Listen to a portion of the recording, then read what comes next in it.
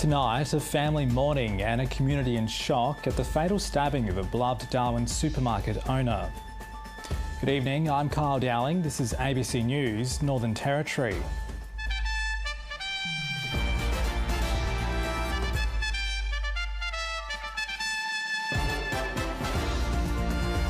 Also tonight, the government working to further strengthen its tough on crime laws with news the alleged attacker was out on bail. Doctors cast doubt on the major party's election promises to expand bulk billing services. And the Royal Australian signals call to lead Anzac Day marches as it celebrates 100 years of providing defence communications.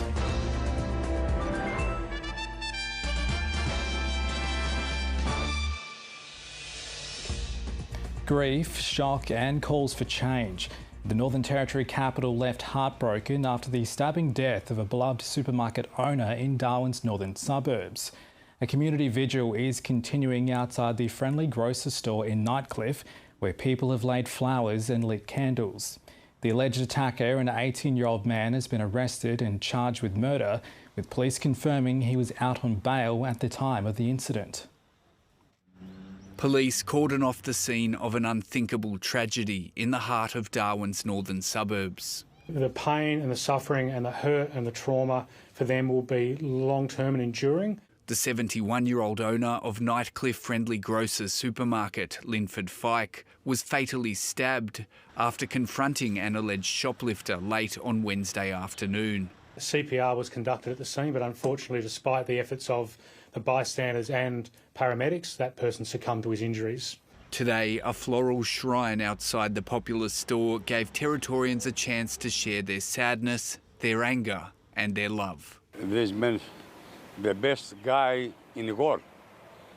The best guy in the world. How many more lives do we have to lose? How many people have to be killed? And in your own business, you go to work in the morning and you don't know what's going to happen. And in a heartfelt late-night post, Mr Feick's wife paid tribute to a beloved partner taken too soon. My beautiful husband of 51 years was stolen from me, his children and his 7 grandchildren. This is so hurtful. Linford worked sincerely to maintain the community vibe with smiles, trust and humanity.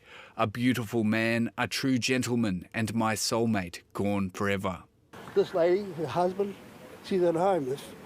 She's out there by herself now. I've had my wife for nearly 46 years. I'd hate to lose her. She'd hate to lose me. You've got to get out there and do something about it. Makes me mad. Makes me angry.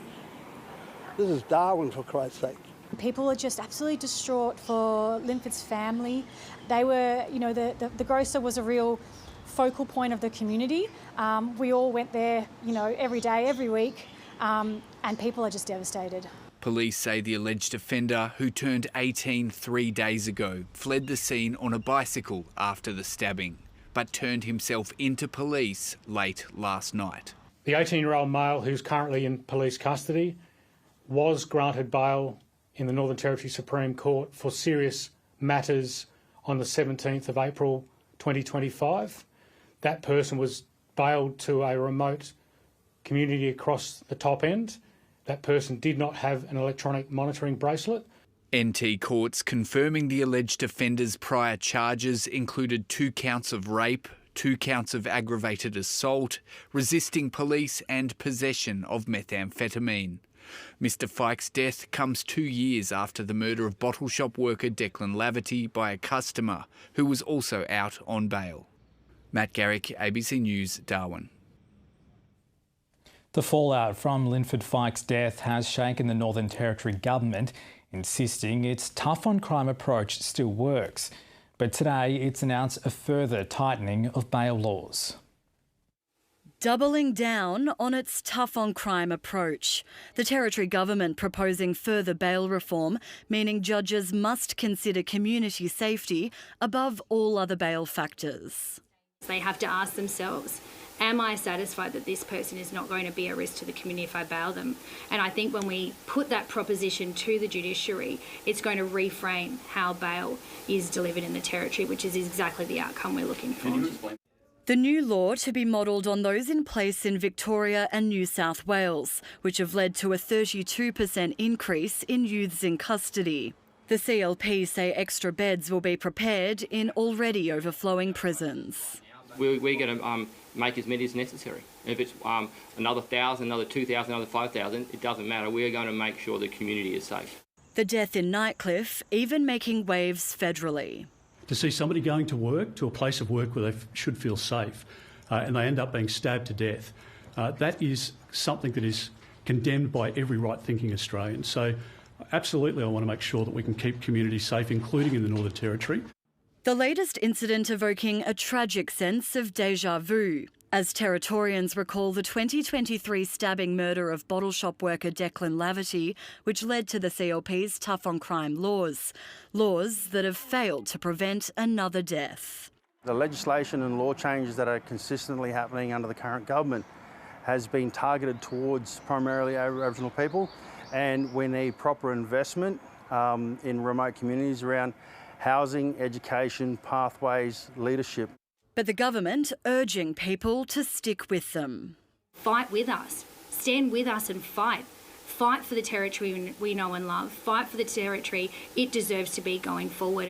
Parliament will reconvene next Wednesday to debate and pass the law, addressing an urgent issue with an urgent response. Isabella Tolhurst, ABC News, Darwin. Let's go live to Matt Cunningham, because an 18-year-old man who allegedly stabbed an elderly supermarket owner to death has handed himself in, but he was on bail at the time. Matt Cunningham is at the scene. Matt, this is just such a shocking incident for you and for Darwin in and of itself, but it's not isolated, is it? No, it's not, Laura. I mean, 2 years ago we were standing not far from here talking about an almost identical incident, an innocent person at work doing their job who's ended up dead. And in this case, it is someone who was an upstanding member of this community, 71-year-old Linford Feick, who owned and operated this supermarket here in Nightcliff with his family. It's fair to say that people are shocked, they're upset, they're angry this morning, Laura, about what has taken place here. There are a lot of questions people want answered. They want to know why the 18-year-old alleged offender in this incident was on bail. Police say that man was trying to steal items from this supermarket when Linford tried to stop him, tried to force him out of the store, and at that point he was stabbed and he died at the scene. They're also asking questions about why there is a brand new police station that's been built just across the road from this supermarket that doesn't have any police in it. People are upset, as I said, they're angry. I spoke to Cathy Zafiriou, who has a barber shop in this same set of shops here in Nightcliff. She is a friend of Linford's. She's someone who has been campaigning for a long time for something to be done about the crime in this area and about the Nightcliff police station as well. Here's a bit of what she had to say. Just heartbroken for Linford. He was such a gentleman, wouldn't hurt a soul. I'm just in shock. I'm such in shock for the family-run business. I just don't know how they're going to move forward. $11 million to have someone murdered right in front of it. It's a joke. Cathy, just one of the many people here who are really upset about what's happened. There are a lot of people who've been dropping off flowers. Cathy's also put a sign up on the tree outside the supermarket just asking questions about judges and magistrates and wanting to know why this 18-year-old alleged offender was on bail at the time of this offence. Police have said that bail was supposed to restrict him to a remote Northern Territory community. He wasn't wearing an ankle monitoring bracelet. Clearly he didn't follow those bail conditions. He ended up here in Darwin, and this tragic incident has occurred. Linford's wife has also posted a statement on Facebook. She says, I am sitting here at 3 a.m, too broken to go to sleep because my life has been shattered. My beautiful husband of 51 years was stolen from me, his children and his 7 grandchildren. This is so hurtful. An 18-year-old kid has done this in a dreadful moment of anger because he was confronted with theft. The trauma it has caused to the beautiful staff who we love as family, the trauma to our beautiful customers. Linford works so sincerely to maintain the community vibe with smiles, trust and humanity. A beautiful man, a true gentleman and my soulmate, gone forever. God bless him. R.I.P. my darling man. I can absolutely attest to what she says in that statement, Laura. He was a great man and a real pillar of this community. A lot of questions being asked about what the government's going to do. The Chief Minister says that nothing is off the table. I'm told that there's the possibility that they could push through on urgency new bail laws. They've already enacted many bail laws after coming to power last August, but clearly they weren't effective in this case. We will hear from police in about an hour's time, but this is really a community that is in shock this morning about the death of a valued member of this Nightcliff community. Yeah, a preventable death as well, Matt, which is all the more senseless. I mean, there's so many elements to this case, but can we just concentrate on what you have described, what the community has described as a beautiful man? We're thinking of his family this morning.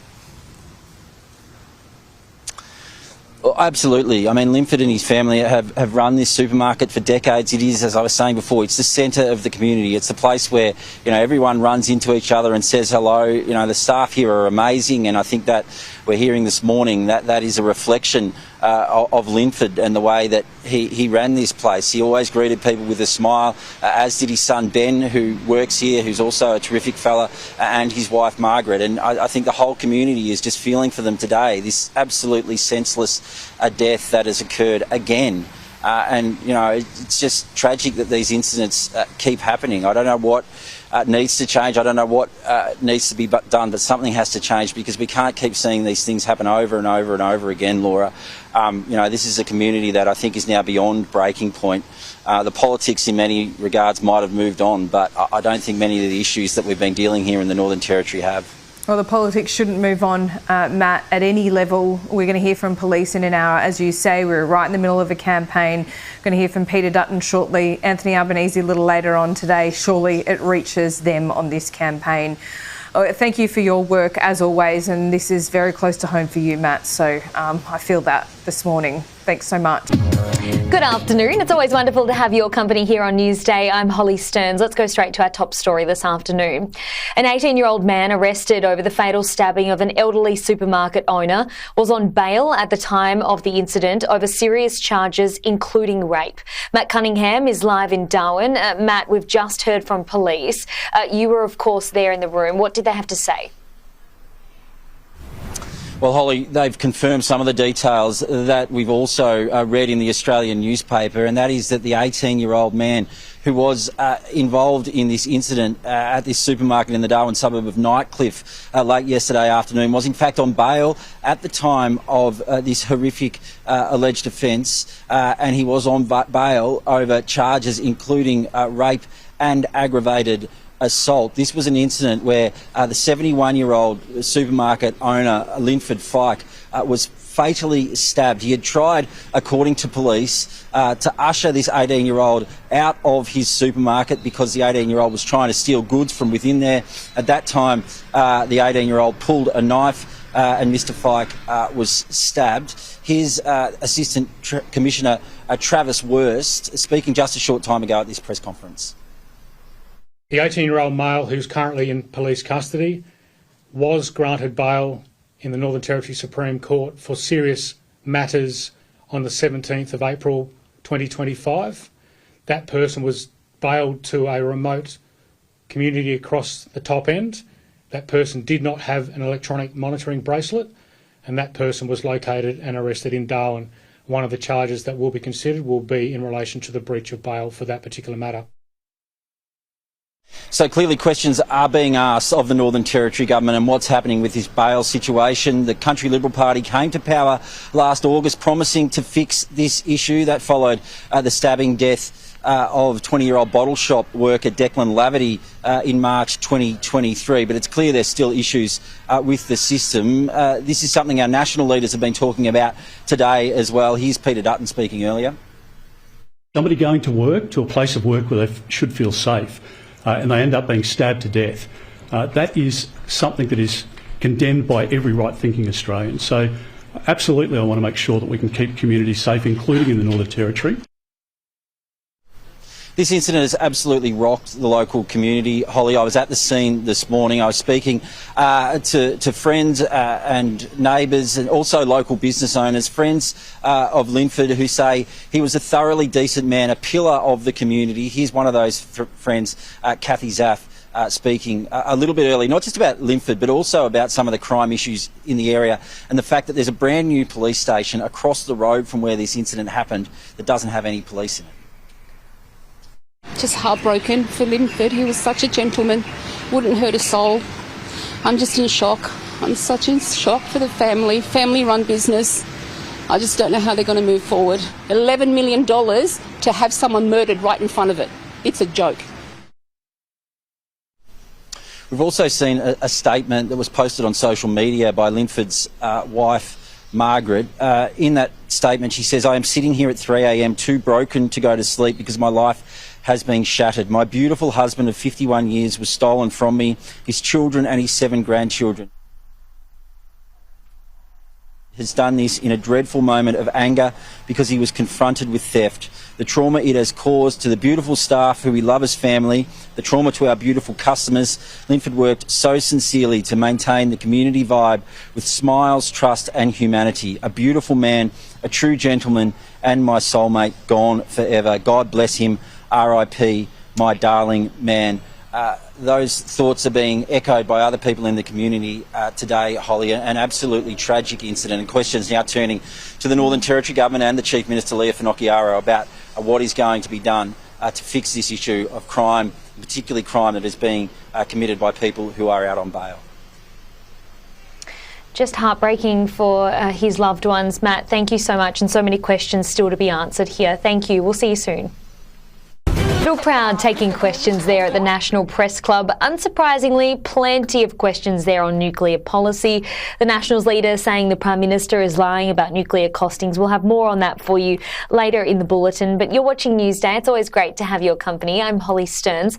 Let's get to some other news this afternoon, though. An 18-year-old man arrested over the fatal stabbing of an elderly supermarket owner who was on bail at the time for the incident over serious charges, including rape. Matt Cunningham reports.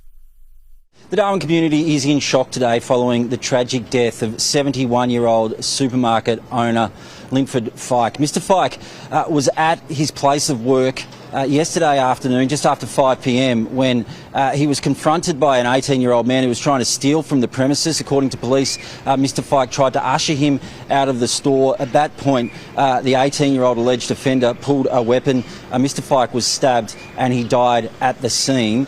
Police have now confirmed that the 18-year-old alleged offender was on bail at the time of this incident. According to a report in the Australian newspaper, the teenager was bailed over charges including rape and serious aggravated assault. The 18-year-old male, who's currently in police custody, was granted bail in the Northern Territory Supreme Court for serious matters on the 17th of April 2025. That person was bailed to a remote community across the top end. That person did not have an electronic monitoring bracelet, and that person was located and arrested in Darwin. One of the charges that will be considered will be in relation to the breach of bail for that particular matter. This incident hasn't just sent shockwaves through the local community, it's also something that our leaders have been speaking about, including the opposition leader, Peter Dutton. Somebody going to work, to a place of work where they should feel safe, and they end up being stabbed to death. That is something that is condemned by every right-thinking Australian. So absolutely I want to make sure that we can keep communities safe, including in the Northern Territory. Local business owners have described Mr Feick as a pillar of the community. They have expressed their sorrow today at his death. They've also expressed their anger about the fact that there is a brand new police station less than 100 metres from where this incident occurred, but that there are no police who are working from that station. Just heartbroken for Linford. He was such a gentleman, wouldn't hurt a soul. I'm just in shock. I'm such in shock for the family-run business. I just don't know how they're going to move forward. $11 million to have someone murdered right in front of it. It's a joke. Mr Feick's wife, Margaret, has also posted a tribute on social media. She says, "I am sitting here at 3 a.m. too broken to go to sleep because my life has been shattered. My beautiful husband of 51 years was stolen from me, his children and his 7 grandchildren. This is so hurtful. An 18-year-old kid has done this in a dreadful moment of anger because he was confronted with theft. The trauma it has caused to the beautiful staff who we love as family, the trauma to our beautiful customers. Linford worked so sincerely to maintain the community vibe with smiles, trust and humanity. A beautiful man, a true gentleman and my soulmate, gone forever. God bless him. R.I.P. my darling man.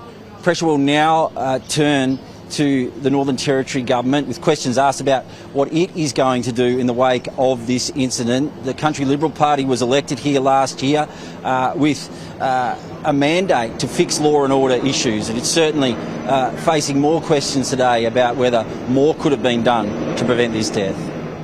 Today, Territorians woke to the tragic and horrific, devastating news that a 71-year-old man lost his life.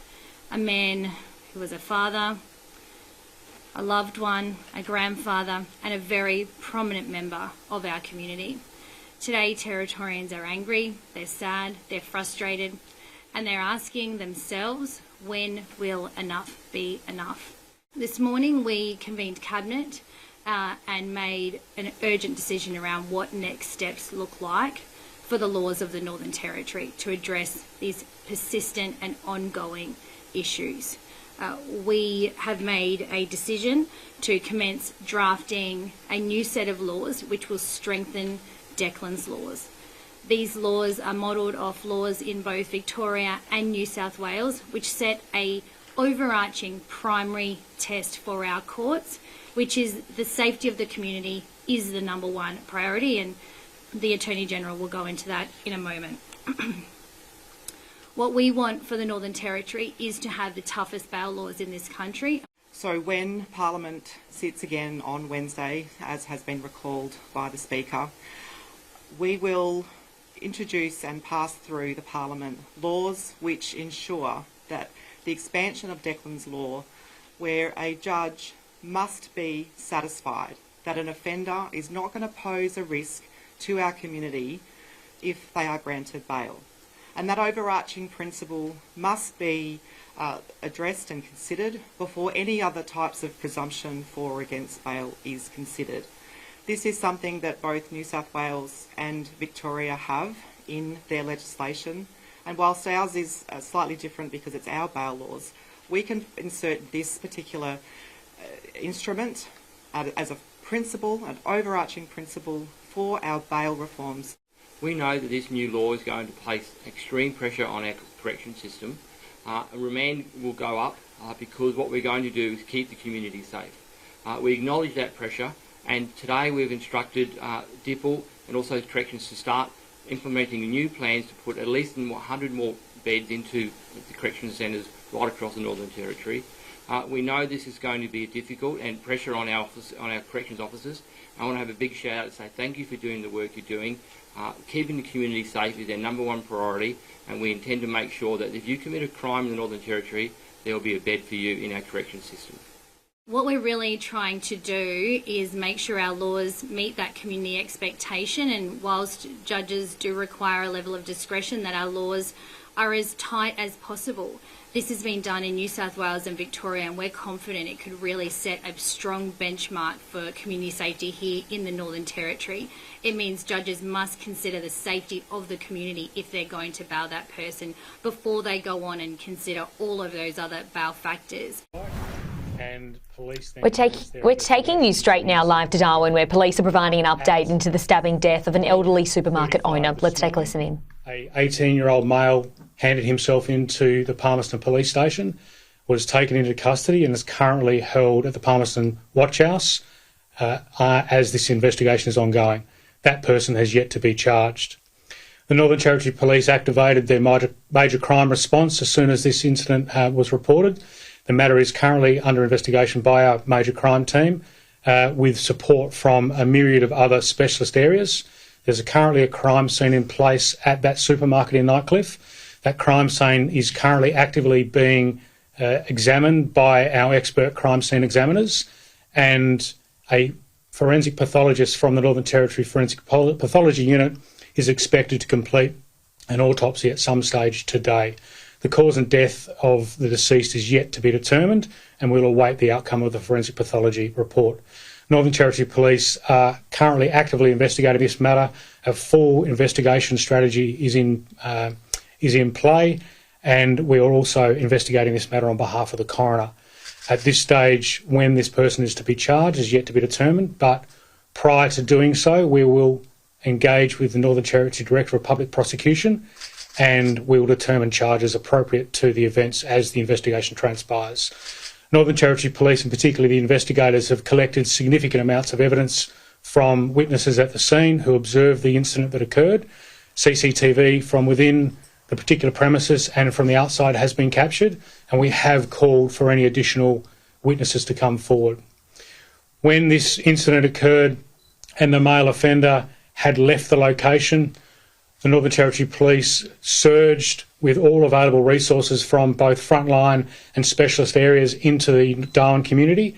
The family of the person was located, and through that ongoing engagement with that particular family and the community, that person handed himself into police, which is a good outcome for the community. There are no other persons involved in this incident, as we understand, and we are not looking for any other people. There are no ongoing community safety concerns. The 18-year-old male, who's currently in police custody, was granted bail in the Northern Territory Supreme Court for serious matters on the 17th of April 2025. That person was bailed to a remote community across the top end. That person did not have an electronic monitoring bracelet, and that person was located and arrested in Darwin. One of the charges that will be considered will be in relation to the breach of bail for that particular matter. The person who is in custody, who's the 18-year-old male, turned 18 3 days ago. I'm happy to take any questions. What do you anticipate the charge being a murder charge when that comes down?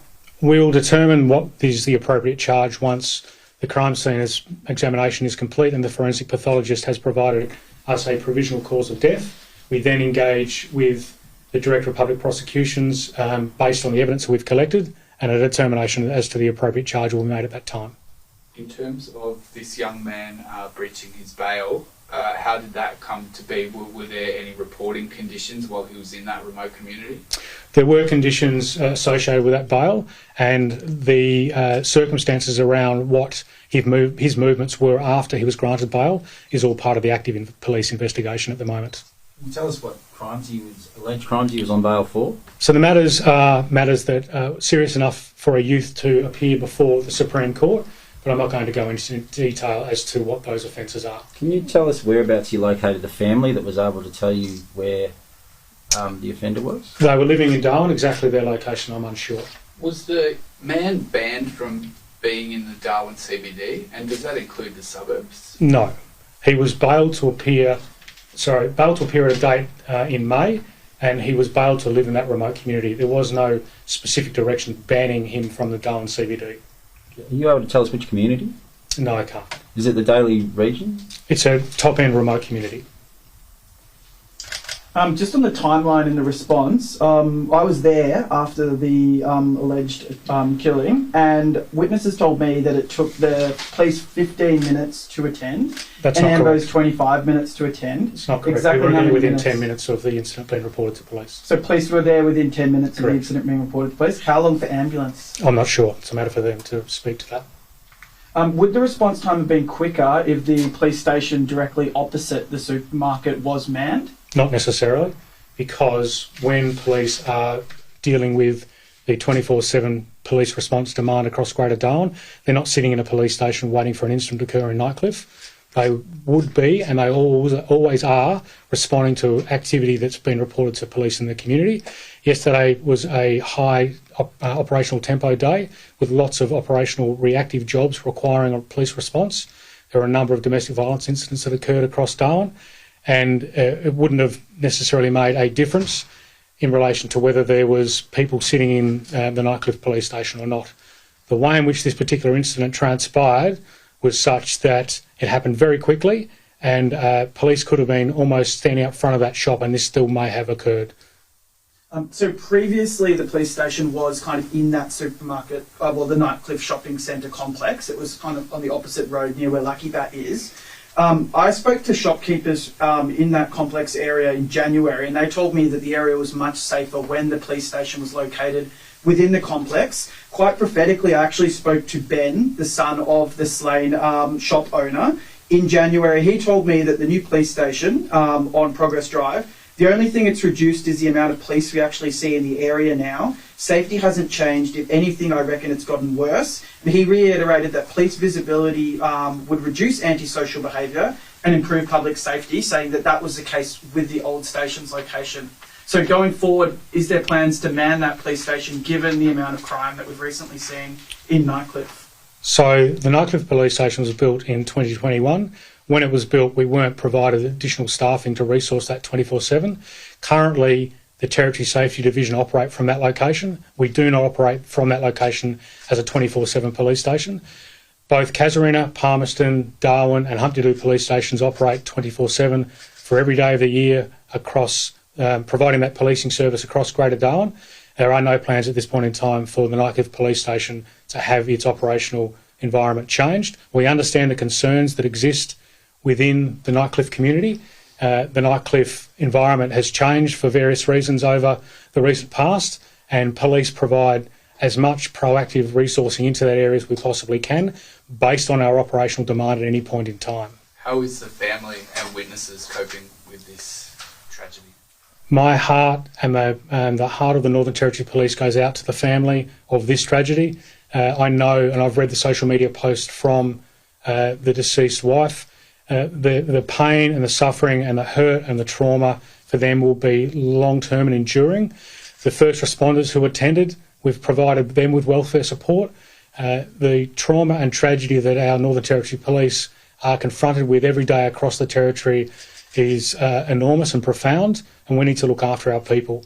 The welfare of those that attended yesterday will be specifically managed, but we're also concerned about what the longer-term exposure and trauma might also be for our people. Have you seen an increase in incidents in that specific area in the days and weeks leading up to this incident? Not necessarily in the days and weeks, but there has been a shift in the number of people that have been frequenting that area for a number of reasons, as I said. We're aware of those reasons. We work with our partner agencies around managing what that antisocial behaviour might look like, people living rough in the area, youth-related activity, and other matters that can affect community safety. You've said that people are safe now that this alleged offender has been taken into custody, but will you be doing any further measures in Nightcliff and those surrounding suburbs in the days to come? So as a consequence of the overnight activities, we were actually already yesterday doing some proactive alcohol-related operations in the Greater Darwin area. That was using the staff that actually work at the Nightcliff police station. We will continue that work today, and I anticipate that the community will see people wearing a police uniform in areas such as shopping centres, the public transport routes, and other high risk locations that Northern Territory Police are well aware of, to provide that reassurance to the public. We know that this will cause concern and consternation for people working in particularly the retail sector, that something that appears so innocuous can lead to someone's death, which is a tragedy in itself and it should not have occurred. But we reassure the public that we'll be out and about and doing as much as we can to provide that support to the communities to get them through this tragedy and the hurt that is enveloping our community at the moment, particularly that Nightcliff community, because I know this store is a stalwart part of that particular Nightcliff community. Can you just, you say an innocuous event, can you tell us about the shoplifting part of it? What was this person alleged to be stealing at the time, and what happened in that moment of confrontation? So those specifics in relation to the events that led up to this tragedy are all part of the active investigation.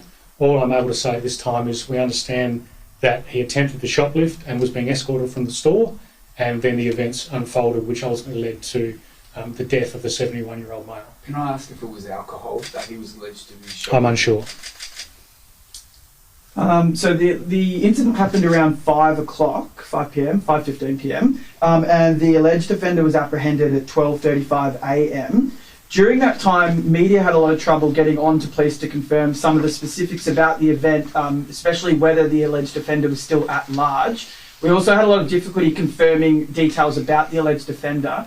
Do you agree that it might have been better if the media were able to get onto police media units easier to relay that information to the public, given concerns to safety that the alleged offender was at large? So we provided information to the public through the media when we had confirmation of events as they transpired. We provided it to you as quickly as was required in the circumstance. Once we knew that an offender had been identified, there was, as we considered, no risk to the public. That person went to ground, so to speak, and it wasn't through the good work of the police to engage with community and family that he handed himself in. When you say he went to ground, was he believed to be with his family at that point? We weren't sure, but it took us a considerable amount of work to be able to have him hand himself in. You said the victim is to receive an autopsy today. Was he stabbed to death? Is that the current thinking?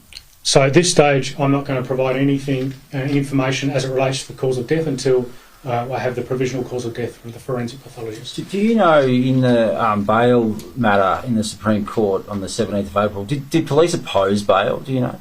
I'm unsure of the details, but I know that it was a matter that was dealt with within the Supreme Court. And if it was in Supreme Court, it would have been managed by the Director of Public Prosecutions. We've heard the Chief Minister today saying that she's already talked to the judiciary about this. If she comes out with further bail changes today, what are police calling for? What will you support in that? I'm not calling for anything, and nor is the Northern Territory Police. Whether bail laws are changed is a matter for the Chief Minister. We will deal with the laws of the day and we'll apply them to the public and criminality as it occurs. If the government came out and said they wanted the police station staffed 24/7 in Nightcliff, would police have the capacity to do that? We'd have to consider what that looked like from an operational point of view and provide that advice back to government. When do you expect charges will be laid over this man?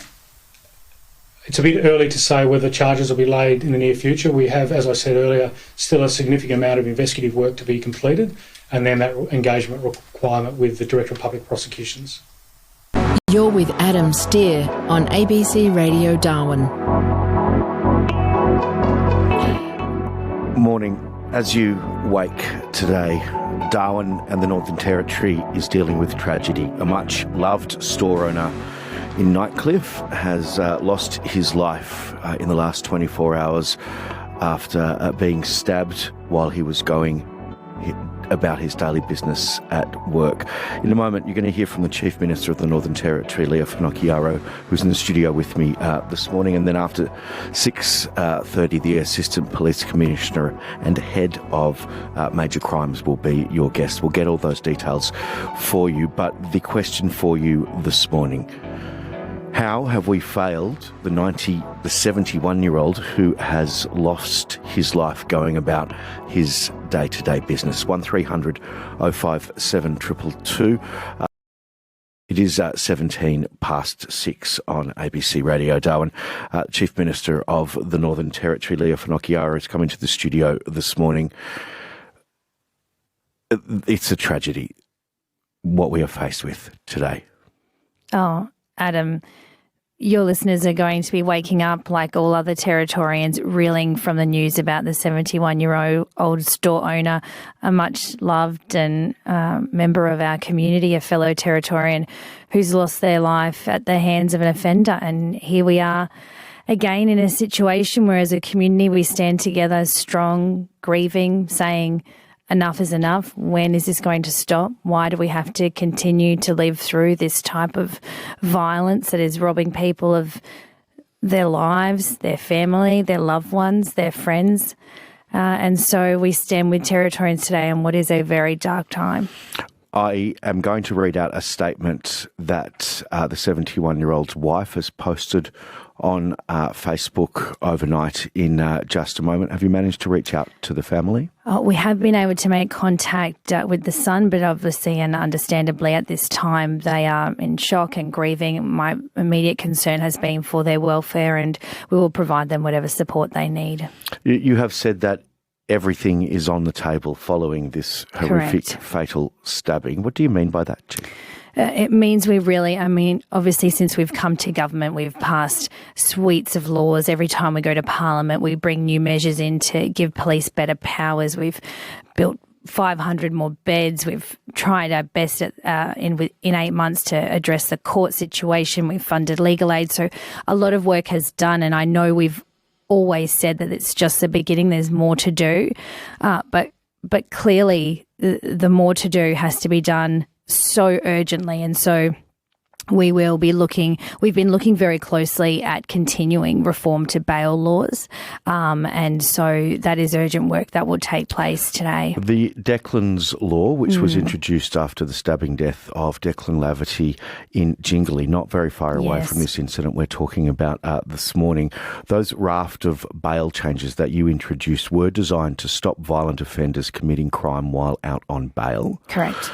Do you now say that they have failed, given the situation we're facing today? No, Declan's Law has been working well. Obviously, it has not saved this man's life, and that's why we must revisit it, and we must revisit it urgently. And I just want to assure Territorians that today there will be very high visible policing. We will make sure the police will make sure that they are out, particularly in retail. I imagine people are waking up questioning whether or not they want to go to work today, and that's a very everyone can understand that feeling, Adam. So it's a very difficult time. There will be high visibility policing. I'll have more to say later today about the reform package that we need to move urgently to do.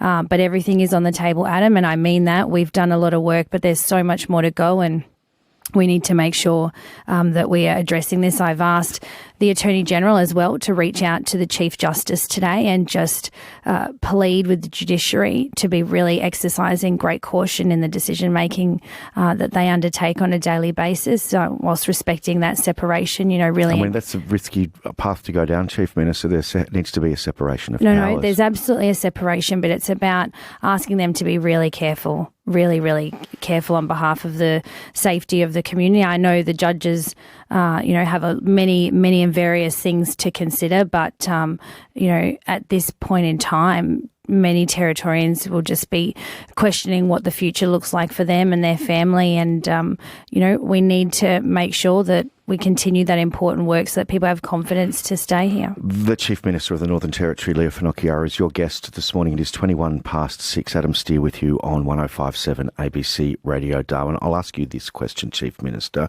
How have you failed the 71-year-old who's lost his life?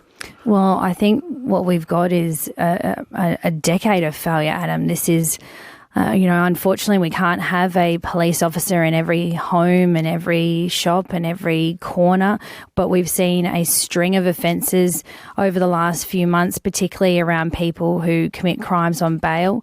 And so more work needs to be done. We, went to the election on a platform to reduce crime, and whilst again, so much work has been done, so much more is needed. And at the end of the day, there is a family who've lost a husband, a brother, a father, an uncle, a loved one, a community who's lost, a friendly face, someone they love to go and see every day.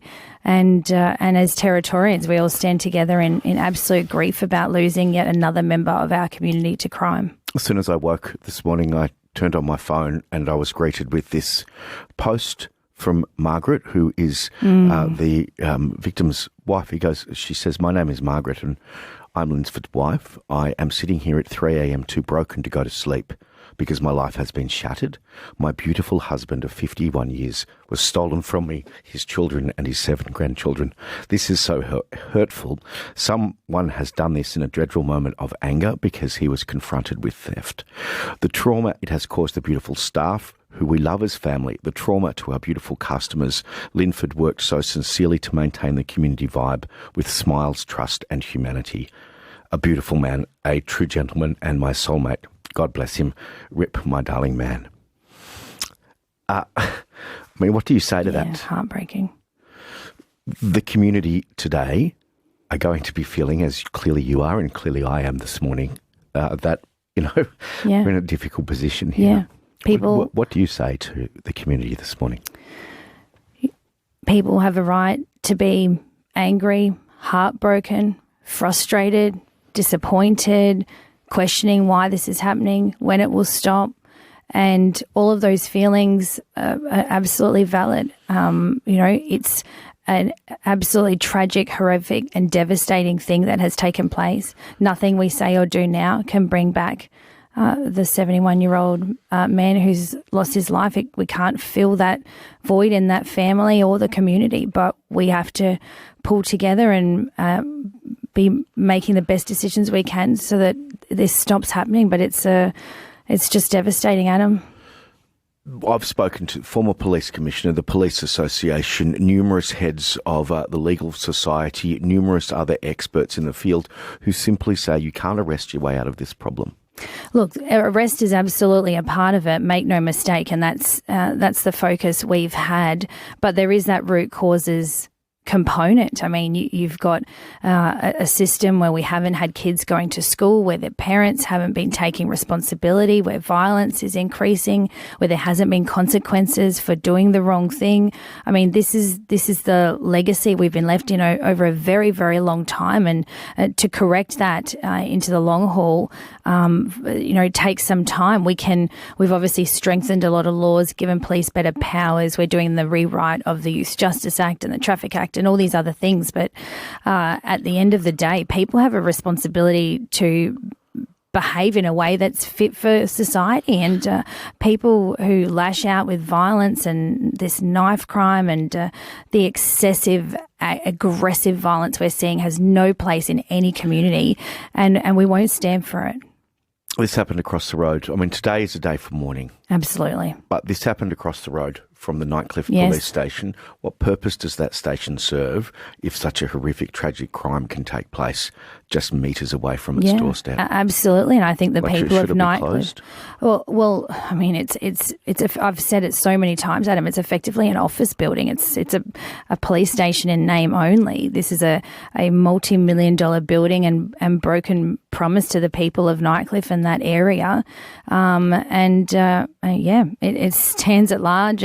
Police do use it, but it's certainly not somewhere where we general duties are stationed out of. It's been an enormous letdown to the community, and today we'll reinforce that disappointment. Your message this morning to everybody, Chief Minister, what would be your message? I want everyone to support each other today. There is going to be a wide range of emotions by our entire community right across the Northern Territory, and people's emotions will undoubtedly change over the course of the day as well. And so we stand strong together in solidarity around the family, the friends of the loved one, the immediate community that's grieving, and the broader Northern Territory community who grieve with them and share their pain.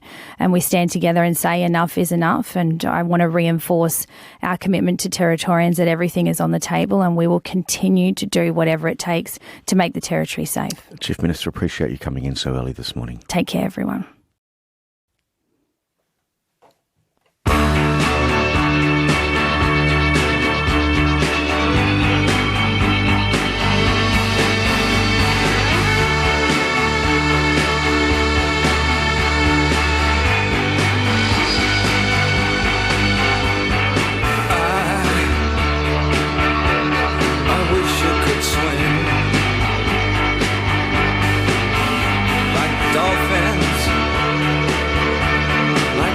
Can swing,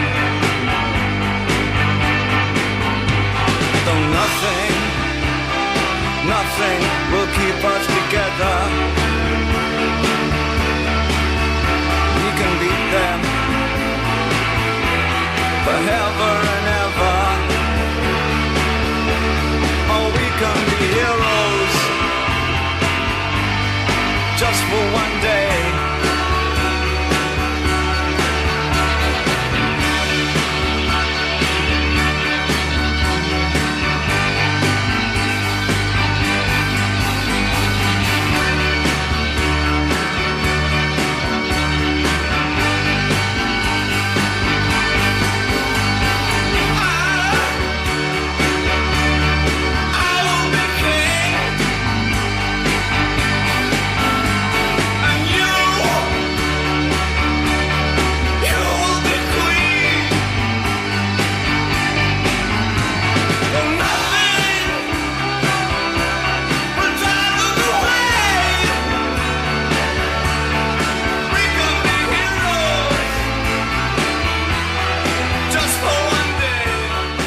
105.7 ABC Radio Darwin, Adam Steer with you this morning. Stay with me. After the latest in ABC News, we'll get the Assistant Police Commissioner and Head of the Major Crimes Unit, Travis Wurst, will be your guest.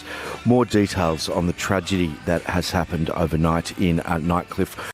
As you wake this morning, Darwin is dealing with the tragedy with a much-loved store owner in Nightcliff who has been stabbed fatally in an incident yesterday. Travis Wurst is the Assistant Police Commissioner and has been kind enough to come into the studio this morning. Assistant Police Commissioner, before we get to the details of the incident in Nightcliff, we have had a serious traffic accident in the rural area overnight. What can you tell me?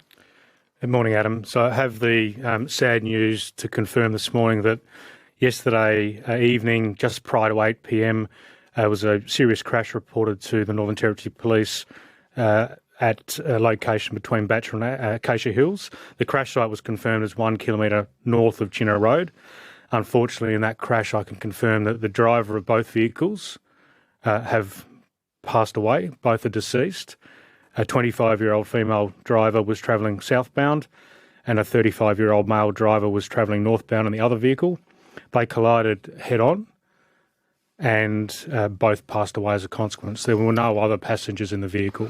Any indication at this early stage of the cause of the accident, if one car had veered into the course of the other car? So overnight, major crash were called on duty. The road was closed all night. They have been working all night on that crash scene, and the road is only just open. So for your listeners, there were diversions in place, but they have now been lifted and the road is now open. The cause of the crash is yet to be determined. I've had a conversation with the team this morning and it's too early for them to tell.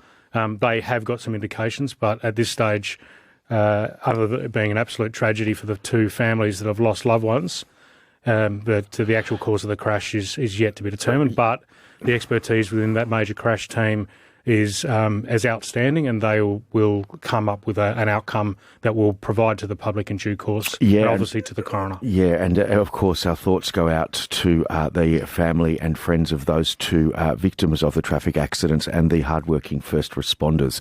We managed to have a fatality-free Easter. It was looking okay. There was a lot of breath testing going on. I think there was 484 mobile breath testing situations, 5,000 road users breath tested. Only 41 people out of those 5,000 tested positive to alcohol. It is 41 too many, but the reaction from police about those results? So outstanding results, but we publicised that we were going to be out there, and if you were on the road over that period, expected to be pulled over and expected to be subjected to police engagement, including a drug or a breath test for alcohol. I'm trusting the public didn't then relax once that long weekend had passed. The Northern Territory Police media advisor who lives in the rural area was driving in a police car, a media car that looks like a police car, and he was overtaken this morning with someone doing well in excess of 130 kilometres an hour in the dark, on a road where we know that there are tragedies like this that occur. People need to think about what they're doing, and it's about other road users, not just them. They need to stop, stick to the speed limit, drive to the conditions, and obey the road rules. They're there for a reason, and this tragedy has to echo in the minds of particularly the people who live in the rural area, because that rural area for our community is an ongoing black spot across all of those rural roads, whether it be the highway or the rural back roads. People need to take care, and we can't emphasise this enough. What we've got now is a very, very dark day for the Northern Territory yesterday in many fronts, and this is a consequence of two people losing their lives in a crash. We now have reached 8 deaths, 8 fatalities on our road in the Northern Territory for 2025. 19 to 7 on ABC Radio Darwin. Your guest this morning is Travis Wurst, who's the Assistant Police Commissioner for the Northern Territory. Number of issues, but first of all, there was a double fatality overnight in the rural area on the Stuart Highway near Lake Bennett. The Stuart Highway was closed, but that has recently been reopened. But please take care if you're in that area. And as the Assistant Commissioner says, please slow down this morning and turn your lights on. Let's move to the other matter at hand, the tragic death of a 71-year-old in Nightcliff. What can you tell me about that incident? So just prior to 5:30 yesterday afternoon, Northern Territory Police received a call of an incident that occurred at a supermarket, a small local supermarket in the Nightcliff area. Police responded to that along with St John's, and it was identified that a 71-year-old male had suffered a edge weapon wound to his upper body. And despite the efforts of those that commenced CPR and St John's and police in attendance, unfortunately that person succumbed to their injuries at the scene. There was a male identified as being involved in that incident. He's since been located and arrested by police. He's identified as an 18-year-old male who's currently in police custody at the Palmerston Watch House. And the investigation into that matter is obviously ongoing. The charge is not laid yet? No, not at all. So he was this morning. So as a consequence of this incident, police received the call and responded immediately, along with St John's. But as I said, despite those efforts, the person wasn't able to survive the injury that he sustained. The male who was involved left the area and was observed leaving on a push bike. Northern Territory Police then enacted a surge mentality when it came to trying to identify and locate this male. We identified him through some CCTV relatively quickly, and then considerable efforts were put in place with multiple specialist teams flooding into the community to locate him. As a consequence of engagement with the family of this particular person, he handed himself into the police station at Palmerston soon after midnight this morning, and was taken into police custody for the incident that occurred at the supermarket. Okay, so he handed himself into the Palmerston Watch House or the Palmerston Police Station. Yes. This morning. How wide-ranging was the search for the alleged offender? So people will have noticed that there were significantly more police on the roads. We had our crime team, Trident, we had investigators from the drug team, TRG, our fugitive task force, and all of our frontline members, as well as dog operations, all in the community doing directed police work looking for this particular male. We also had a roadblock set up just in case the person was going to try and leave Darwin, all of which added pressure onto the family, and thankfully that person made finally one good choice in his life yesterday, and that was to hand himself into the police station. What do we know about the offender? Was he on bail? Did he have a monitoring bracelet on him? So the 18-year-old male was on bail, and he was bailed to live in a remote community, but whether there was a bracelet or not, I can't confirm that at this stage. Nonetheless, he's currently in custody and assisting police with inquiries. This tragic accident happened only metres away from the Nightcliff police station that was originally opened to be a 24-hour police station to keep the northern suburbs safe. What's your reaction to this accident happening or this incident happening so close to a police station that isn't open all the time? Whether the police station was within a metre or miles away, the way this particular incident transpired, the police station across the road wouldn't have made a difference to this incident, and Northern Territory Police responded as quickly as we possibly could within minutes of the call being received, and our response was swift, and obviously the actions that were taken as a consequence brought this person into custody. So the community can be reassured that there was only one person involved in this and there isn't anybody else that is involved in this particular incident. The outpouring of grief, the outpouring of anger, and many of those other emotions from the community are very visible already this morning before 7 o'clock. What's your message to the community today, Assistant Commissioner? I understand why they feel like they do. I've read the message in relation to the wife of the deceased, and I feel for her, I feel for her family, I feel for the employees, I feel for the Northern Territory community, because this is a loss of life that was entirely unnecessary. That person that was escorted from that shop, the people doing that were only doing their job, and they were at work serving the community in a way that they've done for hundreds of years, for many, many years, decades in fact, as it relates to the deceased. I feel for the Northern Territory community. Please come together. Don't overreact in relation to this incident. I heard the Chief Minister say that people may not want to go to work today. We will do everything we can to reassure the community through a visible police presence across today to make sure that everyone who's doing their job going to work, serving the Northern Territory, can do so in as safer conditions as possible. This area around 𝘼𝙬𝙈 to Nightcliff, it's been a number of serious and violent crimes in the last few years. On top of that, we've had that horrific incident in Alice Springs where the tourist had been in the town for less than half an hour and was attacked.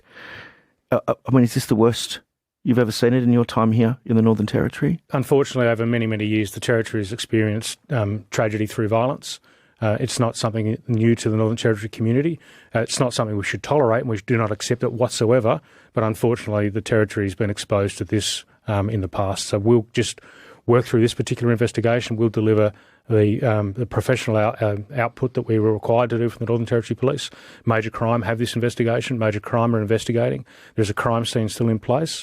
Our crime scene examiners will attend the scene today, and there will be a forensic pathologist who will conduct an autopsy. So at this stage, no charges have been laid, and that'll take some time for us to continue to work through the evidence we're collecting to determine the appropriate charge as it relates to the person in custody.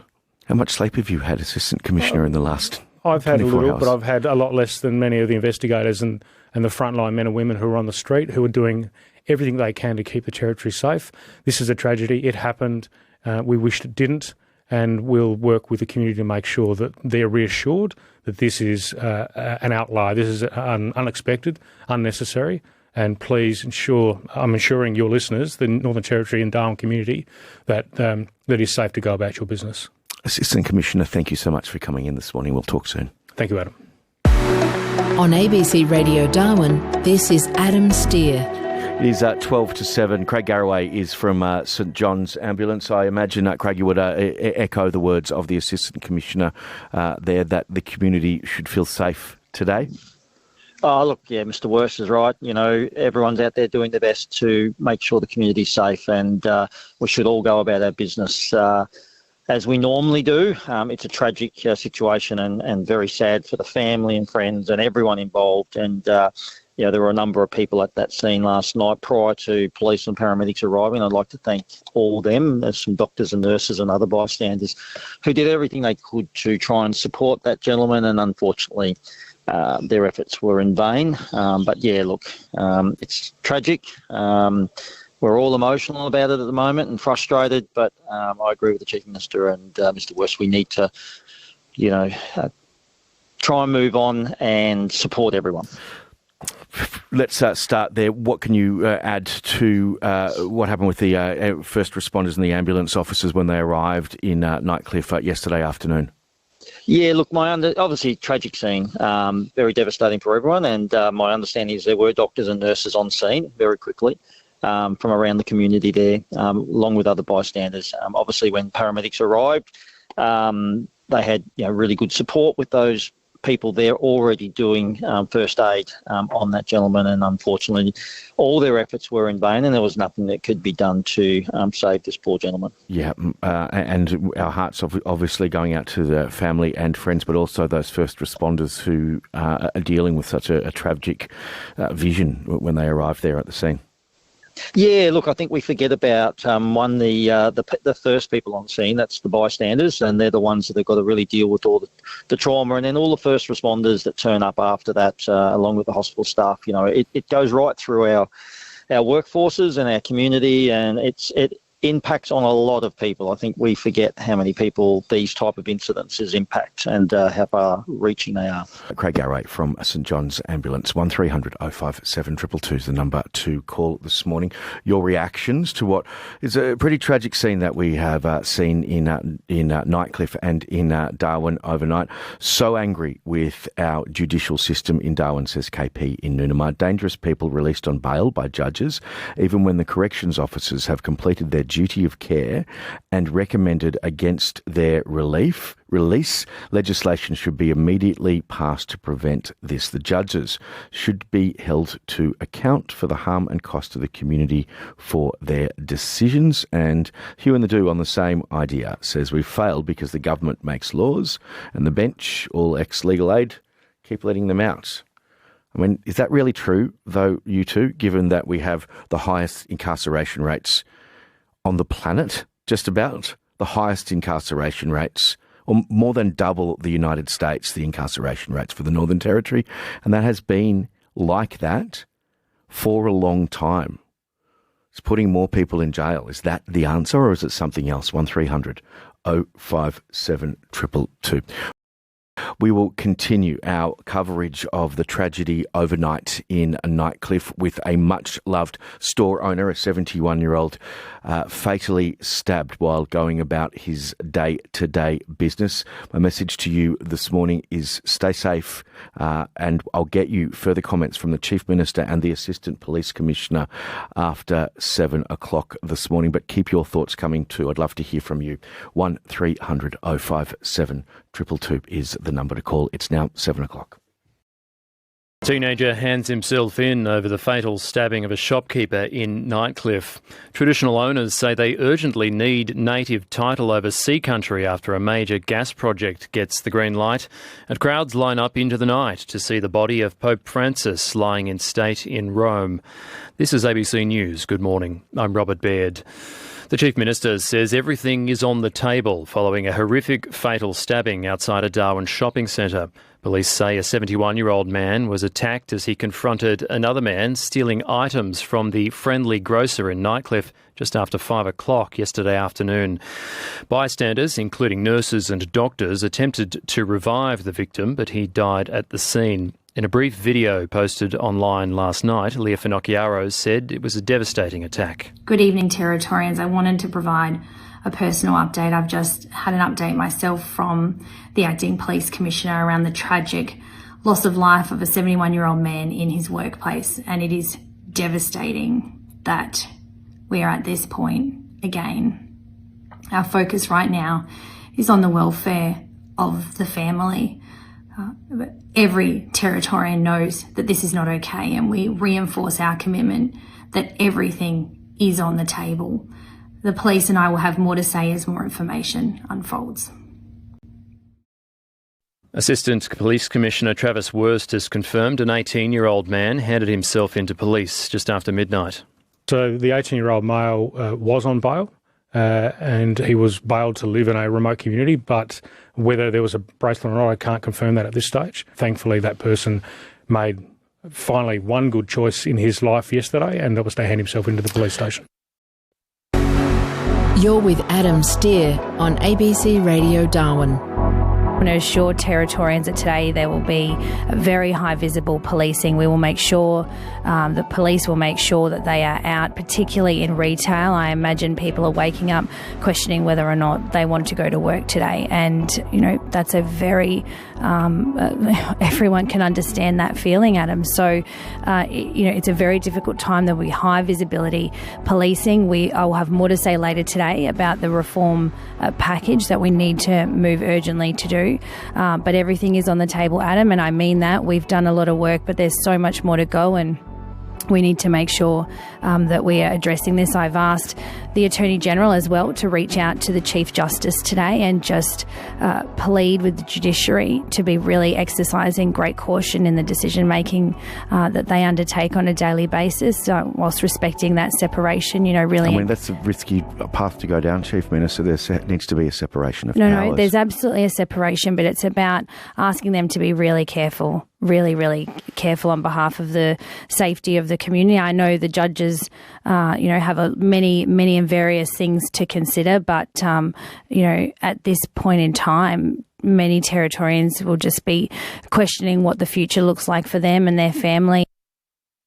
That's the Chief Minister of the Northern Territory earlier on this morning, and a good morning perhaps it isn't, but as you wake today, Darwin again gripped with the tragedy with a much-loved store owner in Nightcliff who was fatally stabbed yesterday. My question for you this morning is, how have we failed the 71-year-old? How have we failed the 71-year-old, his wife, his family, his friends, who was just going about his daily business working in his shop. How have we failed him this morning? Let me know. 1300 057 222 is the number to call. The incident did happen in Nightcliff. Police are still on the scene there, and we've sent Connor down as well. Connor, what can you tell me? Where are you exactly?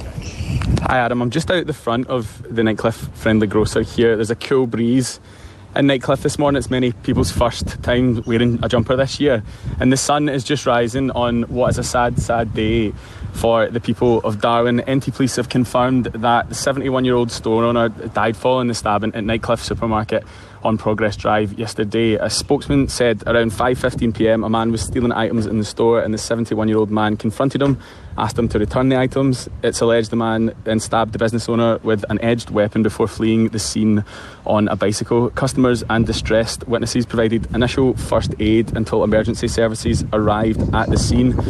The Northern Territory Police Force have now arrested an 18-year-old man in relation to the death in Nightcliff, and he currently remains in custody.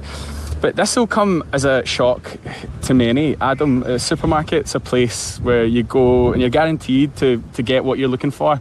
Fresh local produce as soon as you come through the door. But not only that, you're going to be greeted by staff that you're likely to know by name, that you'd stop and have a chat with, that you would genuinely hope to see again tomorrow. And for the residents of Nightcliff, for the staff and for the family of the man, that's just not going to be a possibility today. If I can read you a message the man's wife posted on social media just last night. My name is Margaret. I'm Linford's wife, and I'm sitting here at 3 a.m, too broken to go to sleep because my life has been shattered. My beautiful husband of 51 years was stolen from me, his children and his 7 grandchildren. This is so hurtful. Someone has done this in a dreadful moment of anger because he was confronted with theft. The trauma it has caused to the beautiful staff who we love as family, the trauma to our beautiful customers. Linford worked so sincerely to maintain the community vibe with smiles, trust and humanity. A beautiful man, a true gentleman and my soulmate. Gone forever, God bless him. R.I.P my darling man. Yeah, and our thoughts really do go out to Margaret and the whole of her friends and family dealing with this tragedy this morning. What can you see around the area of that shopping centre at the moment? Yeah, so the trees and the light poles all around have been wrapped in police tape. There's 4 officers on the scene, 2 police cars, and the cars have all been diverted away from the grocer there. So a lot of cars are being diverted round the back of the Nightcliff shops or round the back of Woolies. But to be honest with you, Adam, I've not seen anyone really, only maybe 1 or 2 people walking their dogs. People seem to have been staying away from the scene at the moment, Adam. Yeah, what can you tell me about the victim, the grocer? You know, it was a much loved member of the Nightcliff community. I think, like, the people of Nightcliff are going to be waking up this morning. If they didn't know last night, they're going to be really, really shocked by this. I mean, like I said before, it's a real part of the community. Everyone who lives here comes in regularly. You know, it's one of the only places you can get eggs for a start. So yeah, people are in all the time, and it is genuinely such a friendly place to go, and he's going to be much missed. Adam. Yeah, certainly. Thank you, Connor. We'll see you in a short time, but I appreciate your work this morning. We'll talk soon. Thanks. There's Connor, who's at the scene in Nightcliff. So police are still on the scene. It is cordoned off around the 5-star, or the IGA as it is, 5-star for us oldies who've been here for a while. If you're just joining in this morning, tragedy has hit Darwin with the 71-year-old owner of the IGA in Nightcliff, who was fatally stabbed going about his business yesterday afternoon. 1300 057 222 is the number to call this morning if you would like to pay tribute to Linford. If you would like to give a message to Margaret, family and friends, now is your opportunity. 1300 057 222. Will, loads of texts have been flowing in this morning. Yeah, lots of texts coming through, and as you can imagine, it's quite an emotional morning. I guess a few that are coming through at the moment. Good morning, Adam. This is out of control with this violence. People getting murdered for no reason. Police can't keep up. Jails are full of criminals. The government must put conscription in place. Put them in army as jails are.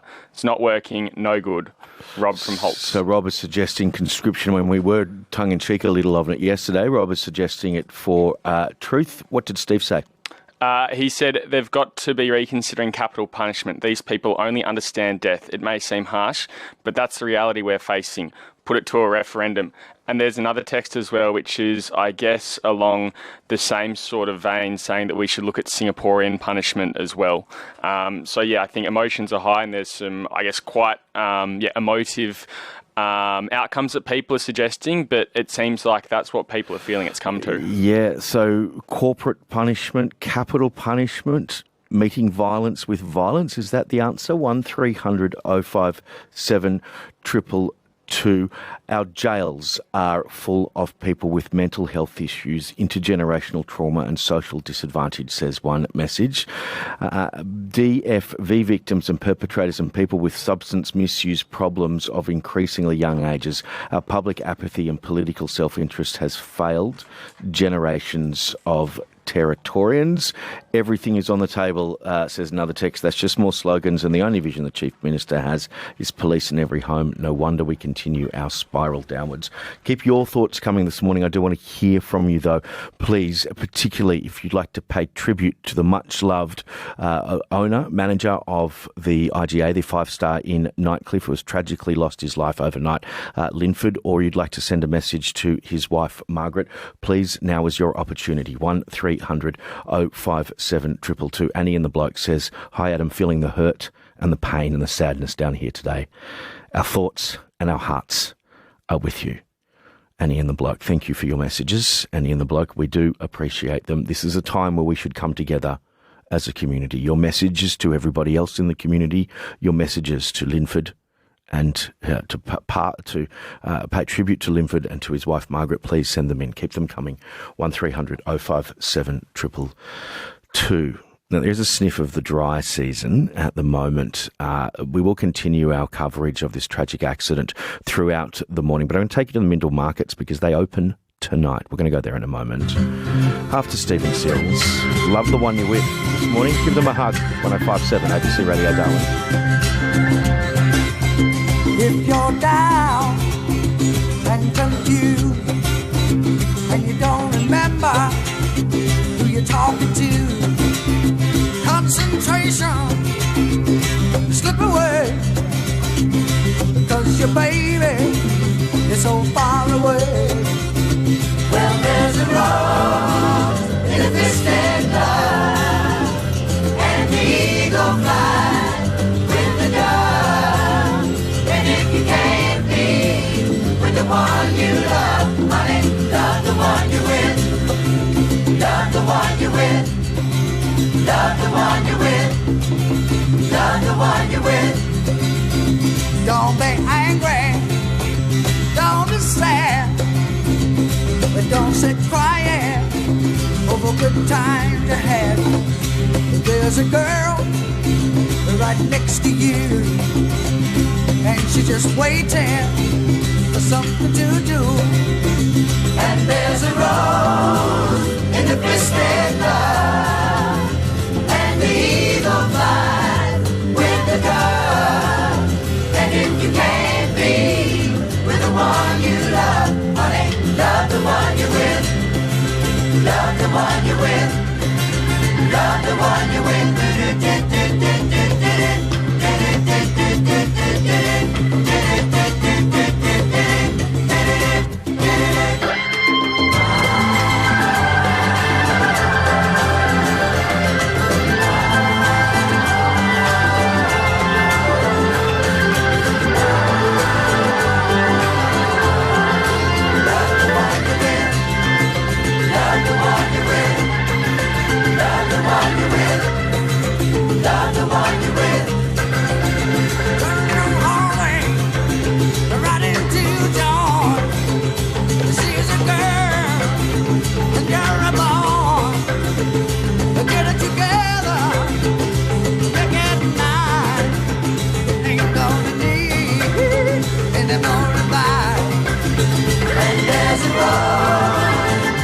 kiss their blood, and the eagle flies with the dove.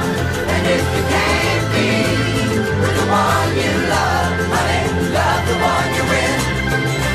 Love the one you're with. Love the one you're with. Love the one you're with.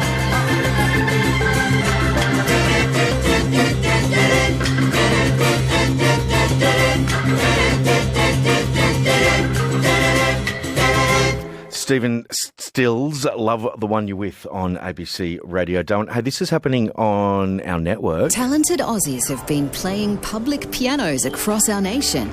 Secretly listening, Andrea Lamb and Harry Connick Jr. with a unique opportunity. I am really excited. The Piano starts Sunday, May 4 on ABC TV and ABC iView. Messages are still coming through. I would like you to pay tribute to Linford, please, who's the 71-year-old who has tragically lost his life overnight in Nightcliff, or his wife, Margaret. Please send her a message of love and care, 1300 057 222. This is what we're receiving, though, this morning, is that judges, magistrates need to stop releasing hardened criminals on bail. Police are tirelessly working in the community on apprehending, only to have their hard work in trying to keep their community safe by the judiciary failings. The judiciary needs to be held account for their poor decision makings, says the text. This is after police have let us know this morning an 18-year-old has been arrested in relation to the stabbing fatality of a 71-year-old in Nightcliff overnight. Police have also revealed that the 18-year-old was on bail. 1300 057 222. 1300 057 222. Adam, with respect, you referred to a tragic accident. It was no accident. It was murder. A thief confronted by a hardworking, kind and well-loved supermarket owner. Absolutely. Absolutely. We were also talking about the double traffic accident. There's a double fatality in the rural area overnight as well, which is a tragic accident, a head-on collision between two single vehicles. The Stuart Highway now reopened. It is 7:24 on ABC Radio. Darwin, Lord Mayor Con Vatskalis has called into the program. Your reaction to the tragedy overnight, Lord Mayor? Adam, I'm not going to go into cliches and everything else, what to do. I know people are really angry. I know people want action. What I want to say, I knew Linford for a long time, since I was living in Nightcliff. He was a great man. He was a lovely guy. He brought up a family in Nightcliff. The only thing at the moment, I think, is how hurt that these people are, and Margaret especially. He was doing his job. He was always doing a great job. He was always good with his clients.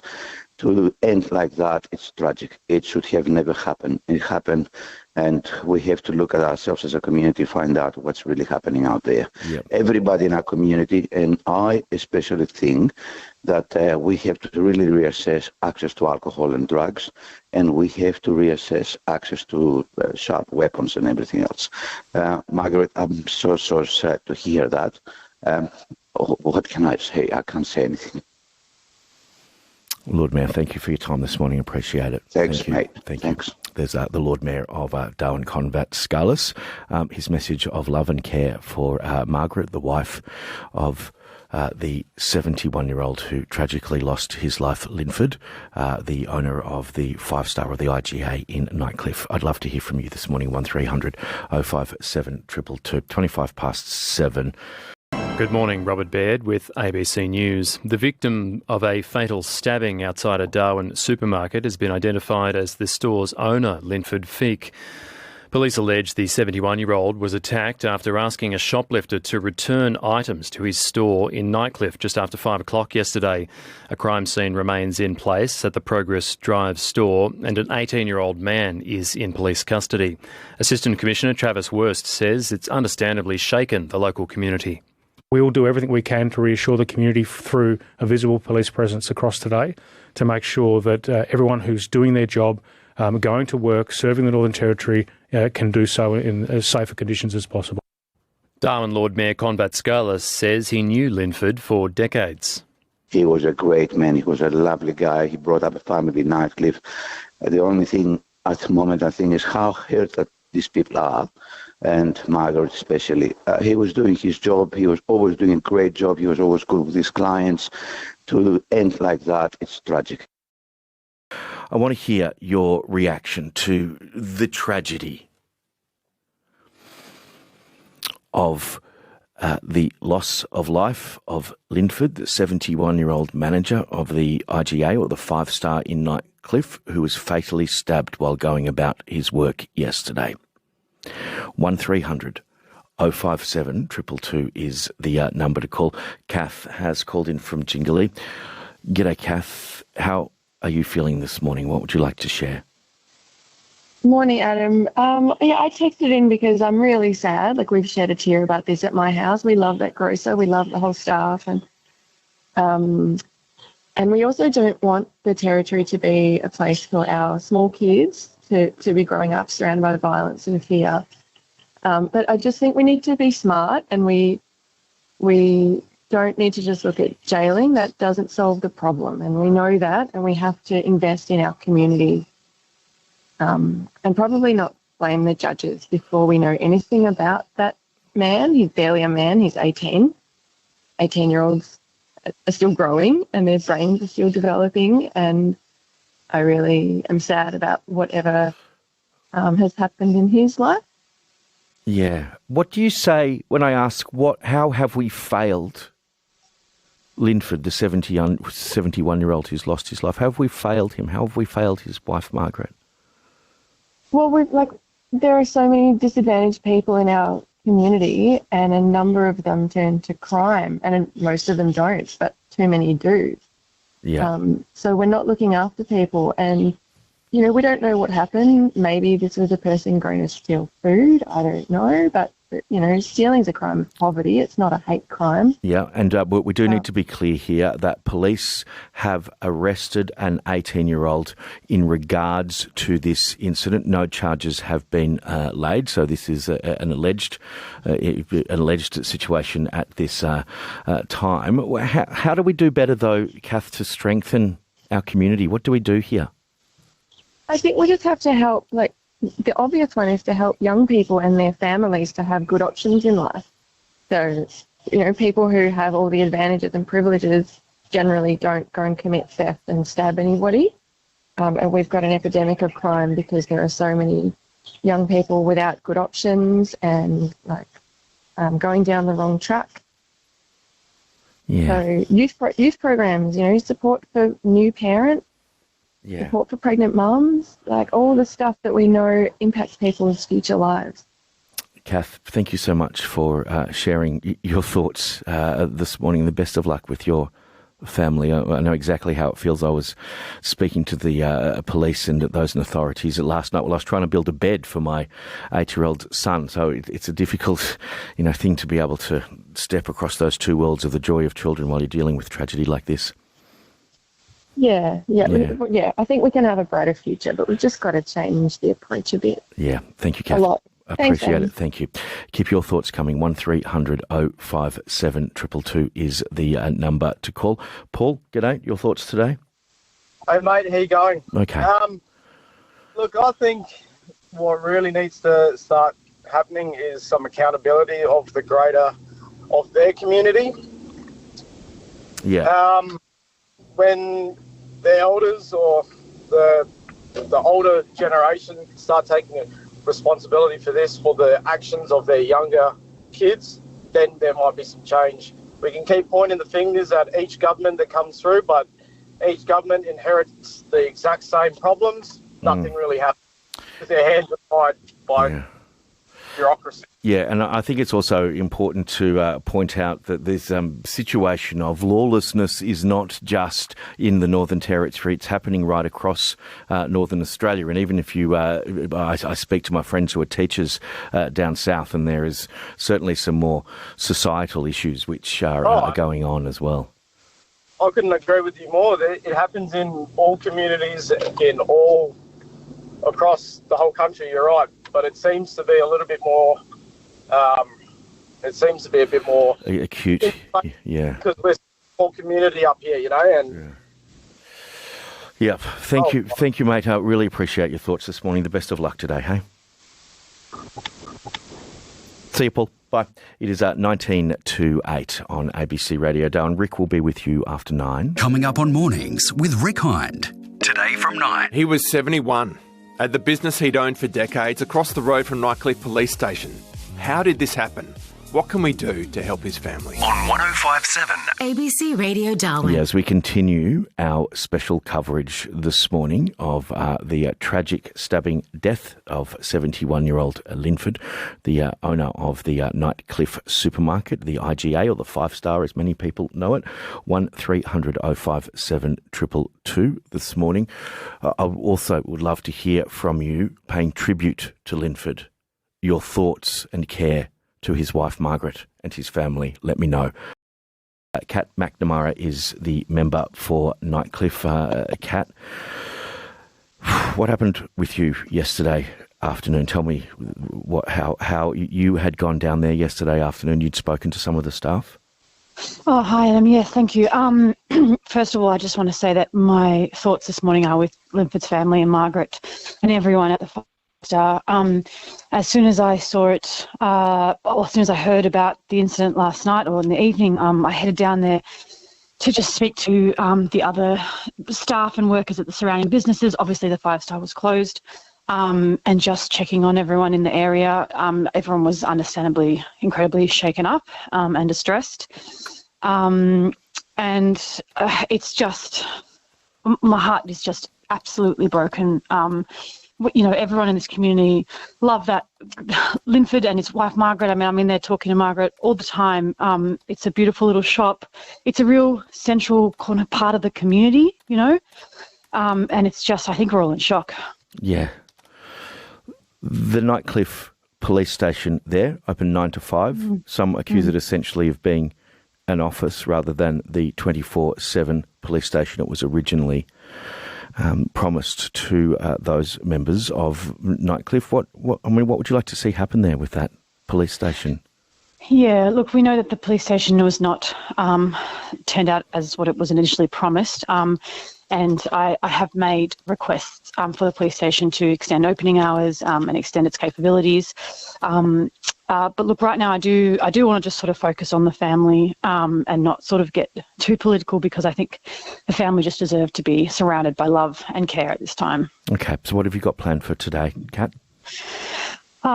Well, look, we've got, I just want to let everyone know in the electorate that if to contact us or come into the office if you need. We're there. I'm there to support everyone in the best way that we can. So my door is open all day, as it always is. Please drop in if you need.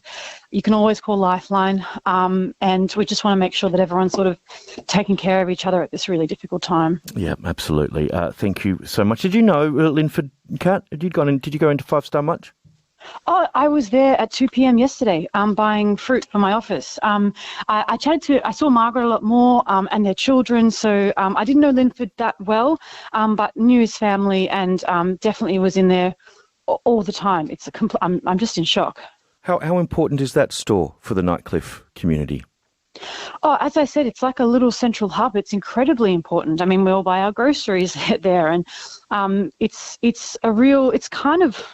I feel like it's kind of the lifeblood of that little group of shops there. So, yeah, incredibly important. I know that there will be just so many people really in shock and really hurting today. What about for you? Is this a shock for you that this could happen in that little tight-knit community, that Nightcliff network there? I mean, I think if I said it was a shock, I think that would be letting people down, because I think that people are feeling unsafe and they are feeling like we've seen incidents, unfortunately, like this happen before, and I can't deny that we are facing many issues here in our community, in the Territory, and that unfortunately doesn't exclude Nightcliff, So, yeah. Appreciate your time this morning, Kat. We'll talk again soon. Thank you. Thanks so much, Adam. There's Kat McNamara, who is the member of Nightcliff. If you'd like to call in and pay tribute to Linford, or send your messages of love to his wife Margaret or his family, please do. 1300 057 222 is the number to call. Chief Minister came into the studio at 6:15 this morning. I'll bring you some of that discussion in just a moment. Here's the go-between, though. It is 7:45 this morning, ABC Radio Darwin.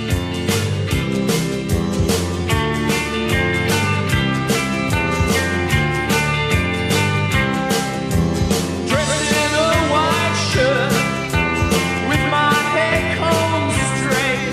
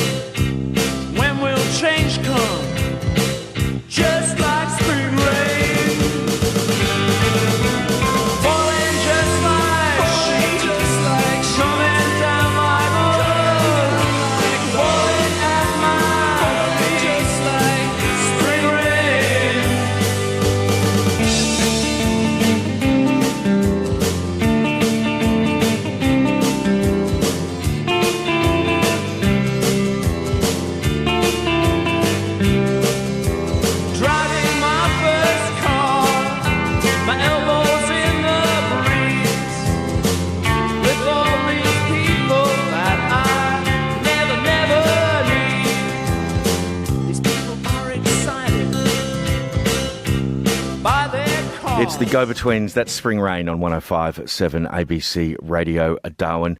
Keep your thoughts coming in this morning. Love and prayers with family and friends and staff at the Nightcliff supermarket. Often I saw staff respectively dealing with very difficult situations, never rude or aggressive. Should not have happened. My local says simply with love. Greg says this latest violent event will increase anger and frustration in our community. I don't condone vigilante behaviour. However, there are many in our community that will take a vigilante approach to our continued violence. If more substantial steps are not taken soon, we'll have complete community anarchy. Did you know Linford or his wife Margaret? 1300 057 222. How big a role did they play in the Nightcliff community? This is what happened, an eyewitness account from someone who was there on the scene yesterday afternoon at Nightcliff. I got out of the car about 5:15 and something felt off, so I was walking up the stairs about to head into the grocer, and I saw this gentleman run out with a knife in his hand, and a shop worker, and I'm assuming just a customer, very briefly chased him for about a second as he took off around the corner.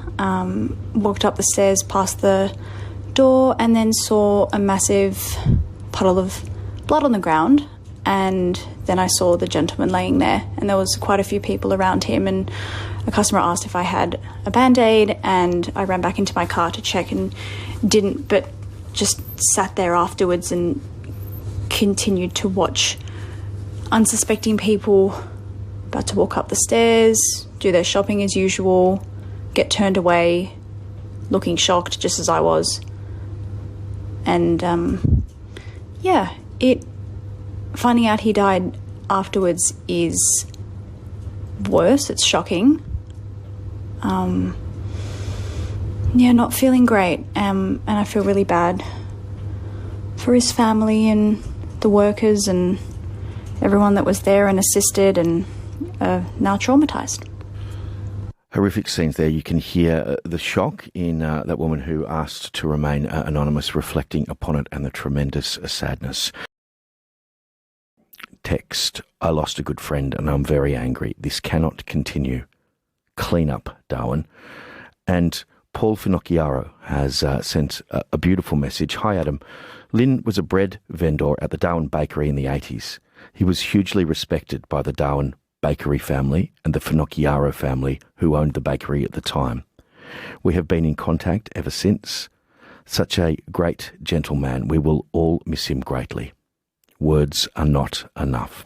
1300 057 222. If your experiences with Lynn, your experiences with Margaret, but particularly with Lynn, please share them. Let's celebrate a man who, as Paul has said, a great gentleman. We will miss him greatly. Words are not enough.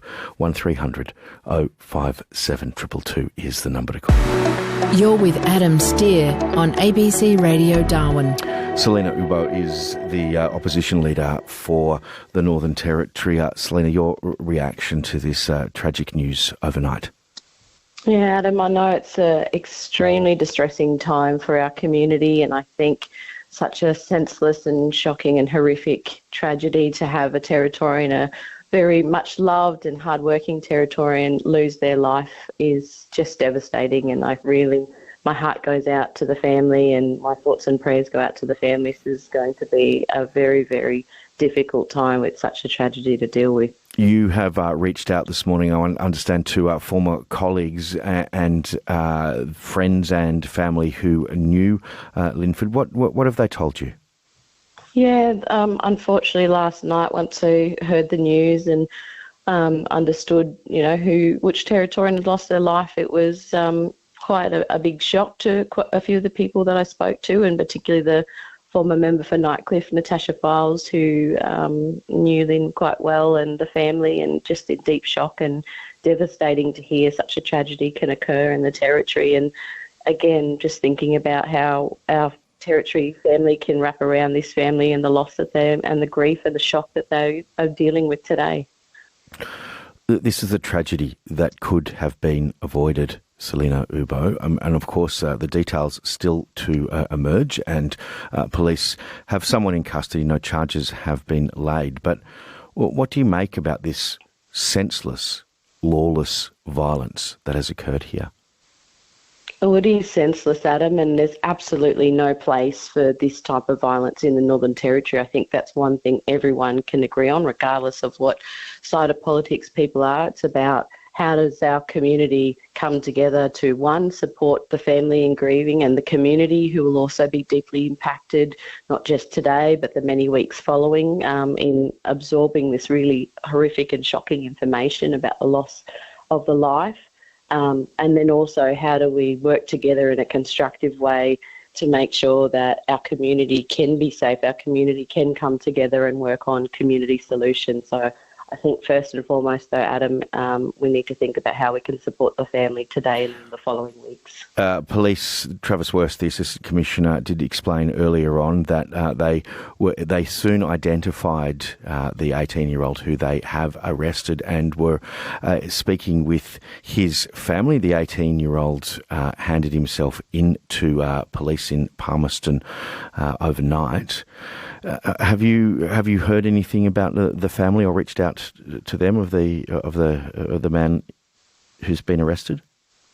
No, I haven't, Adam. I don't know any of the further details other than what's publicly available at this point. I think, we'll be able to make some more comments once some more information becomes available. But right now, I think, again, just focusing on supporting the family of the victim and making sure that we can come together as a community is going to be the priority for me and my team. Selina Oubo, thank you so much for your time. I appreciate it. Thank you very much, Adam. There's that Selina Oubo, who's the opposition leader in the Northern Territory. 1300 057 222 is the number to call this morning. I would like particularly, there will be time for ramifications and reactions to this, but this morning, let's pay tribute to the man, Lynn.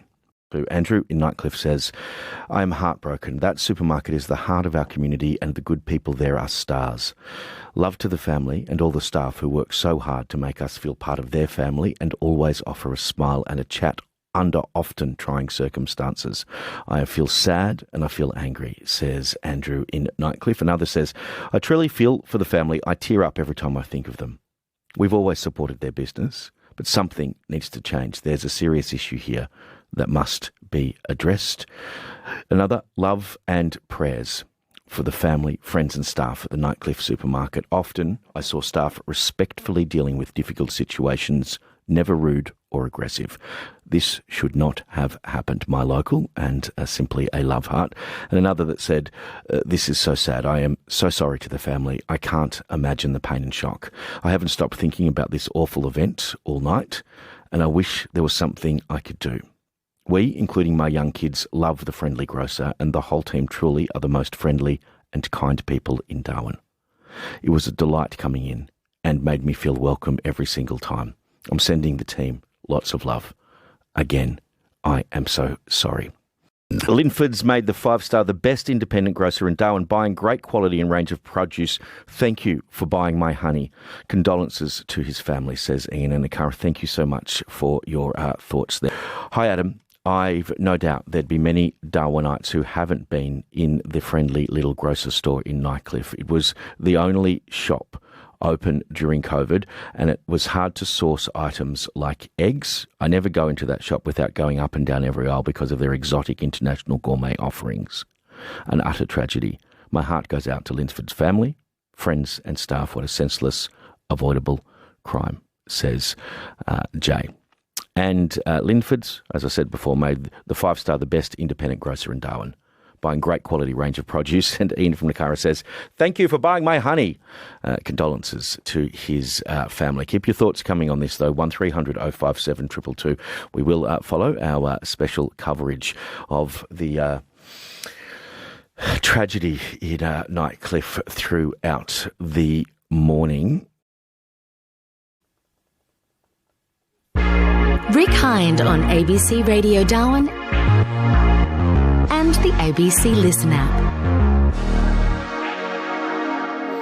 Now, we're mindful that we don't want to intrude on people's private grief, but Lyrella Couzens, our weekends presenter at 1057 ABC Radio Darwin, is joining us from the Nightcliff shops this morning. Lyrella, what can you see? You know what, Rick, it's an extraordinary experience, I have to say, because it is the start of the dry season and there's a lovely cool breeze wafting through, the sun is shining and the birds are twittering, and yet there is a stream of cars. I'm standing here at the roundabout at the corner where the Nightcliff village begins, and people are looking me in the eye and they're nodding at me, and there's a look of grim determination that this is something we are all experiencing together. I've been here for about 30 minutes or so, and in that time, as I say, there has been a string of cars, many pulling up, and now the mountain of flowers is starting to increase significantly. So people are very aware of what's happened. I get the feeling from the people who are stopping, many in tears, Rick, and placing flowers at the base of a tree just at the corner of the roundabout, as I say, where the Nightcliff village signage is. There's a couple of signs there as well, but certainly as the word gets out, people are showing their grief by being here this morning, literally just driving past very slowly, nodding at me, looking at the flowers and stopping to drop flowers off. Police are still here. The whole corner is cornered off with police crime tape. There are other media here also reporting on what's happened. This is a big story for the Territory.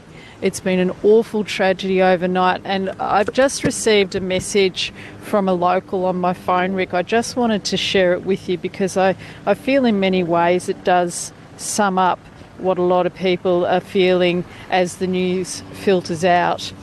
It says, "It's beyond words what's happened. This is my corner store. Lynn was a sweet, gentle person, always helpful, always recognised and greeted me and all the regulars. I am feeling for the family and also for all the staff there. They are all well known to me. I've often seen them scared and defensive because of drunk and thieves in the shop. This is a travesty." And Lyrella, you've spoken to some people this morning. I've spoken to a number of people this morning, and it's palpable. The feeling of hopelessness, the feeling of not knowing what next, and a feeling of not having any control over this. That's certainly the sentiment that has been shared with me this morning. Yeah, just a bit upset about it because I go here nearly every second day for shopping. So it's very sad that that's happened, yeah. And did you know Linford? No, I didn't, yeah, so... Yep. But well, I've seen him there, but I didn't know him personally, you know, so just a familiar face, you know, yep. So... And how are you feeling about living in Nightcliff and the incident itself? Well, I'm trying to get a transfer out of here, so that says a lot for it, you know. It's very crazy here in this suburb. You've got a little one in a pram. Does that mean your whole family, you're thinking of moving everyone? Yeah, I want to get out of here with my little one and stuff like that, yeah. So it's not good. How are you feeling about what's happened overnight? Well, I'm pretty shocked. Yeah, there's always a lot of people just hanging around here, coming from out of town, and yeah, it's just inevitable. It's going to happen sooner or later. Did you shop there at the Five Star? Every morning we come down here for a walk. I noticed that you've got your puppy with you and you're going for a walk this morning. Is it changing how you live in Nightcliff overnight? Does it make you feel any different about being out and about? No, not really. But, you know, the crime's escalating here all the time. You just don't know what to do about it. So you personally feel your safety hasn't been compromised at all by what's happened overnight, that it's not an indication of a bigger issue at all, maybe an isolated incident? Well, it's not an issue to me. Personally, I feel safe, but I can understand a lot of other people wouldn't. Yeah, because it's just, you know, the elements there all the time. There's homeless people, undesirables just hanging around here all the time. The crime rate is just crazy, you know.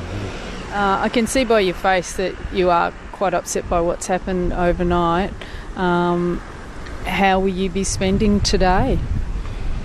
Oh, just usual stuff. Just plotting. Quiet reflection. Yeah. Okay. You have a beautiful dog, by the way. Hello, sweetheart. Oh, blind as well. Have a good day. Thank you for sharing.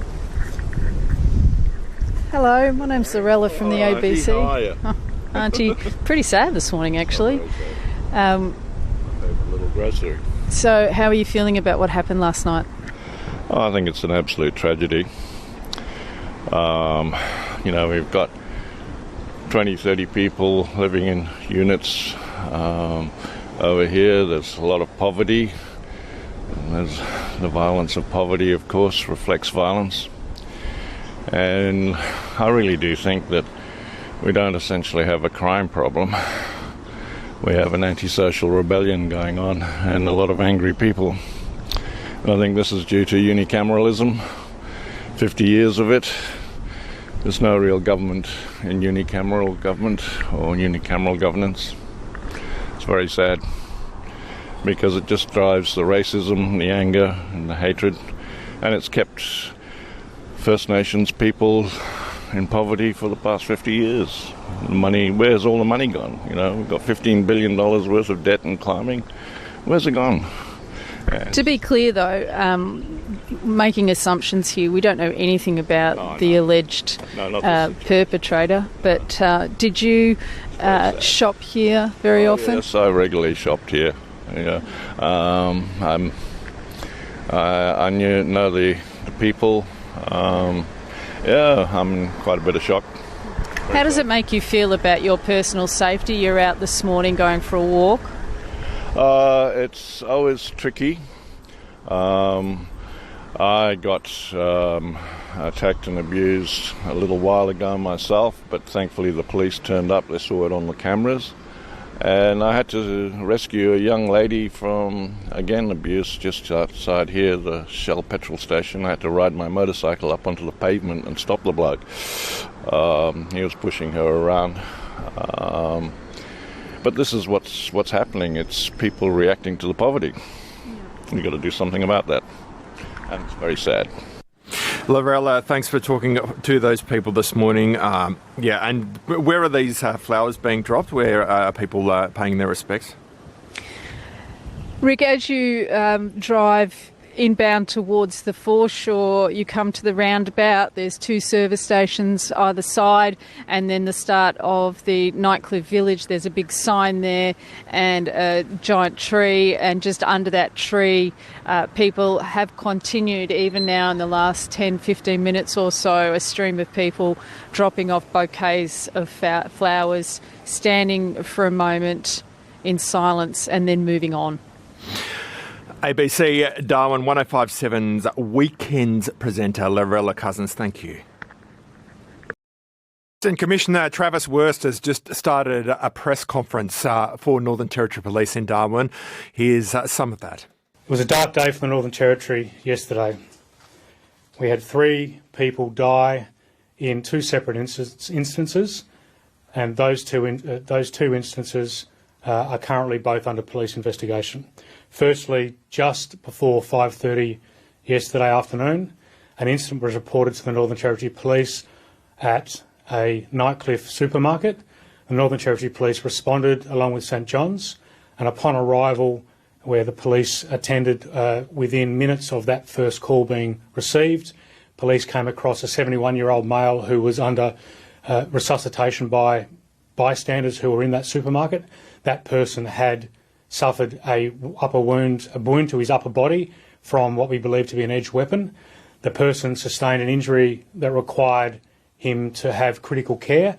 CPR was conducted at the scene, but unfortunately, despite the efforts of the bystanders and paramedics, that person succumbed to his injuries. The person involved in the altercation left the area, left the location on a push bike, and police then commenced their investigation into the incident that occurred.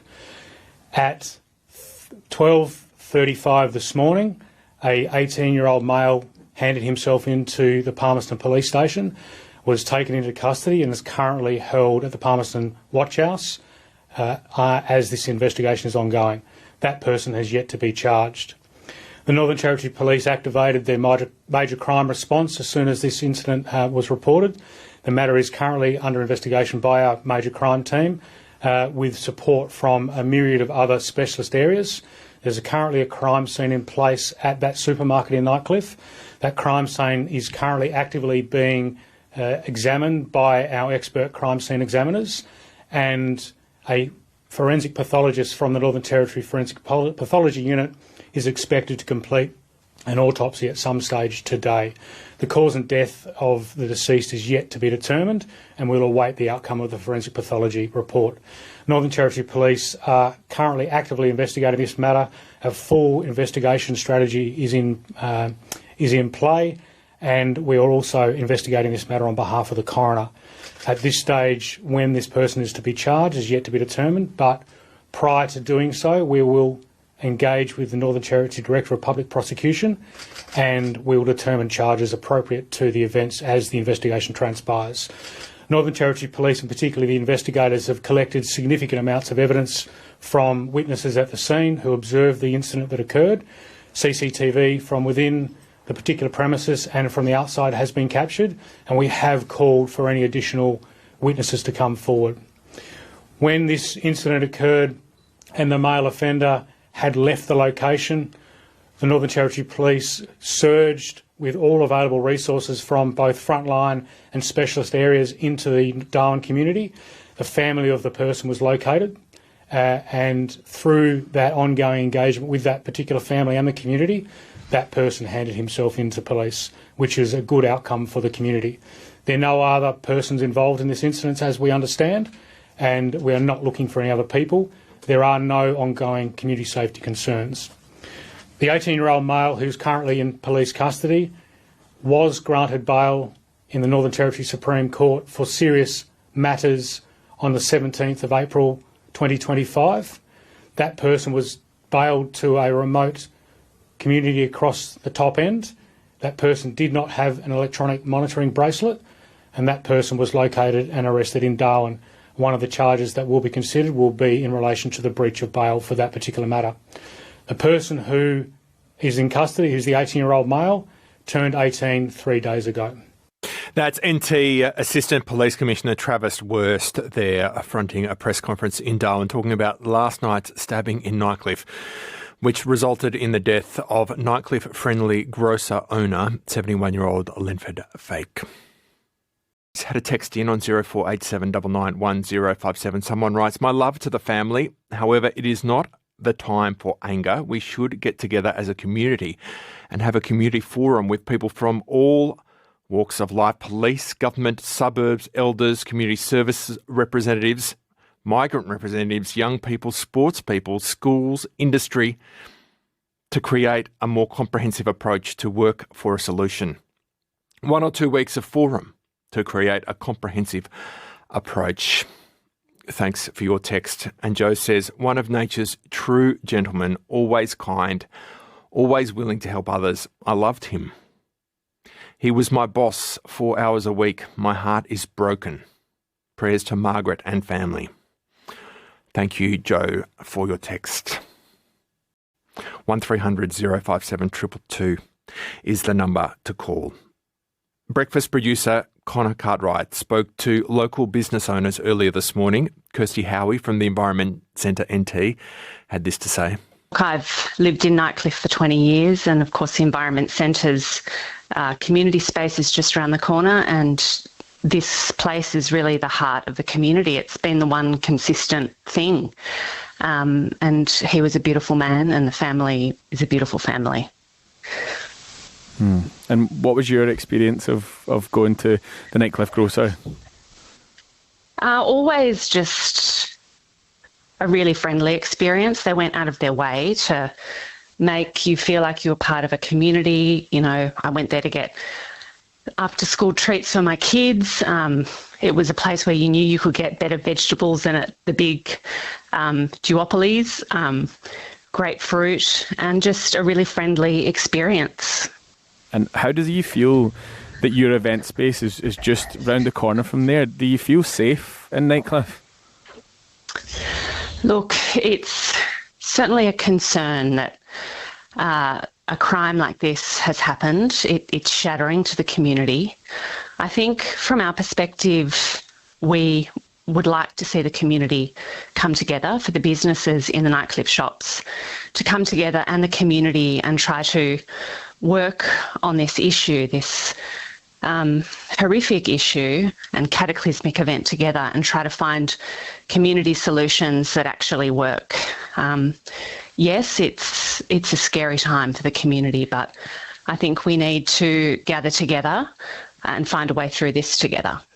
I actually said to someone last week, I said, the thing that keeps me in Darwin is the Nightcliff grocer.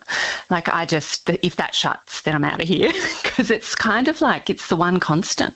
And it's just kind of, you see everyone there. It's just this genuine community space that, I think everyone sort of feels a connection to. So many people just go there. So it's pretty shocking. Gabby Demeter from the sister Buffalo shop next door to the Nightcliff grocer. Oh, he was always so lovely. Yeah, I mean, we go to Nightcliff supermarket all the time and always see him, and we know Ben as well, quite well through the shop. He was just lovely, like so gentle and kind all the time. Everyone goes to Nightcliff supermarket. It's such a, well-loved place that everyone's going to be feeling really heavy and sad about this, I think. Definitely. I just always think that people who are going to work should have the right to feel safe at their work, and we always did.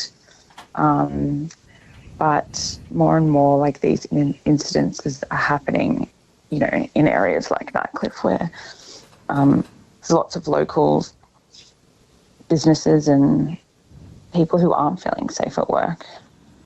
Tom Everson rented a studio in the shops. They're always so lovely, and what's happened is it's so horrible. They were always very sort of willing to help out. They'd order stuff in when they didn't have it, and it's just really horrible what's happened. It just feels sort of horrible because that sort of was like, I think, a very good representation of the Nightcliff community. That sort of central hub, like you'd pop in there and you'd see everyone you know after work, and you would have a big chat, and it just feels pretty horrible. And Caitlin Howes recently filmed a short film in the Friendly Grocer.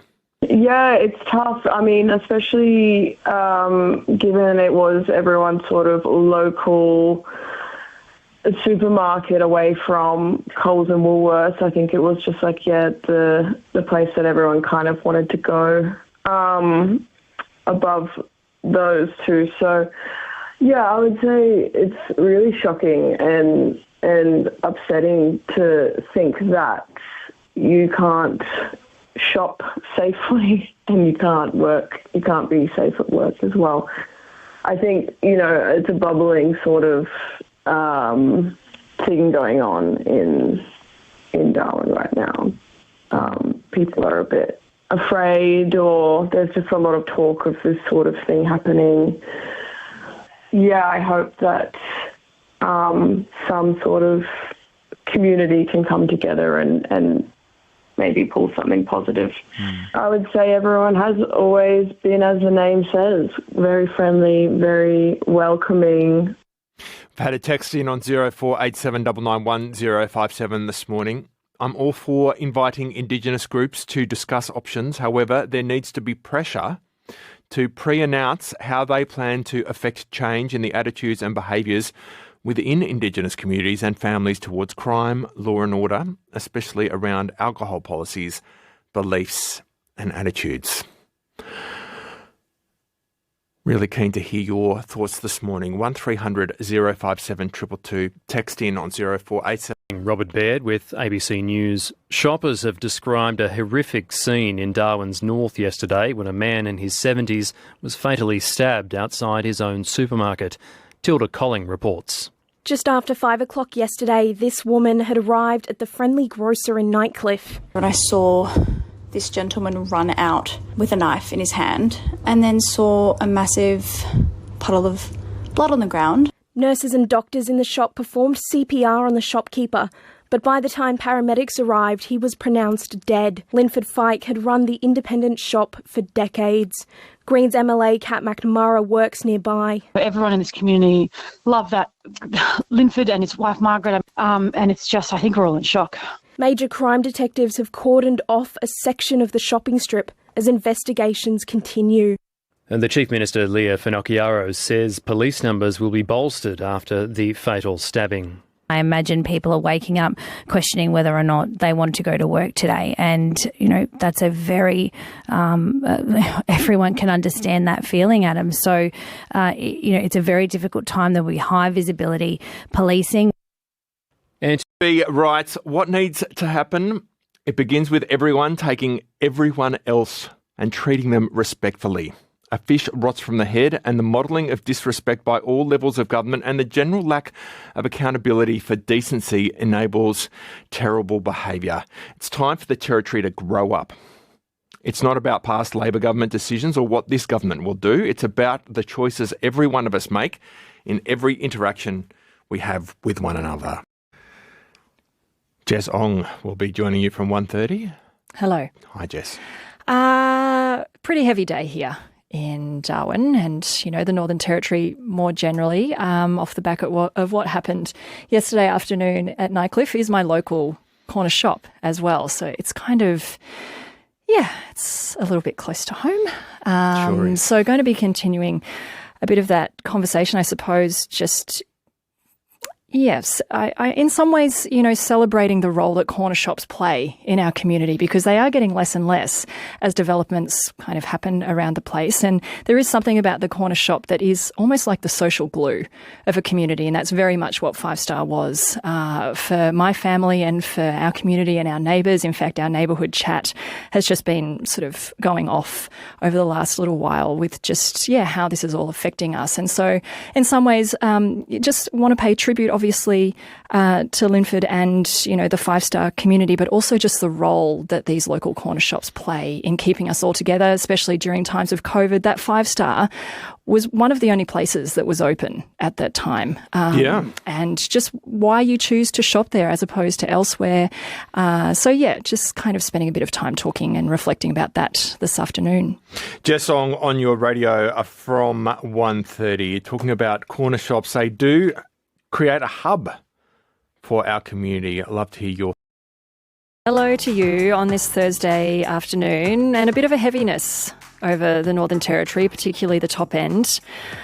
It's been a heavy 12 hours or so. You might have heard the news that 71-year-old Linford Feick was fatally stabbed yesterday afternoon after confronting a man allegedly shoplifting in his local supermarket in Nightcliff, the Five Star. An 18-year-old man is in custody after handing himself into the Palmerston police station shortly after midnight. But it really has left, like I said, a heaviness amongst lots of the Northern Territory community. Nightcliff Five Star was my own local corner shop, spent a lot of time there. In fact, I was there pretty much every day because I would always forget something. And it was really one of those places that I guess, was the social glue of that place, of Nightcliff Village. It was a place where I guess you could just go and you would run into someone, guaranteed. And if you didn't, the staff at the Nightcliff Five Star definitely made you feel like you were just part of their crew. You were part of their friends. You were part of their family. They were very welcoming, very patient as well, because there has been some hard times happen in that area. I know I've been in Five Star at different occasions, and there's been some pretty confronting situations. And they've approached each of those situations with patience and kindness, and it's really been a place that has brought a whole lot of people together. So we're going to talk a little bit more about that this afternoon. You can give me a call at any time on 1300 057 222, or you can send me a text via the ABC Listen app. I think one of the things about living in the Northern Territory is we really do know how to come together in times of need, and those times of need that are really trying and really put some stark realities in front of you and I, some uncomfortable truths that maybe we all need to start talking about a little bit more, that make us feel, a sense of sadness, a sense of confusion, I suppose, is what it comes down to. I know after hearing the news yesterday afternoon into the evening, the discussions at my house and within my neighbourhood WhatsApp group, they were really heartfelt, but they were also kind of confronting. They're things that I don't like talking about, but they are part of life living here in the Northern Territory. So we're going to try and do a little bit of that this afternoon, a bit of a different show. I mean, a family has lost a dearly beloved person in their life. So definitely, we need to be treating this with the utmost care and respect. And also you may have felt a moment of loss as well. You may have gone to Nightcliff 5-star like lots of other people, may have interacted with Linford, with Margaret, with his son Ben as well, with a whole lot of the staff members there, Chris, Lovey, Lydia. They were all people who know my face, who know a little bit about my story, and that might be the same for you. So that feeling of connection is something that is really special here in the Northern Territory. So I'm going to try and harness a bit of that this afternoon on 105.7 ABC Radio Darwin and the Northern Territory, even though it is obviously shrouded in sadness as well. Like I said, confusion, maybe a little bit of anger also, but I feel like, it's a pretty raw time right now. So let's just do what we do best, wrap our arms around each other and just talk about what we loved about Nightcliff 5-star. There is a really important place that local corner shops play in our lives. It's a place that brings people together in ways that big supermarkets don't, right? They know your face. They know what you're after. In fact, there was even a time where I think we were curious about whether 5-star could get a particular yogurt line in, and had a chat with Ben, who's Linford's son, and he was like, yeah, I'll see what we can do. And you know what? Within like a couple of weeks, maybe a month, that yogurt line was there at 5-star. So anything was possible with the crew down at 5-star. So wanting to celebrate a bit of that this afternoon with you, you can give me a call on 1300 057 222. Shoot me a text via the ABC Listen app, just talking about the role that corner shops play in our life. They're getting fewer and fewer these days as developments get more and more. So you might have some special memories about that. You might even just have a special memory about 5-star, going down there to pick up some ham, to pick up some butter. You might have been doing a bread run like I often was doing into the evening. So whatever it might be, whatever role that shop has played in your life, would love to celebrate that with you this afternoon on 1300 057 222. It's 26 to 2.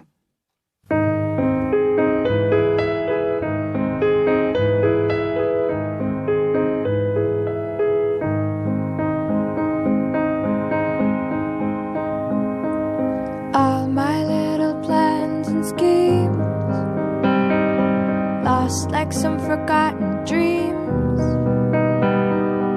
Seems that all I really was doing was waiting for you. All the little girls and boys playing with their little toys. Seems that all I really were doing was waiting for love.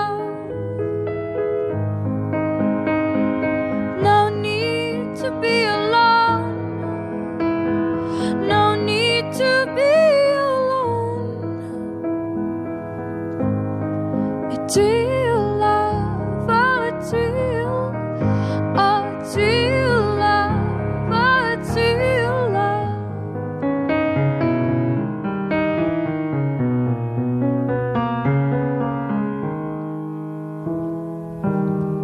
From this moment on I know exactly where my life will go.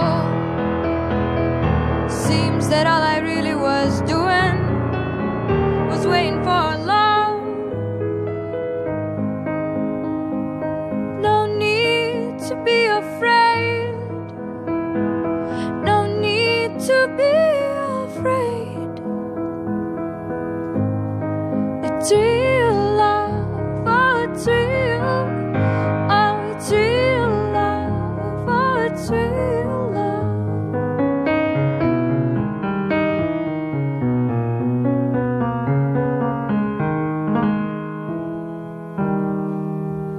Thought I'd been in love before, but in my heart I wanted more. Seems that all I really was doing was always waiting for you.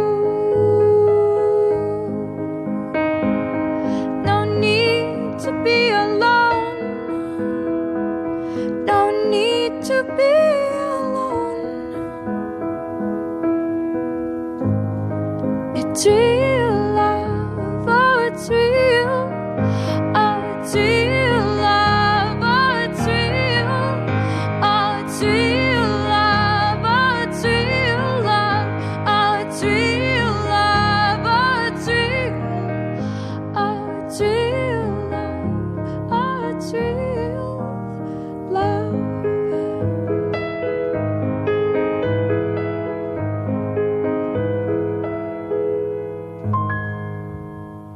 That's a Regina Spektor cover of the Beatles' Real Love on 105.7 ABC Radio Darwin and the Northern Territory. Jess on with you on this Thursday afternoon. It is 22 to 2. Tomorrow on Breakfast with Adam Steer. Tomorrow, join me from 5 as we commemorate Anzac Day. From the nation's capital to all the events across the Northern Territory, we will be with you. On 105.7 ABC Radio Darwin. Jess on ABC Radio Darwin and the Northern Territory.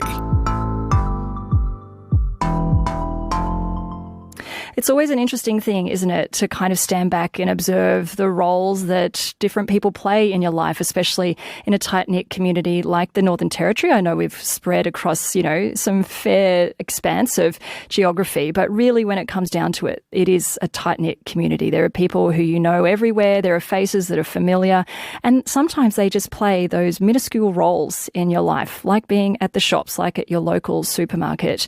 You might be feeling a sense of heaviness, a sense of sadness and confusion this afternoon after 71-year-old Linford Feick was fatally stabbed yesterday afternoon after confronting a man allegedly shoplifting at Nightcliff 5-Star. An 18-year-old man is in custody after handing himself into the Palmerston police station shortly after midnight.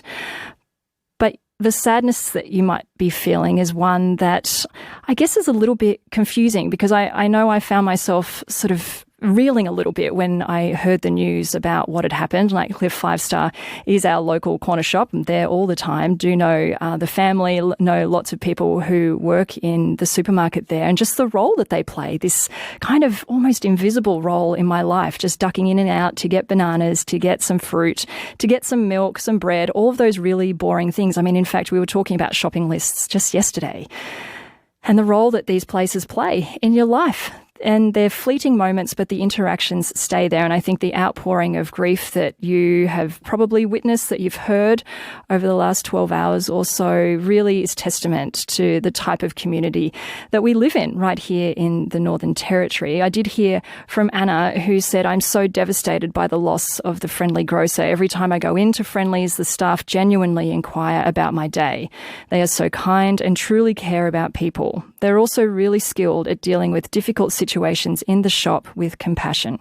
We have lost a people's leader in the Nightcliff community, and my heart goes out to family and staff," says Anna. In relation to crime, she says, "I don't really want to focus on solutions to crime just yet. I want some time to feel this devastating loss." Thank you for your text, Anna. You can get in touch with me on 1300 057 222. You can also shoot me a text via the ABC Listen app. And this is the thing, you might feel a sense of loss, a devastation, in fact, with the passing of Linford Feick, someone who you may have had a lot to do with or may not have had a lot to do with, but just these little interactions that we have in the Northern Territory, so special in the fabric of this place that you and I call home. I had a chat a little bit earlier to Inga Bella. She has a real estate agency around the corner from 5-Star. Here's what she had to say off the back of this news. Absolutely devastated, because I have known the owners and the staff in there for many years, because I've had my business in the Nightcliff Shopping Centre for 18 years. And it is just terrible, because I know them very well. They're lovely people, hardworking people that service the community. They're friendly. A lot of people know them. And it is just devastating that that somebody should be murdered for no reason whatsoever, and bring all this awfulness and feeling of desolation to so many people in the community. It's not acceptable, I'm afraid, and I'm thinking that something ought to change. I really do. What do you think needs to change? Or what would you like to see change? I really think that the laws should be harsher, you know, not just lock people up and then they come out again and reoffend. And I'm not a judicial person, but I'm thinking what's been happening for all these years now, it's obvious that it's not working. And I wonder, I mean, how's that going to affect you, Inga, with, you know, like I said, you're next door, you're in the real estate agent next door to 5 Star. I mean, you know, this is on your stomping ground, the ground that you arrive to every single day. You know, I'm guessing that it's going to be a fairly hard time for you moving forward. Well, it is, but quite honestly, in the area that we're in, we're quite used to just about daily occurrences of some sort of issues of fighting, of violence, of bottles being thrown, loud arguments. We actually have trim-safe mesh on our windows and doors, and we actually have to keep our office door locked during the day, during office hours, with a sign saying please not to enter, because we've had issues where there's been lots of drinking going on, just sitting on the lawn right outside of our office next to the podiatrist, next to the barber shop, and then, you know, people drinking like overproof Bundaberg rum out of bottles. I didn't even think that was legal to drink in public places anymore, but obviously it is because nothing ever happens. Getting drunker and drunker and then throwing the bottles against our office doors. We can't go outside until they're gone. I have tried ringing the police helpline, but nothing happens. By the time someone eventually arrives, they've dispersed. Do you think this is kind of going to change the way that you see Darwin, the way that you feel about the Northern Territory? I mean, even your business, Inga, is all about, you know, helping people buy a home. Yet if you're not feeling sold on this place, how are you going to help other people feel that way? Well, I can't speak for other people, but I think most other people will make up their own minds about all this that's going on. And does it change the way that you see the place? The place has been like this for years now, so really, for many years actually. So all that's happened is it's getting worse. And so it's just changing, not for the better, it's changing for the worse. And like I said, it's been like that for many years, and unless something happens to change it, I can't see it getting any better. I think that it's just continued to escalate somehow, and it's just no good.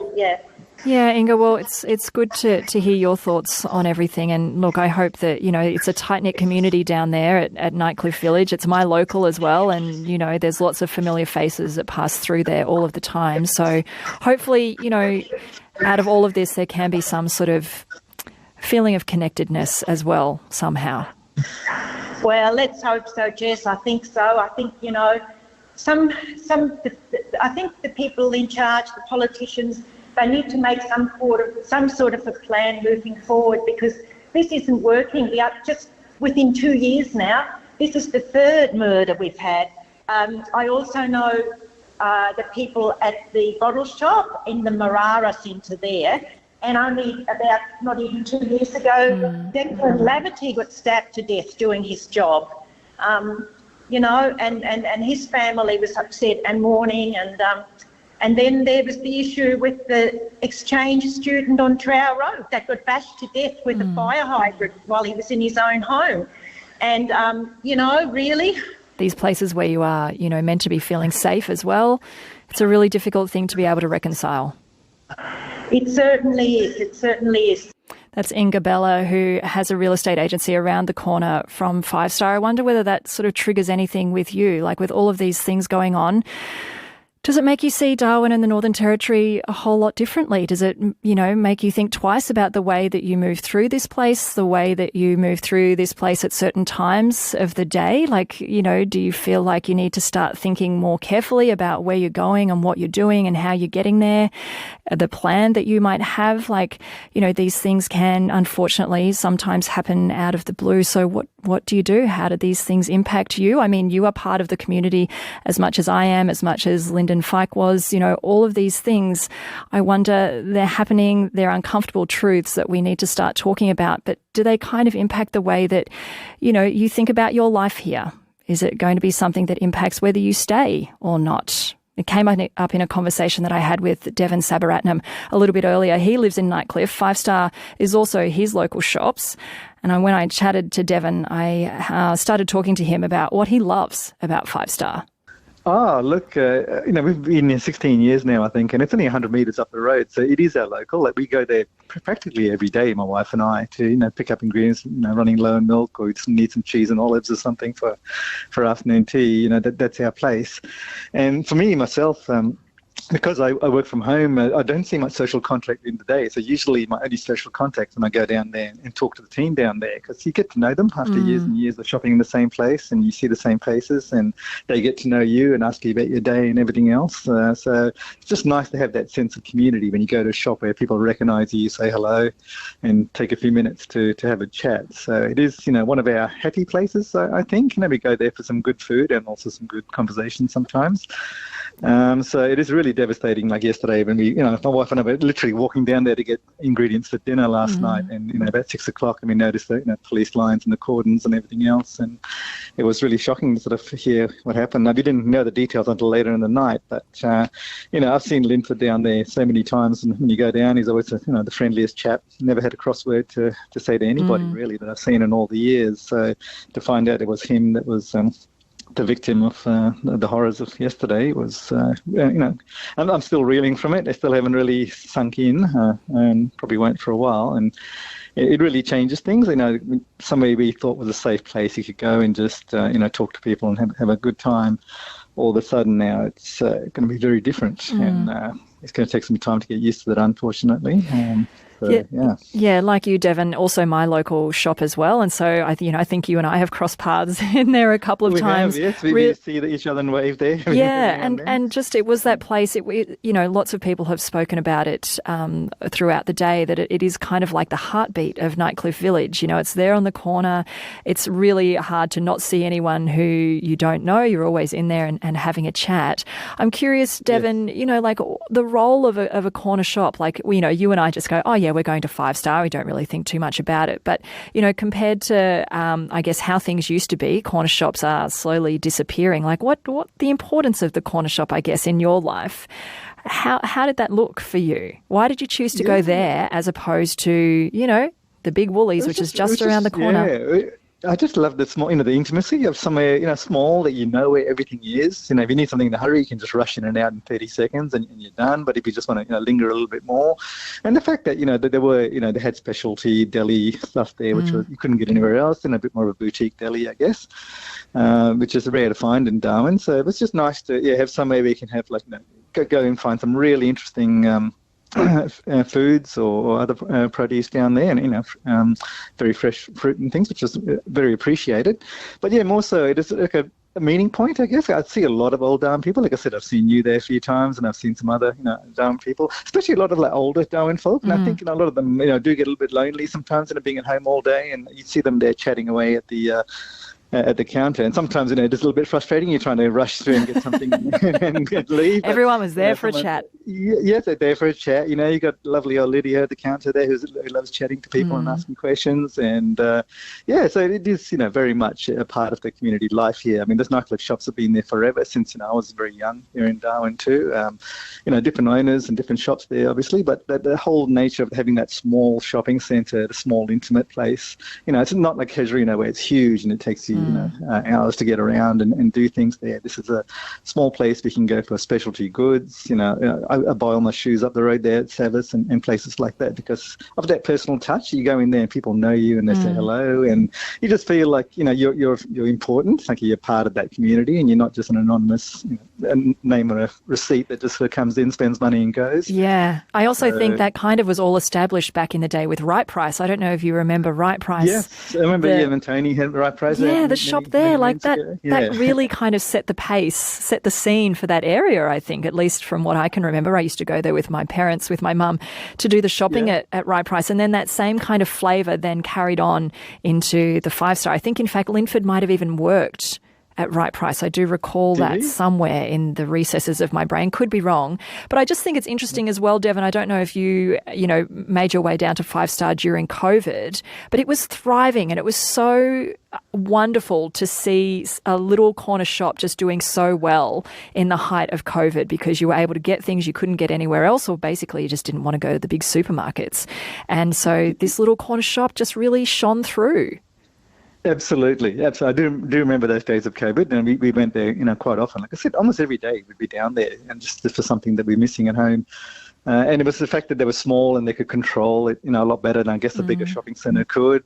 So they could restrict the people in the shop and things like that. So so it's still like nothing seemed to really change around this area because of the fact that it was all small shops and it was very intimate and localised, and you could feel as if you weren't, there with the crowds all the time. So you could, socially isolate at that time and still get your shopping done. And so I did enjoy that factor. Yeah. So now just a real heaviness that is kind of going to hang over that place. Is it? I mean, you just mentioned things don't really change. I feel like this is going to change something, unfortunately. It is. It really has. I mean, my wife and I have been talking about it all day today, even this morning, how it's going to be different. When you go down there now, you're going to be thinking about that. You're going to miss Linford's smiling face down there, which is, very sad. And plus the family, I know his son works there, and a lot of his family works there, and people we've known for years, and how's that going to be for them? That I just can't imagine how they would be going back into that workplace again. And so definitely the feeling's going to change, and it's sad because it's been such a part of our lives for so many years. Because I went there as a kid, me and my kids went there as well when they were growing up.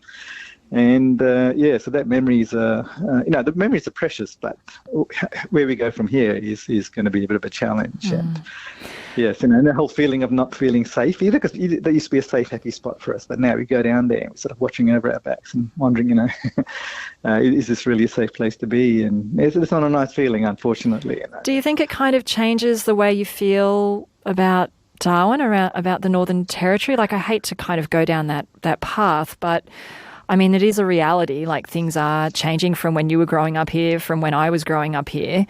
Is it kind of changing the way you see the place? Unfortunately, it is. It really is. Like I said, that whole safety aspect of Darwin, used to be able to go anywhere and just feel absolutely, 100% safe all the time. And like I said, my kids and all used to go. Now my wife, talks about going up to the shops. I'm going to be thinking 3 times whether I should let her go by herself and whether I should go with her, because that whole feeling of that, things just aren't the same anymore. They're just not as relaxed and as laid back as they used to be back in the day. And that is sad. And, we are sort of considering now, should we even stay in Darwin long term? Because, is this a place where we can be as we get older? And, because, Linford's about 10 years older than I am. Is it going to be a place where we can safely retire and still be happy and Were they content? Were they thoughts you were having, Devon, before all of this happened? A little bit, yeah, because we've noticed things getting a little bit, noisy, because we live right across the road from Litchfield Court, and, while it's been okay for many years, in the last couple of years we've noticed a lot more, altercations happening there, a lot more police visits there and everything else. So this that general feeling of unease has just been growing for the last few years, and this sort of almost culminates that and makes us think a bit harder about, is this a place that we really want to be? Unfortunately, because I've been in Nightcliff for so long, even when we were young, we lived on the other side of Nightcliff, and I just love the area, love the community here. And the location and everything else, but just, in terms of feeling safe and feeling secure here, I'm not 100% sure anymore.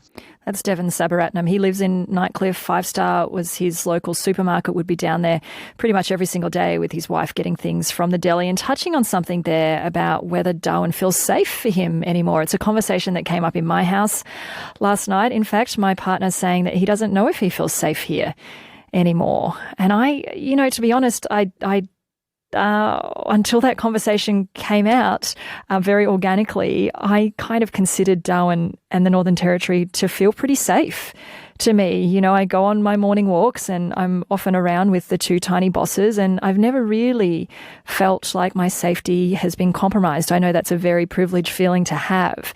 to be able to move around and not feel unsafe. But it was an interesting chat in my house last night that half my house doesn't necessarily feel safe, or perhaps not as safe as they used to. And, there's been lots of conversations when I catch the bus home from work as well, like certain bus routes that I should stick to and avoid.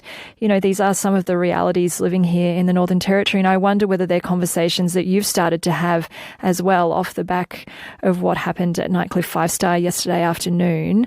Has it changed the way that you see this place? Do you still feel a whole lot of love and pride and potential in the Northern Territory? Because I think that's one of the most exciting things about this place that you and I call home, is just the potential that is here. It feels like, you're able to do things, that you're able to take risks, to kind of live boldly in a way that perhaps you wouldn't be able to do elsewhere. And now maybe with an event that has really rattled the community, and rightly so, perhaps you find yourself questioning whether this is the place for you, whether this is the place for you long term and for your family. You can keep your thoughts coming on 1300 057 222, or you can send me a text via the ABC Listen app. I heard from Deb in the Do, who said the NT has a huge problem with violent crime and appalling drunken, depraved behaviour, but nobody will say it. So there it is. I just said it. Let's just keep sweeping it under the carpet, ignoring the elephant in the room. The hundreds of highly funded organisations are eerily quiet also, and ignoring their own people are unleashing hell on innocent people, says Deb in the Do. I'm fuming mad and I'm starting to hate living in the Northern Territory. Do you agree with Deb? Do you feel that as well? You're questioning why you're here when there are so many other places that you could live? You can give me a call on 1300 057 222, or get in touch with me via the ABC Listen app. Of course, there are people's lives in this conversation, so, let's just keep it respectful and compassionate as well, coming from a place of empathy and, starting to confront some of those uncomfortable truths that we do have here in the Northern Territory. We'll continue the conversation after 2 o'clock. It's coming up to news time. With you on this Thursday afternoon, 2:05, talking about the role that people play in our community. They might play a pretty mundane or invisible role for the most part, and then when something unfortunate or completely tragic happens, like what happened last night to 71-year-old Linford Feick. He was fatally stabbed yesterday afternoon after confronting someone allegedly shoplifting at Nightcliff 5-star, the grocers that you might have gone to all of the time, every now and then. But it was there, a family-run business. And like I said, those people who do play a part in your life, maybe not necessarily a big one, might be a really boring, mundane one. Making sure that you've got bananas, or making sure that the right grapes are there, or those delicious little cherry tomatoes that I really love eating are always there. It's still a role, right? It's still something that leaves an imprint on you. And I think here in the Northern Territory, we really are all about imprints, because we're a tight-knit community. It's part of our social fabric to care about one another. And this is just exactly what is happening off the back of this tragic event. I heard from Michelle, who said, I'm deeply saddened at Linford's passing. For a decade, his shop was my local and I loved it. I definitely feel less safe at night, often from work to my car. But I still love the Territory, and I would never leave my Northern Territory. We need to do so much more to intervene with prevention models, ensuring people have health and mental health support, access to food and housing. Many of our young people are damaged with fetal alcohol syndrome, and older people who raise them are passing away. Linford deserves so much better. We all deserve better, says Michelle. Thank you for getting in touch. You can always give me a call on 1300 057 222, or you can send me a text via the ABC Listen app. And it was something that came up in a couple of conversations I had before 2 o'clock in relation to whether this tragedy does make you feel a little bit less safe, makes you question whether this is the place that you want to stick around and call home, whether it's the place that you want to bring children up in. I mean, I grew up here a long time ago, and it did have a different vibe.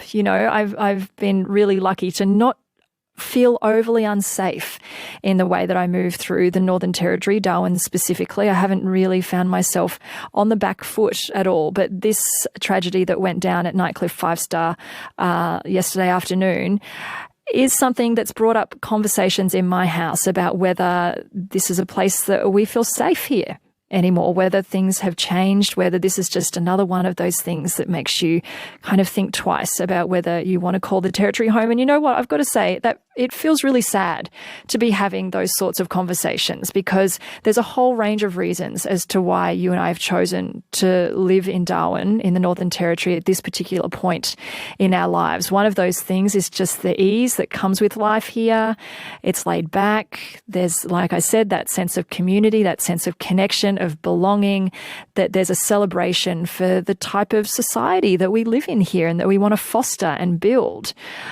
So, you know, there are so many reasons why you want to live here in the Northern Territory. And, you know, on the afternoons program, we give a whole lot of love to the NT because that love is genuine and it means a lot to live in this special place. But there are times where maybe that love feels a little bit rattled. And for you, that might be today off the back of that news coming out of Nightcliff 5-star yesterday afternoon. So I'd love to hear your thoughts, whether it does make you question whether you want to stay here in the Northern Territory or whether it just, you know, it makes you double down and say, no, actually, I want to be here and I want to be doing good things and I see potential in this place. You can give me a call on 1300 057 222, or you can send me a text via the ABC Listen app. I had a text from Judith who said, "Good afternoon, Jess. It was very sad news this morning. I'm so sad for the family. I went into this shop not that long ago and found everyone very warm and welcoming." Judith saying, "On a lighter note, I have a lizard looking at me, working and listening to you on the radio. It's very content. Your program today will be very good to listen to." Well, I hope so, Judith. But, you know, it is, you know, a conversation that we are continuing. I know you've probably heard a whole lot about it today, starting on Breakfast with Adam Steer. You know, it's one of those things that we do just need to talk about. So I hope amongst all of this that you are looking after yourself and are looking out for each other as well. I know I keep banging on about just the special community that exists here in the Northern Territory, but now is one of those times to really lean upon that community. You can also give Lifeline a call on 13 11 14 as well if things feel a little bit too much. But do just look out for each other today and moving forward. I hope you're going okay. And, you know, like, this is a check-in with you. I wonder how you are. You can give me a call if you just feel like having a chat. Doesn't necessarily have to be in relation to this. Totally understand if it is. But yeah, how are you going today? You can give me a buzz on 1300 057 222. It's 2:10. Michael in Nightcliff, hello. Hello, Jess. How you going? I'm all right. How are you? Yeah, look, I'm very sad today. I'm very condolences to the family, Linford's family. My sister actually works in that shop. We've been putting up with a lot of poor behaviour. That's the only way we can put it, around Nightcliff for forever.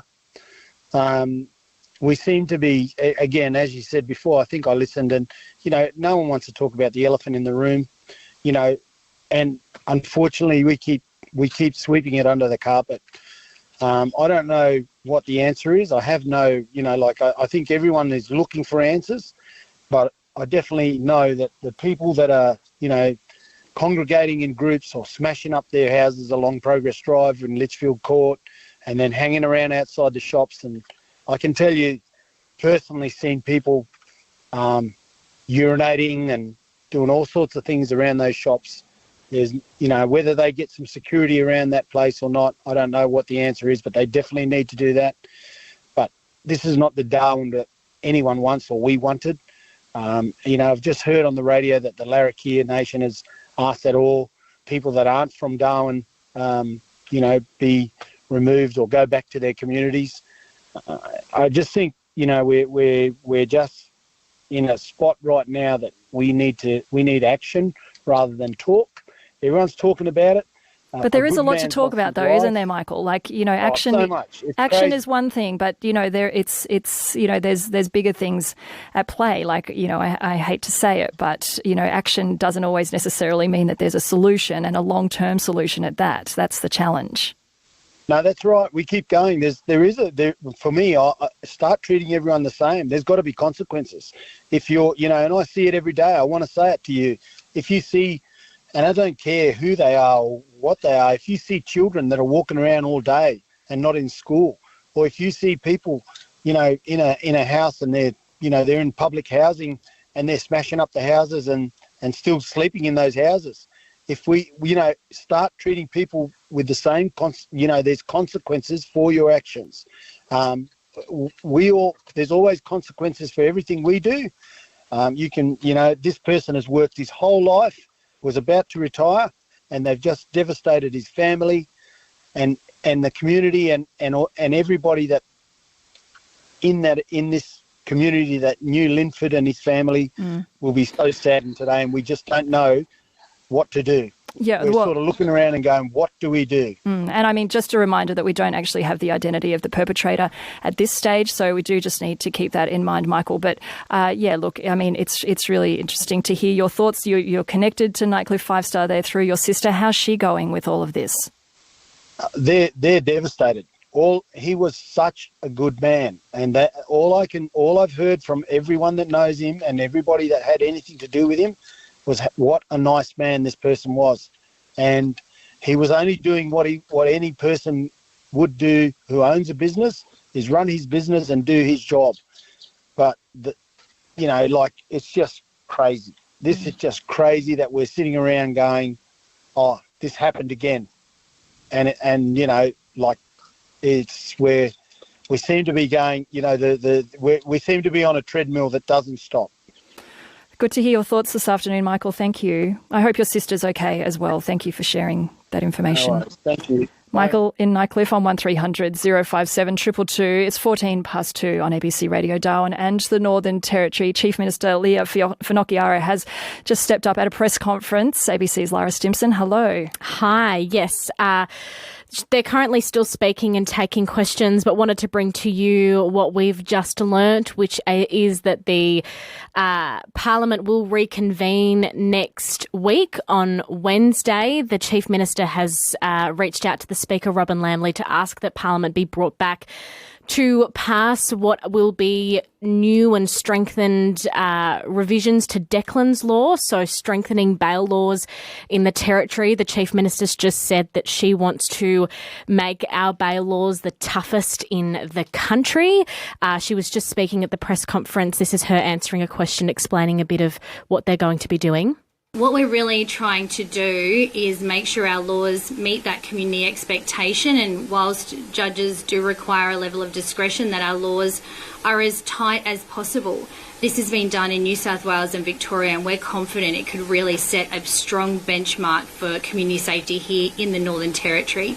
It means judges must consider the safety of the community if they're going to bail that person before they go on and consider all of those other bail factors. And importantly, this has come from the Chief Justice himself in that 4-page statement that he made following the bail of a young person to 𝘼𝘽𝙈𝙀 for a funeral. And so since that point, we've been investigating this as part of our broader suite of reform to the Youth Justice Act, which we've been working on and made very public that we will be ready to go for that reform for end of July. But today's decision of Cabinet is to bring that forward, get that done urgently, and of course now the Speaker will reconvene Parliament on Wednesday. And excuse me, importantly to us, I've also spoken to Samara Laverty to have her blessing to make sure that strengthening Declan's law is something she supports, which she wholeheartedly does. So that's the Chief Minister there speaking at that press conference just before, which is still ongoing, and we'll bring you more of that this afternoon with Liz Travaskis, more of what they had to say. But also at their press conference, we had the Attorney General, Marie-Clare Boothby, who obviously takes courage of bringing this revised law back to the Parliament. That'll happen next week. And so modelling what that you heard there, modelling this law off of what we already see in New South Wales and Victoria, this idea that the judge must be satisfied an offender must not pose a risk to the community if they're to be granted bail, and that consideration be considered before any other arguments for a presumption for or against bail. There's a few other different ministers there as well. The other one of note is the Minister for Corrections, also the Deputy Chief Minister Gerard Maley. He was there to acknowledge that the changes, the continued modifications to the bail laws will put increased pressure on our justice system and on our prison system, which we already know is bursting at the seams with a record prison population. What he said is that they have instructed DIPL, and so the Department of Infrastructure and logistics and the corrections department, all of those involved, to insert another 100 beds into the prison system to help cope with the level of people, not only who are sentenced, but also those on remand, because we know that's a big problem as well. What that's actually going to look like and where those beds are going to go, those details I imagine will transpire later on this afternoon, but that's another important piece. So yeah, just reiterating, the Chief Minister has asked the Speaker of the Assembly, Robyn Lamley, to reconvene an urgent sitting of Parliament next week. That's going to happen next Wednesday, which is when we'll see these revised bail laws. The Chief Minister with an ambition to have the toughest bail laws in the country here in the Northern Territory as a response to what's happened overnight in Nightcliff. Thank you, Lara Stimpson, very much. You'll hear more with Lis Travaskis on Drive after 4 o'clock. And there was mention there of Declan's Law as well. And Declan's Law is a proposed legislation in the Northern Territory aimed at making it harder for defendants to be granted bail. It expands the presumption against bail for all serious offences, including those involving young people, aged 10 to 17 years old. And the law was introduced after the murder of 20-year-old bottle shop worker Declan Laverty by a 19-year-old who was on bail for a previous aggravated assault. So lots of things going on in the community here in the Northern Territory, and you've got lots of thoughts to share with me. Thank you for getting in touch. It's 2 on 105.7 ABC Radio Darwin and the Northern Territory. And I mean, these are the things that rattle us, right? Like a tight-knit community, a tragedy like this happens overnight, and then you just kind of struggle to work out how it all fits together, right? Like, where does it leave you standing? Where does it leave you in the sense of just, I suppose, working out whether this is a place that you want to continue living in, whether this is a place that you want to bring your family up in? Like, there are lots of conversations that are going to come together off the back of that. I heard from someone who said 5-star will never be the same again. We need more people like Linton. I'm so terribly sad, says this person on the text line. I also heard from someone else who said, I understand, rightly so, after an incident like this, people feel scared.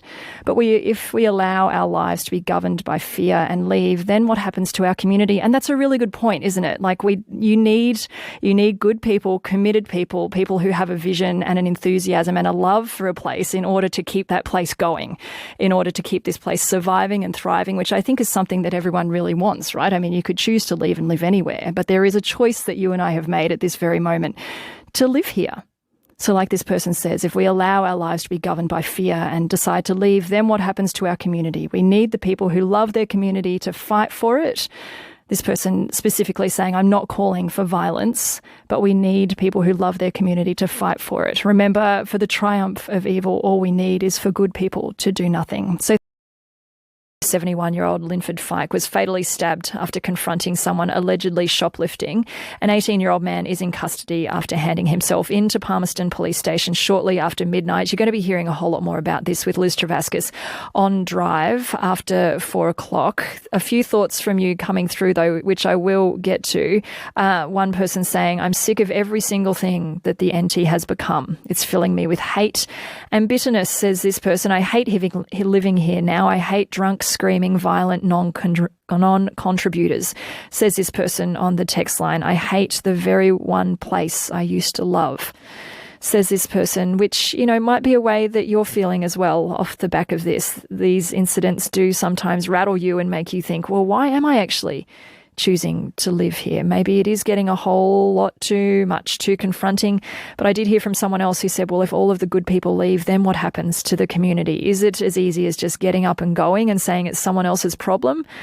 I don't know if it is, you know.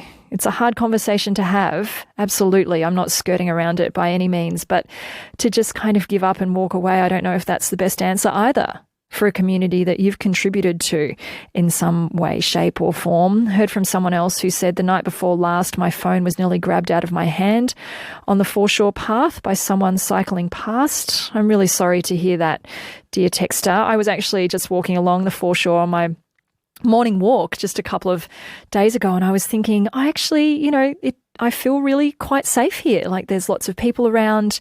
It was just after, I don't know, it was 6:15 or so, and there were lots of people on the foreshore. The breeze felt beautiful on my face. Everything about it felt so enjoyable and made me go, oh yeah, this is why we live in Darwin. This is why we live in the Northern Territory.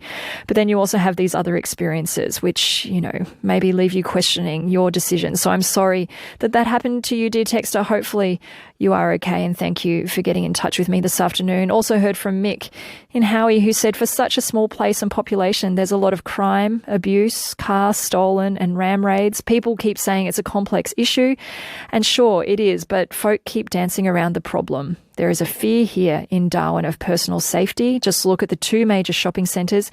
It's shocking, the behaviours I've seen, and you don't get that in Sydney or Melbourne on the scale I see here, says Mick in 𝘼𝘾. So, it's one of those things, these moments in time that do perhaps leave you questioning whether you feel safe in this place and what you need to do about it. So like I said earlier, do look after yourself, do lean on the community that we have here in the Northern Territory. You can also reach out to Lifeline on 13 11 14 to help you work through some of the things you may be feeling, but just lean upon one another. That's one of the most beautiful things about the Northern Territory, is that, in adversity we do find a whole lot of strength. And so I hope that you're able to lean upon some of that strength today and into the future, as some pretty hard conversations come off the back of what went down at Nightcliff 5-star yesterday.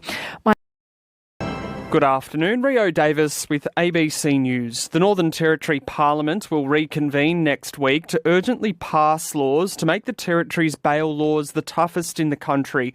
A 71-year-old shop owner died from stab wounds last night, and an 18-year-old man has handed himself into police, awaiting charges. Police have confirmed he was on bail to a remote community for serious offences. Chief Minister Lia Finocchiaro says the laws are based on changes recently adopted in Victoria. The work we're doing right now is so that at a very preliminary starting point for the judges, they have to ask themselves, am I satisfied that this person is not going to be a risk to the community if I bail them? And I think when we put that proposition to the judiciary, it's going to reframe how bail is delivered in the Territory. Corrections Minister Gerard Maley says the new laws will mean more people in prison. We know that this new law is going to place extreme pressure on our correction system. Remand will go up because what we're going to do is keep the community safe. We acknowledge that pressure, and today we've instructed DIPL and also corrections to start implementing new plans to put at least 100 more beds into the correction centre. So many things to love about living in the Northern Territory, and I completely understand it does feel a bit hard to remember every now and then, especially off the back of news that you might have heard this morning. 71-year-old Linford Feick was fatally stabbed yesterday afternoon after confronting a man allegedly shoplifting at Nightcliff 5-star, which was his family's local corner shop. An 18-year-old man is in custody after handing himself into the Palmerston police station shortly after midnight. So, it is when things like that happen in the community that you do rightly so feel rattled and wonder why you've chosen to call this place home, and is it all worth it? But for the next hour, I want you to remember why it's worth it. This afternoon, I want you to celebrate your local corner shop with me, because like you have heard throughout the day, lots of people paying tribute to Linford Feick and his family because of the role that 5-star have played in their life, in their community. It might be just a mundane thing of going to the shop and getting some milk and making sure you've got enough rice and wheat bix and all of those other boring things.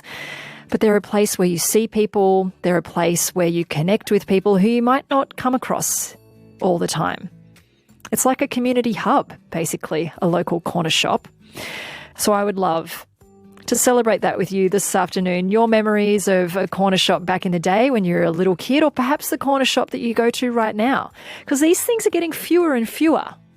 In fact, because of developments that are getting bigger and bigger, it is having an impact on the little corner shop. So I'd love to know what keeps you going back to those places. Why do you choose that place out of everywhere else to go? Especially the big two supermarkets, right? Why do you choose to go to your little corner shop compared to anywhere else. You can give me a call on 1300 057 222. You can send me a text via the ABC Listen app as well. Would love to hear your thoughts this afternoon. Like I've mentioned a couple of times, the 5 Star is my family's little local shop.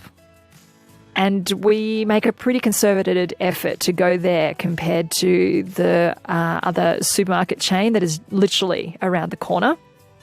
And we've made that decision because, we want to support the local guy, right? The little one who's making a real effort to get in delicious produce that is normally from the Northern Territory. They go out of their way to have all of these lines of food, to potentially even bring in new lines of food when you have an annoying customer say, hey, do you reckon we could try and get this particular type of yogurt?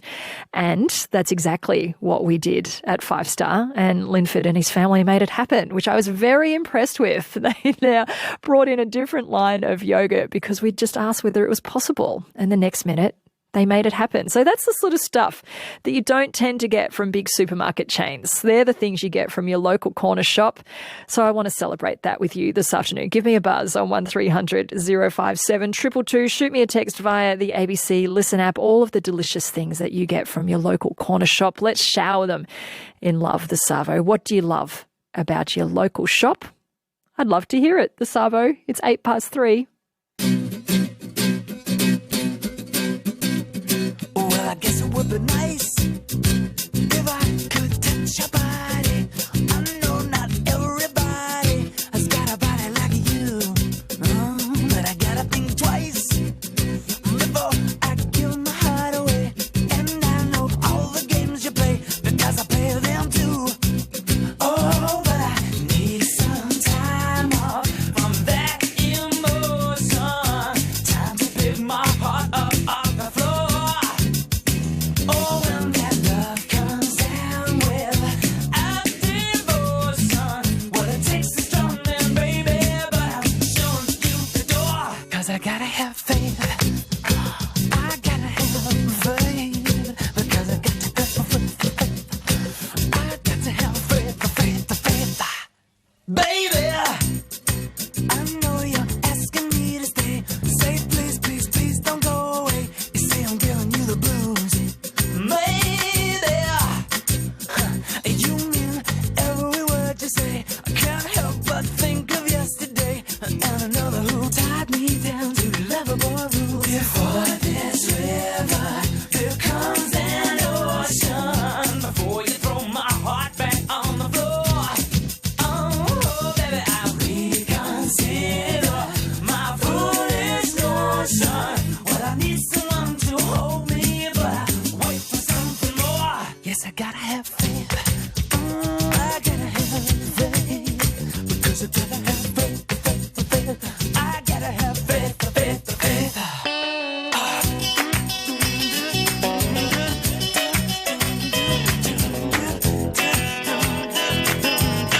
Just have to wait because I got to have faith.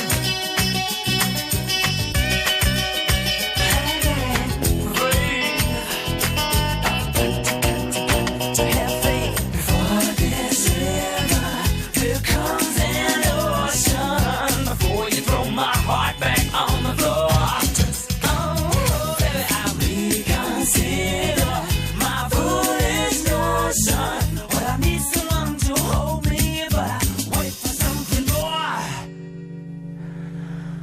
'Cause I gotta have faith. I gotta have faith. Because I gotta have faith. I gotta have faith. From George Michael, Faith. And I guess that's the thing we need, right? In light of all of this stuff, you do need to have a sense of faith and a sense of hope that things will eventually get better. But it is a long path and a lot of conversation that needs to happen between now and then. And this afternoon, the convo that I want to have with you, while also, in the background of all of this, paying tribute to Lyndon Feick and his family who owned the Nightcliff 5 Star. Linford fatally stabbed yesterday afternoon after confronting a man allegedly shoplifting. Really, really sad news that has completely devastated the community. It might be something that has kind of put you on the back foot as well, has caught you off guard. Your response? When these things happen to people who you might not know that well, but who have had a constant presence in your life, I guess, no matter how big or small, it does leave an impression. So let's do a little bit of celebrating the Savo in Linford's honour and celebrate all there is to love about the local corner shop. You can give me a buzz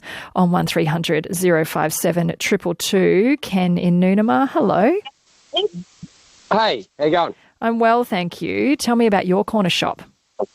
So the Woodruff shop, two proprietors there, Sandy and Dave.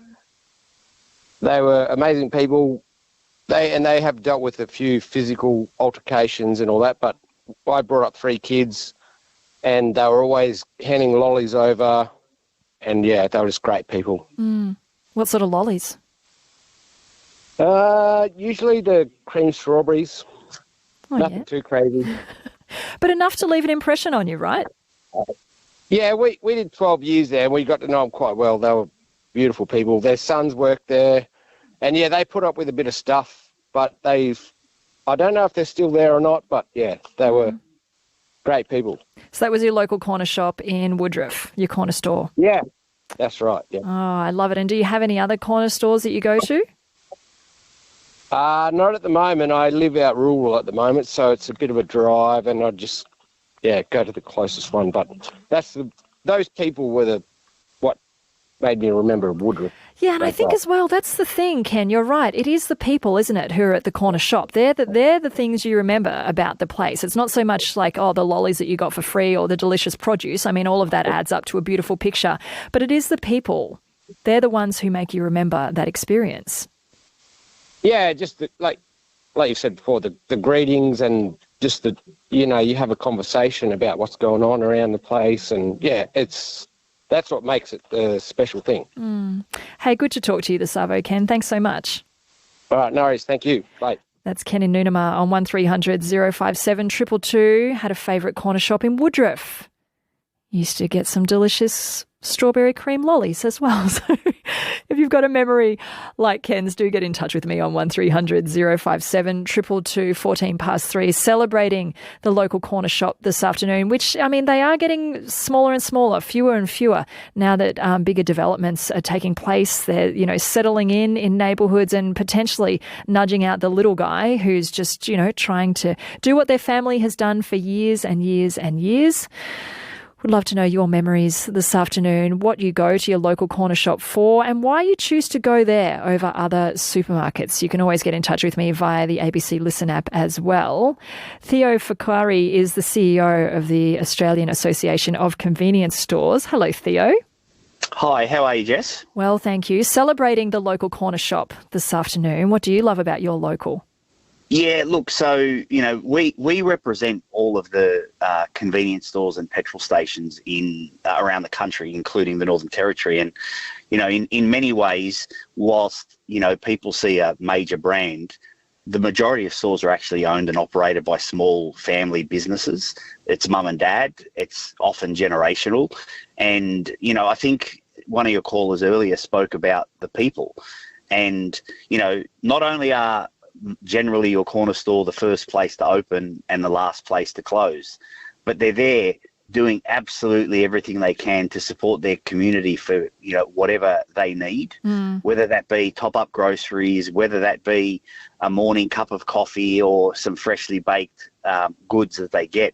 And having that experience of the people that actually create the memories that they're there to serve their local community.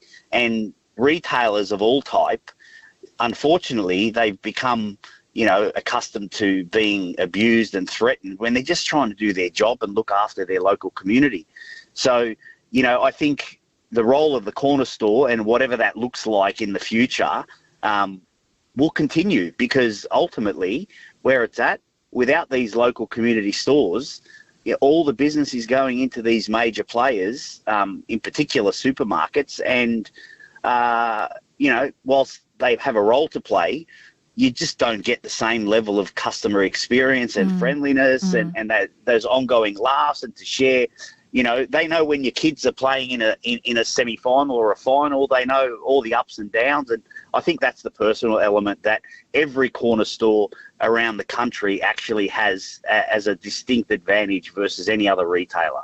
I mean, 𝘼𝘽, clearly you're very passionate about it, being the CEO of the Australian Association of Convenience Stores. But, I mean, do you think that that convenience stores, that local corner shops are going to be around forever? Are they getting less and less, given that, you know, development is happening, that, you know, you do see major conglomerates taking over places and kind of edging the little guy out? Do you see that there is going to be a future for the local corner shop? Yeah, look, I think that they've already evolved over time, and I think they will continue to evolve. So what I mean by that is, you know, ultimately, once they understand what their local customers want, they'll just change, you know, whether it's becoming also a local florist, whether it's selling, the best coffee in town, whether it is, getting a range of products in that suit your specific local community around you, whether it's getting in, their favourite sort of meal or brand of cookies or those types of things. So I think absolutely they'll have a role to play. And whilst it's a very competitive market, retail in general, the corner stores, when they're run properly with the right, pieces that make a great experience, I'm very confident they'll continue to stay around for a long time. It's 3:18 on 105.7 ABC Radio Darwin and the Northern Territory. Jess on with you this afternoon, celebrating your local corner shop with 𝘼𝘽 Feick, who's the CEO of the Australian Association of Convenience Stores, off the back of some really tragic news that has happened in our local community yesterday afternoon. 71-year-old Linford Feick was fatally stabbed after confronting a man allegedly shoplifting at his family-run business, the Nightcliff 5-star. I want to do a little bit of a celebration about the importance of these local corner shops in your lives. Some of the texts that have come through, some of the calls that have come through throughout the day, paying tribute to Linford, really do reiterate the importance of these local corner stores. So give me a buzz on 1300 057 222. You can also shoot me a text via the ABC Listen app.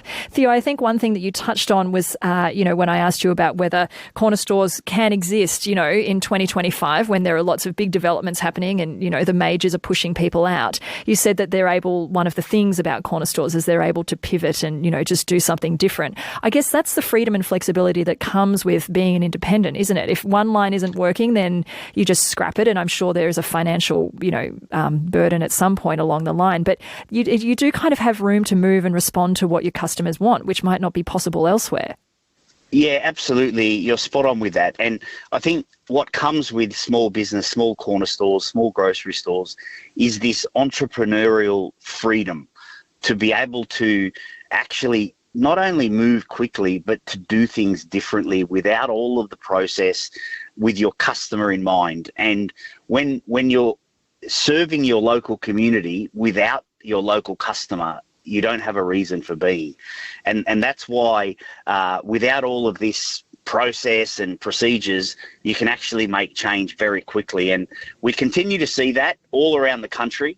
The local grocery store, whether it be a 5-star grocery store or any of the brands, I think this piece around, hey, you know what, I've got a good idea, I'm going to do it now. And if it doesn't work, well, at least I learn quickly and I can move on to my next idea. So, that is alive and well. And it doesn't matter what type of retail store you're running, but in particular in small businesses. And, small business operators are very resilient. They have to deal with a lot of crap on an ongoing basis and unnecessary, uncalled for sort of behaviour, but they just shrug it off and they continue doing what they need to do. And, that gives me a lot of confidence that that freedom to continue to succeed and to serve their local community will be around for decades to come. Well, they are very much like the social glue of a community. That's exactly what Nightcliff 5-star is to that local community. It brings people together. It was there throughout COVID. It was probably one of the only shops that was open during COVID and had access to things that the major supermarkets didn't have, and also just these different lines of food that, were from different cultures. And it really was a place that brought people together. 𝘼𝘽, before I let you go, can owners of corner shops, can they actually make sufficient incomes? Is it actually a viable business model, the local corner shop? Look, running a small business in today's day and age has become more and more challenging. So, if you think about insurance costs, labour costs, increases in superannuation, increases in electricity, it has become hard. But I think the key, so to answer your question, yes, they can still make money, but it's about doing things differently and identifying, mainly what your local customers want that they can't get in other places. And once you can unlock that opportunity, I was talking to a retailer earlier today, and they were telling me about they're doing iced coffees in a can that they prepare on site rather than something that you can just buy out of the fridge. And they were saying to me, their customers are now preferring to buy that ahead of the main brands. And, that was something that they did off their own bat that seems to be working really well. And the same with juice, that freshly made juice canned on site for you. And, it's these types of things that your customers continue to come back for. So, I'm absolutely confident that they can continue to survive in the future, but they just need to think differently. And a lot of small retailers are. And I mean, in order for them to survive, it requires feet through the door, people through the door, spending your money at your local corner shop. So it's also as much on us as it is the people who run these places. So good to talk to you this afternoon, Theo. Thank you. No, thank you so much for your time. That's 𝘼𝘽𝘾 𝙉𝙚𝙬𝙆, who's the CEO of the Australian Association of Convenience Stores on 105.7 ABC Radio Darwin and the Northern Territory, touching on some really interesting points there around the role that convenience stores and local corner shops play in our communities. Like, imagine if they were gone completely. They weren't there anymore. It's 2025, lots of things changing, lots of things coming and going and being automated. But really, it's up to us, you and I, to say, hey, we want you to stay and we're going to show you the love by walking through your door and buying a bunch of bananas, appropriately a little bit green and not too yellow, a bunch of bananas from you. That's the decision that I'm making. And it might cost me a touch more than going to the major supermarket, maybe not. But that's the commitment that you're showing to people who are showing you a commitment to their community. I love it. Would love to celebrate it with you this afternoon. Give me a buzz on 1300 057 222. What you love about your local corner shop. What's your favourite local corner store in the Northern Territory? Glenn in Fannie Bay, hello. Yeah, hi Jess. The stories of corner shops, it reminded me of a post I did on Facebook late last year. I was going through some old photos to find some pics of my late brother, my younger brother, and I found a Year 4 one, Lakemba school, in the photo, so I posted it. And in there is a photo. In the photos, my first proper girlfriend, Robyn, is in the photo, but I noticed that sitting behind my right shoulder in the second row is my best friend, best female friend, probably best friend actually back then, is Helen, a Greek girl. She's and her dad owned her mum and dad, but we hardly saw mum. She was always out the back baking and doing stuff. But they owned a Greek grocer's deli and lolly shop near the school. So we'd start off school from my grandmother's place and then walk past to the deli and grab Helen and then go to school. And then on the way home from school, we'd walk my girlfriend to the train station. I mean, this was back in the early 70s, so young kids were allowed to sort of catch trains by themselves.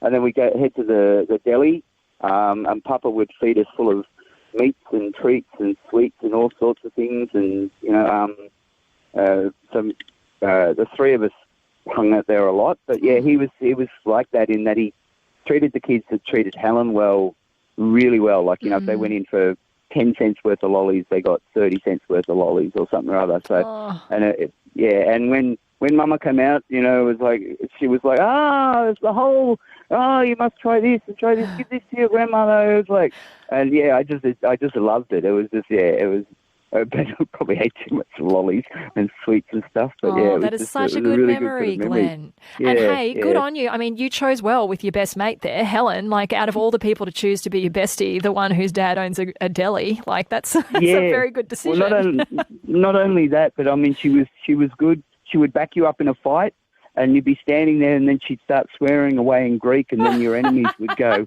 I don't know how to cope with this. So she was a feisty little girl. So, yeah. So Glenn. It was just reminding me of that. So, yeah. Oh, that's so beautiful. Do you remember some of the lollies that you used to shove in your gob at Helen's dad's grocer's shop? Yeah. There was I think the teeth were around then, and those yellow bananas and those pretend strawberry things with cream, all those sorts of really sugary type things. But, I mean, the good thing was he would give us, like, Greek meats and Italian meats and stuff like that to try. My brother hated them. He's only little. But you go, it's not too bad. He goes, you tell your grandmother and, she can put some on a sandwich for you, or you cook it this way or whatever. So, yeah. It's a good way to influence purchasing decisions as well, actually. There you go. Helen's dad was onto something. Yeah, it was always full, and it was always full of, like, there was lots of shouting sometimes, but it was always full of, like, energy, and he knew everybody, and he knew, what was going on in the entire neighbourhood. So, that was what is important about the corner shops too, is that you know them, they know you. And what about now, Glenn? Do you have a local corner shop? I do. I've got the Fannie Bay IGA, yeah. And why do you choose to go there and as opposed to going to one of the major supermarkets? Oh, I suppose because it's local. They don't have all the stuff that I might want because it's run by a Greek couple. They specialise in a lot of that sort of that side of stuff. But I mean, it's local. I don't need to do a huge shop. I just buy enough stuff for a few days or whatever. And eventually the Woolies and Coles stuff builds up on a separate list. We talked about lists yesterday. They build up enough that I have to go and go, all right. So I went to Coles yesterday. I was like, I have to go to Coles because I can't get the stuff done. Yeah, this bin bag and this olive oil spray and this and this. So you save it all up for a big one. And I just rather buy it from the IGA, Yeah, it's good quality, and sometimes it's dearer. I reckon most of the times it's cheaper, actually. Yeah, right. Okay. And also on par, I have found actually at Nightcliff 5-star, that's our local corner shop. And I found that things were fairly reasonable. They definitely weren't more expensive. Yeah, and their deli stuff is top notch. It's fresh. Like you go to the deli at Woolworths, it says that we're doing it fresh. Yeah, not sure. Great to talk to you, Glenn, as always. Thank you.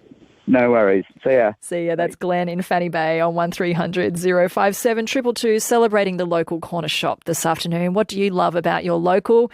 You can get in touch with me via the ABC Listen app. I heard from someone who said Howard Springs shops. Lovely people there. They're so friendly and helpful. Would love to know what you're buying from Howard Springs shop. Dear texter, you got to tell me. These are the things. This is the way I peer into your shopping basket by asking you what you love about your local. Celebrating that this afternoon. You can give me a call on 1300 057 222. It's 29 past 3.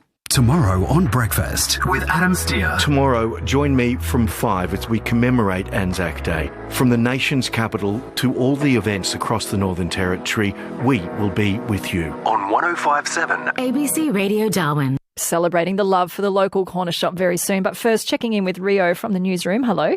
Good afternoon, Jess. Making news, the Northern Territory's Chief Minister says the government is drafting stronger bail laws following last night's deadly stabbing of a Darwin shopkeeper. An 18-year-old handed himself in last night and is awaiting charges. Police have confirmed he was on bail at the time of the stabbing. The new laws will be modelled on recently passed Victorian bail laws, where the accused must show compelling reasons why they should be released on bail. The laws have been criticised in other jurisdictions, with concerns the removal of remand as a last resort is a quick fix. Federal Labor is downplaying the role of a new critical minerals strategic reserve in securing a new trade deal with the United States, but acknowledges it could be helpful. Labor has today announced a $1.2 billion plan to set up a new strategic reserve for critical minerals mined in Australia, largely aimed at countering Chinese dominance of the global market. The United States has previously expressed interest in Australian critical minerals as it seeks to diversify trade from China. And Ukraine's president has pledged to abide by his country's constitution following high-level talks in London. It follows accusations from US President Donald Trump. Volodymyr Zelensky has harmed peace negotiations by refusing to recognise Russian control of Crimea. Russia illegally occupied the peninsula in 2014. In a statement on X, Mr Zelensky says emotions ran high, but he believes the scaled-back peace talks are bringing all nations closer to their goal. Jess, there'll be more news at 4. Thank you, Rio. Do you have a lovely local corner shop where you live? Well, mine is also the 5-star. However, I'd love to talk about the 𝑘𝑎𝑤𝑎 General Store, which is near where I grew up.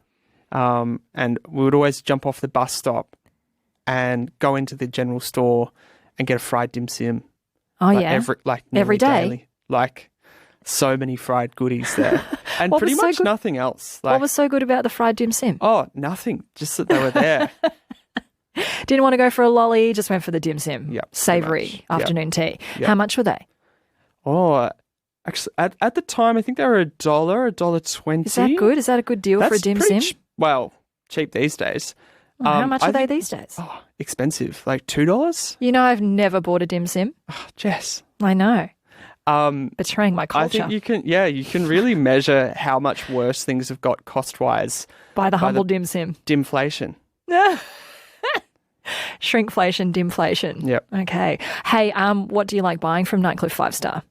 Because there is a lot to choose from at that place. Yeah, I like the fresh bread's pretty good. Mm. And yeah, the deli's also Good very deli good. things there. I'm also going to give away a secret. The cherry tomatoes on the vine, they are exquisite. There has never been a better thing in your mouth than a cherry tomato from Nightcliff 5 Star. Good to know. Yes, they are absolutely delicious. Also the figs. Did you know that we can grow figs here in the Northern Territory? No. Didn't know that either, but that's something that I learnt from Nightcliff 5 Star as I was eaten away.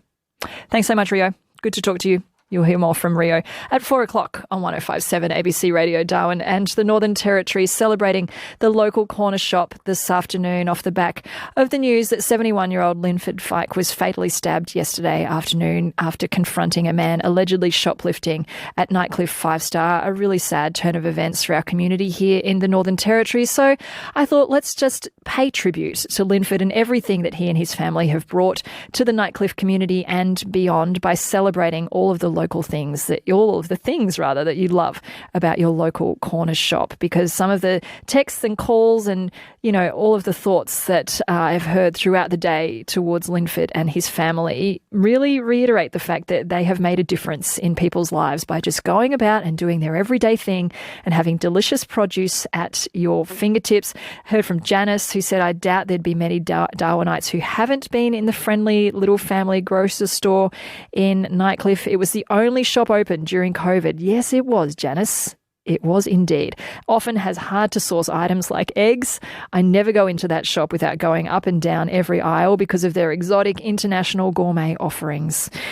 Janice saying it's an utter tragedy. My heart goes out to Linford's family, friends and staff. Someone else saying that we, including my young kids, love the friendly grocer and the whole team truly were the most friendly and kind people in Darwin. So these are the things, right? At the local corner shop, the place that you go to quickly pick up something on your way home or get some milk at the start of the day, the things that you remember about that place maybe are the produce, but it's also the people at the heart of those local community corner shops. So celebrating a bit of that this afternoon. You can get in touch with me on 1300 057 222 or shoot me a text via the ABC Listen app.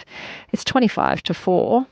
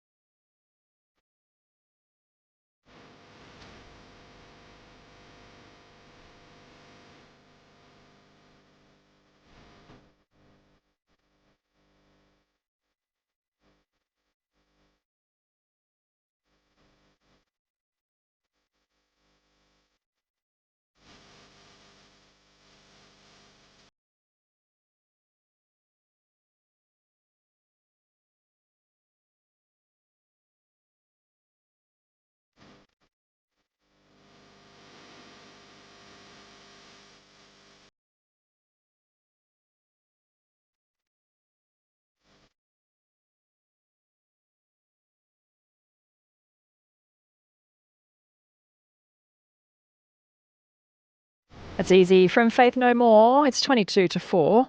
What does future Australia look like? What's our place in a big and rapidly changing world? And are our leaders up to the task? Your Say, Future Australia, Wednesday, April 30 on the ABC News Channel and 105.7 ABC Radio Darwin. You're with Jess Ong. Now we're talking. On ABC Radio Darwin and the Northern Territory. Celebrating the local corner shop this afternoon after 71-year-old Linford Feick was fatally stabbed yesterday after confronting a man allegedly shoplifting at Nightcliff 5-Star. Thought what better way than to wrap our arms around Linford's family and his staff who worked there to celebrate the role that these local corner shops play in the community. They are like the social glue. They're the place that brings everyone together in a way that big supermarkets aren't able to. Would love to know some of your stories this afternoon, why you love your local corner shop. You can get in touch with me on 1300 057 222. Alex Nelson is a historian based in Central Australia. Hello, Alex.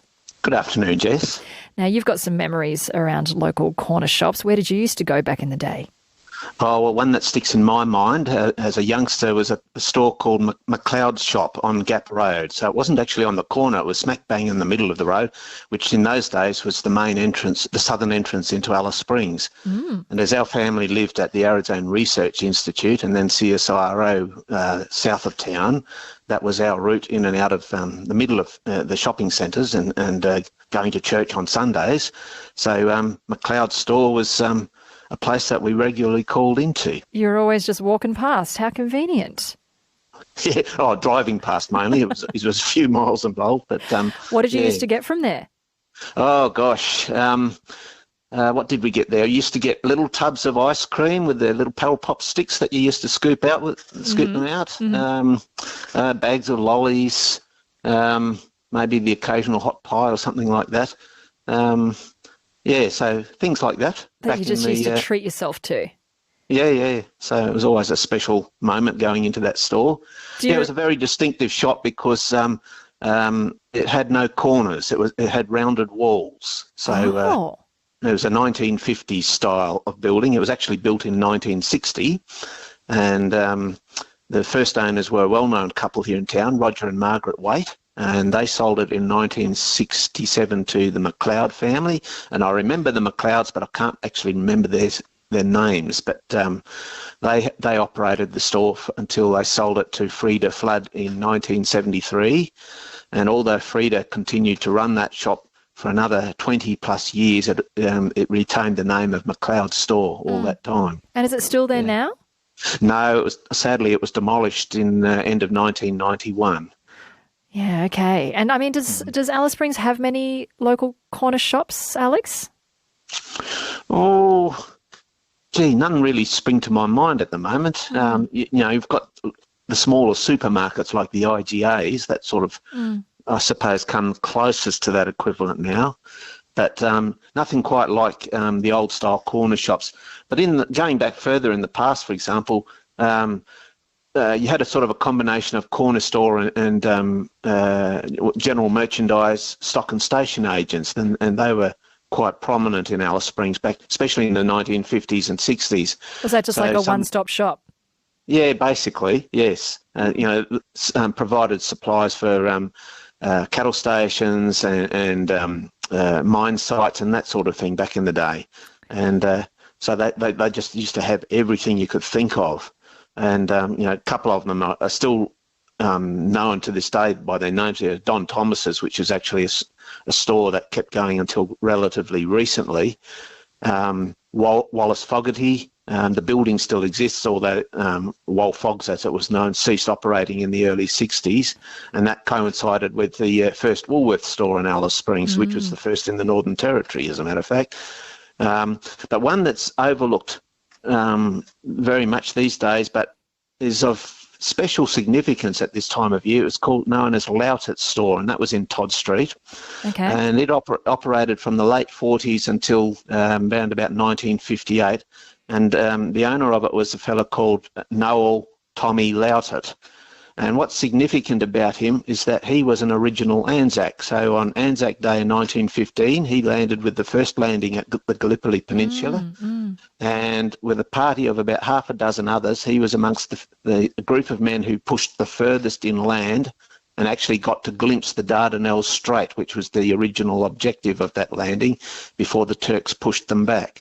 So he was, so that's of special significance. And then during World War II, he was the Commander-in-Chief, essentially the military governor of all of the Northern Territory south of the top end. Wow. So he's got a very strong place in the Territory's history, but he's largely overlooked these days. So he did all of that and then went to open a little corner shop in Central Australia? Well, it wasn't so much a corner shop. It was a general merchandise store and doubling as a stock and station agent. But it sold everything, so food supplies and all that sort of thing, lollies, clothing, and anything you needed for stations and mine sites. But it was actually the biggest general merchandise store in the Northern Territory before the supermarkets came here. Wow, so, that's a pretty amazing thing. And Alex, before I let you go, one other place that you mentioned to me when we spoke earlier was Grandad's Ice Cream. Yeah. You haven't told me about that place. What happened there? Not so much a corner store, but this was a favourite hangout for children and teenagers during particularly the 1970s and 80s, which is my period of time in that age bracket. And so that was located at the back end of what was called Turner Arcade at the north end of Todd Street. And it was just an immensely popular hangout for young people in that period of time. And did he actually sell ice cream? Oh yeah, every flavour you could imagine. What was your favourite? Oh gosh, I think every flavour of ice cream is my favourite. But one name you don't ever see these days is Tutti Frutti. It used to be a popular for an ice cream flavour. Yeah, Tutti Frutti. Tutti Frutti. Okay, I like that. I think I have heard of that actually, Alex. All right, well, maybe you should make it your mission to try and bring that back. Tutti Frutti ice cream. And Grandad suffered a bit of a sad fate because it fell victim to the building of Todd Mall. When the mall was completed, people stopped going there. And see, this is the thing, right? This is what we've been talking about, is that often, the fate of the local corner shop is sometimes out of their hands when bigger developments do come along and they're nudged out of the way by, these bigger conglomerates. They just kind of have to yield and move on. And that's a real tragedy, I think, for our community. Yes, that's right. But, time marches on and businesses come and go. I should mention one more because we've still got the original building and it's the first corner store in Alice Springs. It's known as Tunk's Store and it's an empty building now. It's been vacant for a long time, but it was built in the 1930s and it's on the corner of Hartley Street and Stott Terrace and it's a heritage listed building now, but that would have been the first corner store in Alice Springs. Wow, what a time that would have been. Hey, good to talk to you, Alex, as always. Thank you. Pleasure, Jess. Thanks so much. Until next time. That's Alex Nelson, who's a historian in Alice Springs, just getting me up to speed on the corner stores that used to be in Central Australia. Some of Alex's favourite, McLeod store on Gap Road, and also Grandad's Ice Cream, apparently the place that had all of the flavours to go to, just sink into some ice cream on a hot Central Australia day. It's 14 to 4 on 105.7 ABC Radio Darwin and the Northern Territory. Heard from Tim in Katherine, who said, I was a regular shopper at the Nightcliff 5-star for many years and always loved the range of goods available in the shop and the cheeky delicatessen staff. Lynn was a great guy who, along with his staff, always provided the people of Nightcliff and beyond with a fantastic service. A life taken unnecessarily, says Tim in Katherine. Yeah, absolutely, Tim. It has left an impression on everyone, that Nightcliff 5-star. Thank you for sharing your thoughts this afternoon. David in Palmerston, hello. Yeah, hello, how you going? I'm good, David. What's your little corner store I just want to enlighten people. Like my father had Adelaide River Autoport from 1968 to 1990. It's like a service station. Well, we sold soft drinks, cigarettes, chips, lollies, that sort of stuff. And we were all our tradesmen, local refrigeration mechanics, local electricians, carpenters, plumbers. We spent all our money locally. My father was in the Lions Club. He did a lot of charity work for about 40 years. these corner shops, all their money goes back into local businesses, local tradesmen.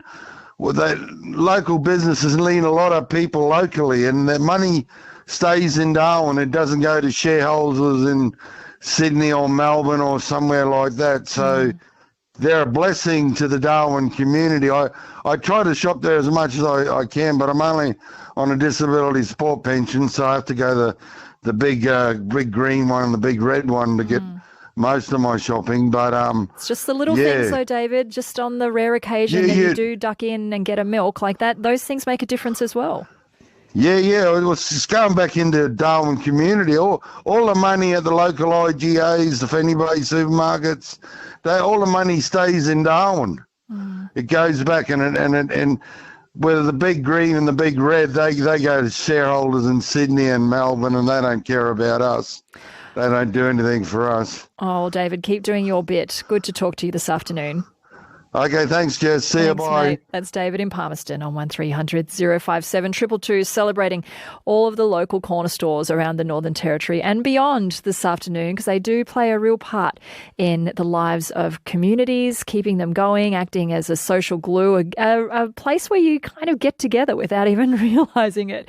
A little social hub of sorts. That was definitely how 5 Star was for my community in Nightcliff and Rapid Creek, especially during COVID. It was one of the only shops that was open during those times, and even public holidays. You know, yesterday we were talking about trading hours and how they're a bit wishy-washy all over the place sometimes. 5 Star was one of those places that was guaranteed to be open on public holidays when lots of other places weren't. So that was another way that they were able to service the community that has really responded to the tragic death of Linford Feick over the last 24 hours or so. So thank you for sharing your thoughts with me this afternoon. It's 10 to 4 on 105.7 ABC Radio Darwin and the Northern Territory. Heard from someone else who said, Jess, there are so many parts to this important matter. Over 200 years of racist and genocidal policy has created the repercussions we are now experiencing. This challenge doesn't go away with strengthened punitive measures. Number 2, back in the late 90s, shopping hours were deregulated for the direct benefit of the big supermarkets, which put huge pressure on our dear corner stores. So many shut down overnight because of this, and they've slowly recovered. I think the public now realise their worth. They certainly showed their value when COVID hit, and our corner stores were able to provide critical supplies when the big conglomerates couldn't. 5 Star is our local. It's the best ever. I'm just so shattered by this tragic event, says this person. It won't stop without real love and focus on what's really happening, says this person on the text. So thank you for all of your thoughts this afternoon. Her local corner shop, saying, I loved my corner store, only a short walk from home. I used to buy some cobbers and a green and red round lollipop on a small stick and a small ice cream in a round cardboard thing with a wooden flat spoon. Lollies would have only been 10 cents, showing my age here, says Judith. Thank you for your text this afternoon, Judith. Also heard from someone else who said, just thought I'd let you know the Nightcliff community are holding a gathering this evening at 6 p.m, just as a little show of solidarity in this time of pain. So if you are in the area, you do feel like heading down to the Nightcliff village, you can do so from 6 p.m. and participate in a vigil that the Nightcliff community are holding to pay tribute to 71-year-old Linford Feick, who was fatally stabbed yesterday afternoon at the Nightcliff 5 Star after confronting a man allegedly shoplifting. Liz Travaskis on your radio after 4 o'clock. Hello. Hello, Jess. Look, I just have to say, what a beautiful job you've all done this afternoon, paying tribute. Well, I'm very croaky, excuse me. Paying tribute and talking about how important these stores are in the life of our local community. It is such a hard thing to process. And I think reflecting on the way that just these little shops that, this is in your neighbourhood, Jess, and it's not in mine, but I've visited there so often for little treats, or I think it was when we were cut off with some serious flooding of the Stewart Highway. That was the shop that had all the groceries. We all have a connection to it, and not just to that store, but these stores throughout our community, and it just helps us to understand what links us as a community. And it's been really lovely hearing those beautiful and positive reflections today. Of course, you heard earlier that the Chief Minister has made an announcement in relation to toughening up bail laws, and you will hear more from the Chief Minister on the show after 5 o'clock today. You're also going to hear from Larrakia Nation, and a lot of people have been asking for Aboriginal leadership in response to this tragedy. Larrakia Nation have some really interesting ideas, and they've been trying to get get a seat at the table with the government to talk about those. So they're not ignoring these issues. They've got some really strong ideas about what might make a difference. So you're going to hear from them on the show this afternoon as well. All right, still lots to unpack with Liz Trevaskis on your radio right across the Northern Territory after 4 o'clock on this Thursday afternoon. And yeah, just reiterating what Liz has said, thank you for being part of the conversation throughout the day. It's always a really difficult thing in a community like the Northern Territory when moments like this happen in our lives. There's some sort of connection, a thread that will always exist. So thank you for being part of the conversation in such a respectful and compassionate way. Just reiterating that the Nightcliff community are holding a gathering this evening at 6 p.m. as a show of solidarity in this time of pain. So if you want to head down and participate in the vigil, you can do so from 6 o'clock this evening. Great to be keeping you company. Have a wonderful long weekend. Do look after yourself and look out for one another as well. Also a super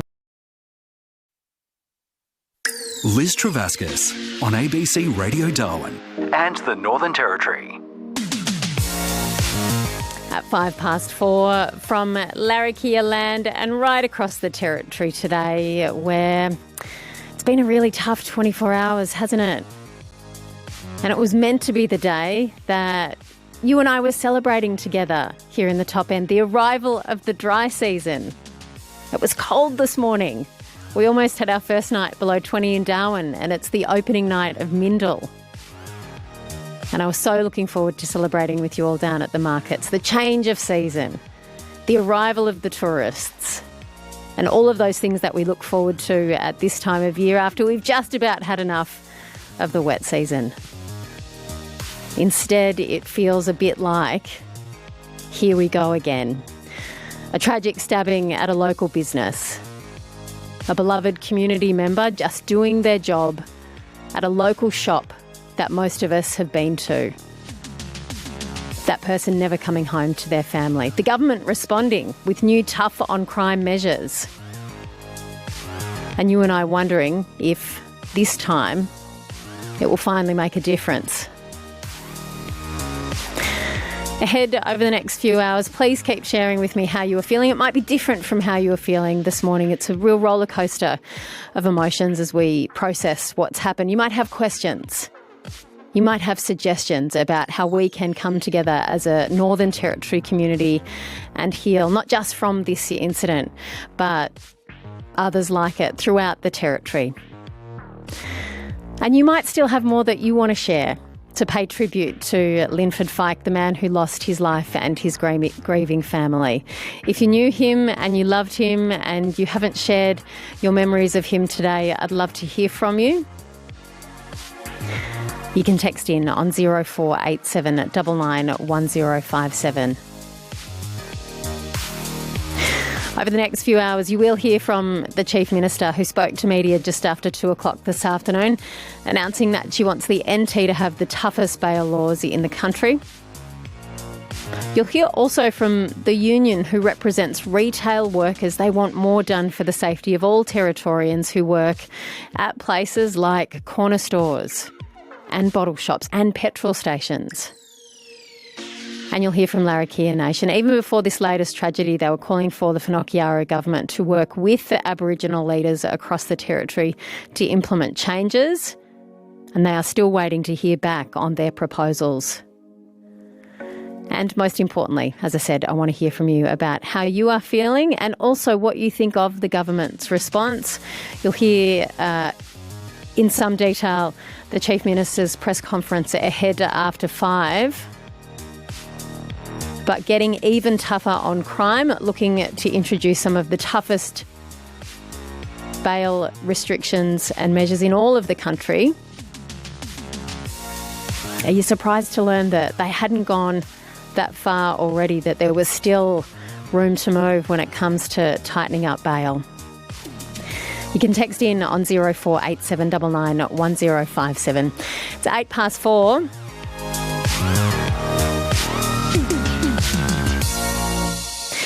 And as you have heard over the last few hours, the Chief Minister Lia Finocchiaro has announced plans for the toughest bail laws in the country.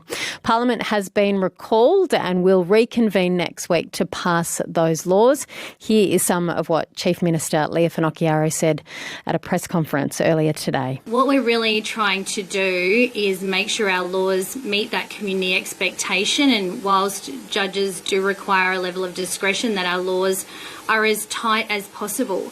This has been done in New South Wales and Victoria, and we're confident it could really set a strong benchmark for community safety here in the Northern Territory. It means judges must consider the safety of the community if they're going to bail that person before they go on and consider all of those other bail factors. And importantly, this has come from the Chief Justice himself in that 4-page statement that he made following the bail of a young person, 𝘼𝘽𝙈𝙀𝙬𝙨 𝘼𝘽𝙈 for a funeral.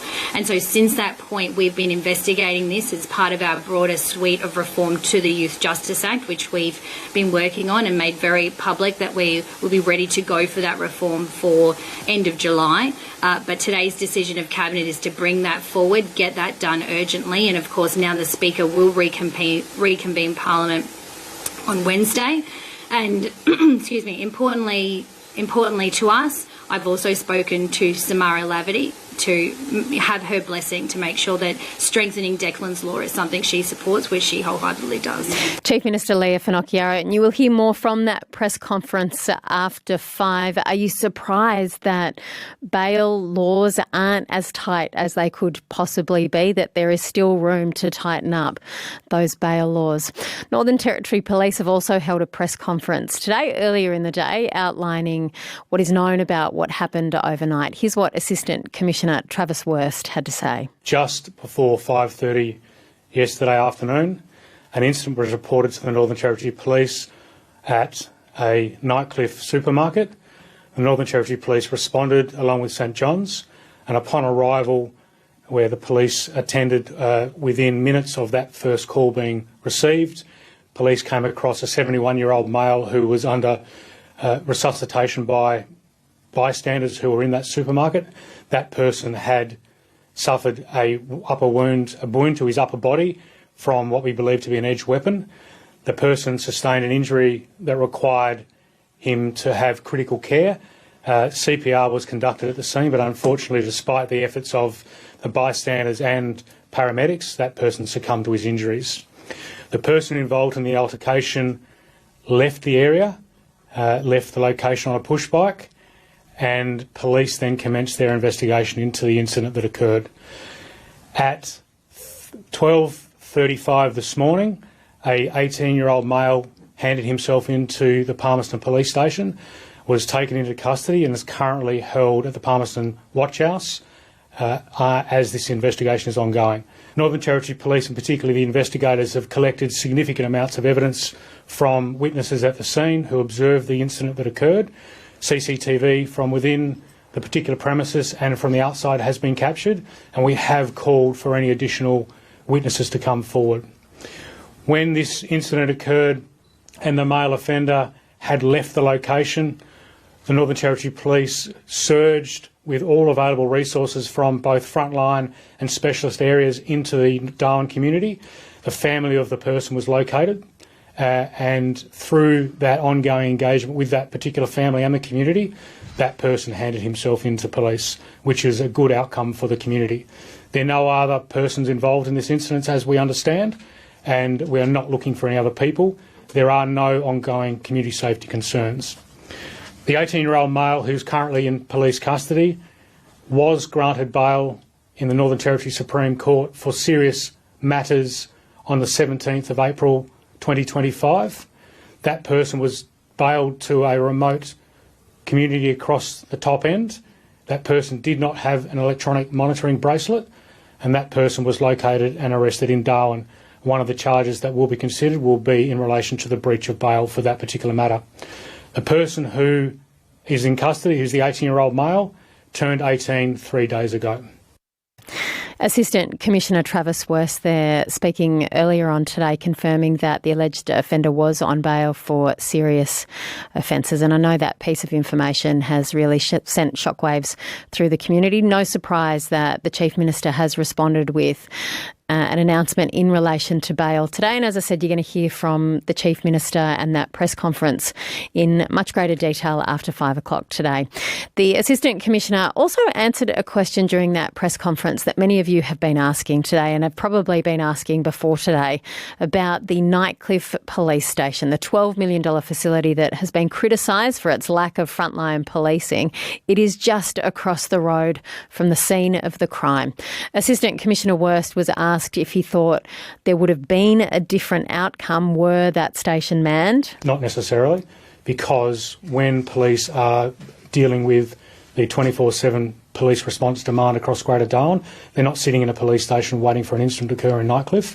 They would be, and they always are, responding to activity that's been reported to police in the community.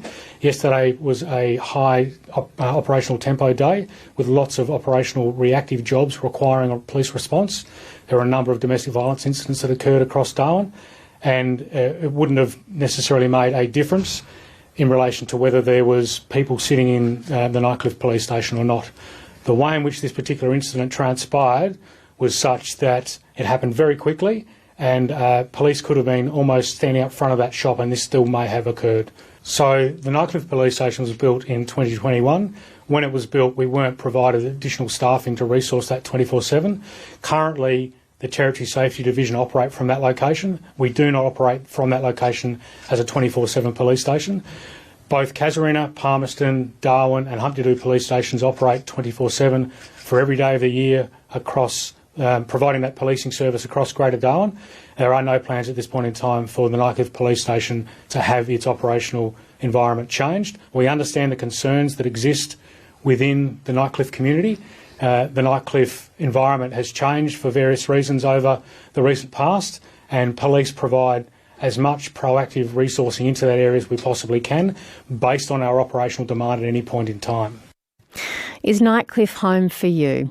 How have things felt on the streets of your suburb this afternoon? Assistant Commissioner Travis Wurst there saying that there are no plans to change the operations of the Nightcliff police station, but acknowledging that things have been changing in Nightcliff recently. What can you tell the rest of us about how that is so around Nightcliff? Have things been worse? Have you felt unsafe there recently before yesterday's tragic incident? And how are things feeling on the streets of your suburb in Nightcliff today?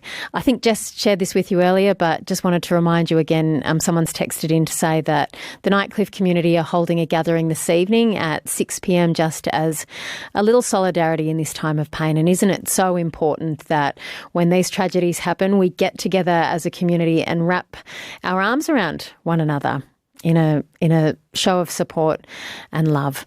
It's 4 on 105.7 ABC Radio Darwin and across the territory. Listeners in Central Australia, if you're reflecting on what the top end and the Darwin community is grappling with today, you can get in touch as well, 0487991057. Ahead very shortly, you're going to hear from the union who represent retail workers. They want more done for the safety of all Territorians, those who work at corner stores, grocery stores, bottle shops and petrol stations. You'll hear from them after Bon Iver. This is Skinny Love. Liz Travascus with you right across the territory. Hope you're doing all right.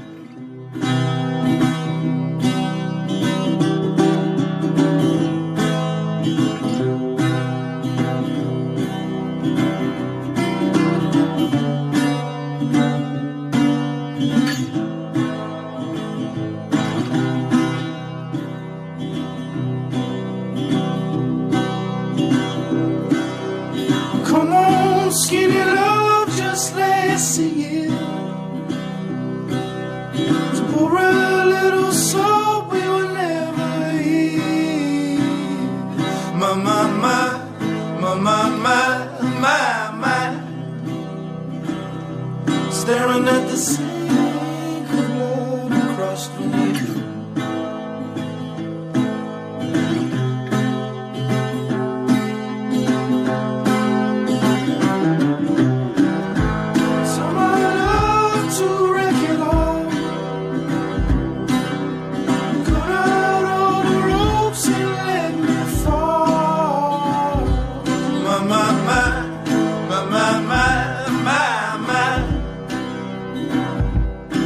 starting this moment is all the start.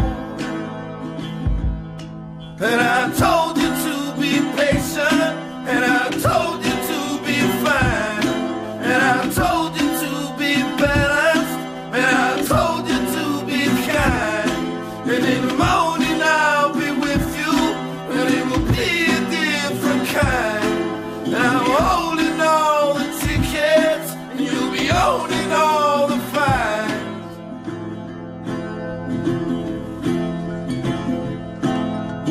Come on, skinny love, what happened? Circle on the hope and leprosies. My, my, my, my, my, my, my, my.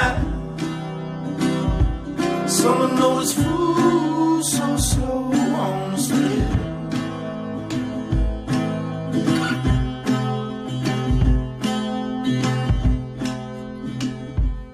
And I told you to be patient, and I told you to be fine, and I told you to be balanced, and I told you to be kind. And now all your love is wasted, and then who the hell was I?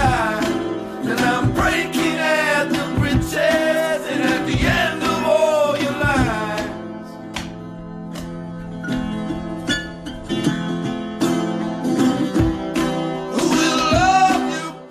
It's Boniver on 105.7 ABC Radio Darwin and across the territory. Liz Trevaskis with you this Thursday afternoon, where we are all in shock following the terrible tragedy in Nightcliff yesterday. And I wonder how you are feeling and how you are processing, and maybe your emotions have changed since you first read the news or heard the news last night and across the day. Are you feeling safe in our community, a place that we live in because we love it?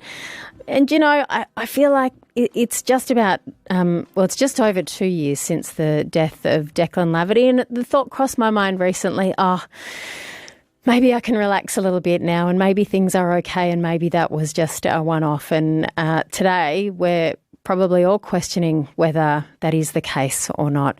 You can get in touch this afternoon. Let me know how you're feeling, how you're processing this news, and if Linford Feick was someone that you knew and loved and you want to tell me about him, please do get in touch. 1300 057 222. ABC Radio Darwin, a new name for an old friend. Tune in anytime at 105.7 FM, online or via the ABC Radio app, which you should download to your phone right now. Liz Trevaskis on ABC Radio Darwin and the Northern Territory. In a moment, you're going to hear from the union who represents retail workers. They want more done for the safety of all Territorians who work at not just corner stores, but bottle shops, petrol stations, other retail outlets. But first, Leash in Nightcliff has gotten in touch. Leash, how are you feeling? Oh, I'm devastated. I am devastated for the family. I'm devastated for our community. And a little bit selfishly, I'm actually devastated for my kids and my family too. And tell me about that feeling. And I don't think it's at all selfish. I think we're all responding in these same ways. Why are you devastated for you and your family? Because there just seems to be these incidents of violence, of social unrest, of anger, of hatred, just really spilling over into our daily lives, and it's making me really question whether or not coming back to the Territory, to a place that I absolutely love, was the right thing to do. Have things been worse in Nightcliff recently? Yeah, so we moved to Nightcliff 2.5 years ago, and what I've noticed is actually incidents of violence on a regular basis at our next door. So we've often called police and had to jump in and deliver first aid and care for people that are experiencing acts of violence. We've had syringes being thrown into our gardens, and that's increased severely over the last couple of months. We've had ankle bracelets in our driveway, so people smashing off their ankle bracelets and throwing them in our driveway. lots of incidents at the roundabout, particularly about 2 or 3 a.m. So we live near that big roundabout on Progress Drive and Nightcliff Road, and it's just insane. 3 o'clock in the morning, people, screaming, shouting, doing burnouts, yelling they're going to murder people, and it's affecting my kids. It's affecting me. Do you think we've become a bit numb to some of this, that this has just become normalised in our Territory community? I feel normalisation probably isn't the right thing. I think a lot of us still find it highly unacceptable and absolutely disgusting what is actually happening. I worry that kindness is disappearing from the world, and that scares me. Following the death of Declan Laverty just over 2 years ago at a bottle shop in Jingley, measures were put in place to keep bottle shop workers safe and to make bottle shops safer. Opening hours were reduced. Security guards were put in place at various bottle shops, and those security guards have since been permitted to apply to carry capsicum spray. After the tragedy of Linford Feick's death yesterday at the grocery store in Nightcliff, the SDA, the Union for Retail Workers, wants the NT government and NT WorkSafe to do more to improve safety at retail outlets in the NT. Jordan Mumford is the spokesperson for the Retail Workers Union. I spoke to him earlier. 2 years and 1 month after Declan Laverty's death, that feels a little bit like here we go again. What's your response to this latest tragedy? Well, can I just start by saying, obviously, our thoughts are with the impacted family and, of course, those co-workers of the owner who was tragically killed yesterday. And it's just really a really sad, situation to see just 2 years after what happened to Declan Laverty, another tragic incident occurring in the Northern Territory. When Declan was killed at a bottle shop, a whole bunch of measures were introduced, and we suddenly saw security at bottle shops where we hadn't in the past. That was increased. There was some reduced operating hours to begin with. I think because that happened at a bottle shop, there seemed like obvious things that you could do to maybe make a bottle shop, a place that sells alcohol primarily, a place that sells alcohol safer. Are there things that can be done to make grocery stores safer, though, or other retail outlets? Well, I think the community generally in the Northern Territory is getting pretty sick of hearing about incidents of serious knife crime, and we've, of course, seen the Chief Minister, Lia Finocchiaro, today say that everything's on the table and there'll be more to announce this afternoon. But we think it's an obvious measure to see additional police presence, high visibility police presence, and, of course, security guards where that's appropriate as well. Are there other things more generally that can be done for safety at grocery stores, at supermarkets? Yeah, of course. Look, obviously, in terms of this specific tragic incident, the details are being worked through, and we'll obviously leave the Northern Territory Police and the government to work through the implications of that. But in terms of retail violence generally across the board, we think that security presence is and does make a big difference, and particularly in the Northern Territory, we've seen that in some of the major retail stores. Increased police presence is also an important measure. Things like CCTV, well-lit stores are also additional measures, but we do also need to make sure that workers who are, unfortunately at risk of being confronted with some pretty harrowing situations across the retail industry also know how to respond to those high-risk situations as well through training. So that's another important measure. You and I don't want to talk at all about what could have stopped this from happening in relation to retail safety, because we don't really know the details, and it's just absolutely a tragedy. It gives us a moment to pause and think about, well, what other measures maybe could be in place at retail outlets to just enhance security and safety. Something that the unions talked about in the past is the design of buildings. And again, we'll sort of move away from that Nightcliff shop in particular. But what are the kinds of things that the union think could be done into the future to make retail outlets as safe as they can possibly be, given that these types of incidents may happen again? Yeah, we think it's entirely appropriate that the government does have a look at crime prevention through physical design principles, and that is effectively to say designing and approving building shops, bottle shops, petrol stations and the like in such a way that does require things like CCTV cameras, require things like good lighting, also provide for workers to be able to exit in situations where there is increased risk, so things like secondary exits, panic rooms and the like, and that's something we've been calling for right around the country. But certainly if there's new stores being built in the Northern Territory, we think that, the idea that a worker could be cornered in with someone with an edged weapon is not appropriate, and so that's something we'd like to see moving forwards. But obviously in relation to this tragic incident, will allow obviously the NT Police and the government to continue to work through the particulars, and we are keen to play a constructive role in that as well. How concerned are you about safety at petrol stations? Because I was at a petrol station close to where this tragedy occurred yesterday in Nightcliff just a few weeks ago, waiting for my car to get towed, and to be honest, it was a few of the most nervous few hours of my life waiting inside a petrol station, which you would think might be safer than waiting outside the petrol station. I felt very unsafe in that location. Are petrol stations of concern for the union? Yeah, look, a lot of these exposed locations like bottle shops and petrol stations do present a big risk to workers' safety, particularly because for many of those workers, they're working in an isolated environment. They're working by themselves, often during late hours of the night, and they can find themselves in really, dangerous situations at times. And so that's why that physical design component is so important, because often there's just a worker alone by themselves. They can't do anything to protect themselves in these situations, and actually having a safe place to go or to exit when there are high risk and violent situations occurring is important. Jordan, is there anything else that you're reflecting on today as we all try and come to terms with this latest tragedy?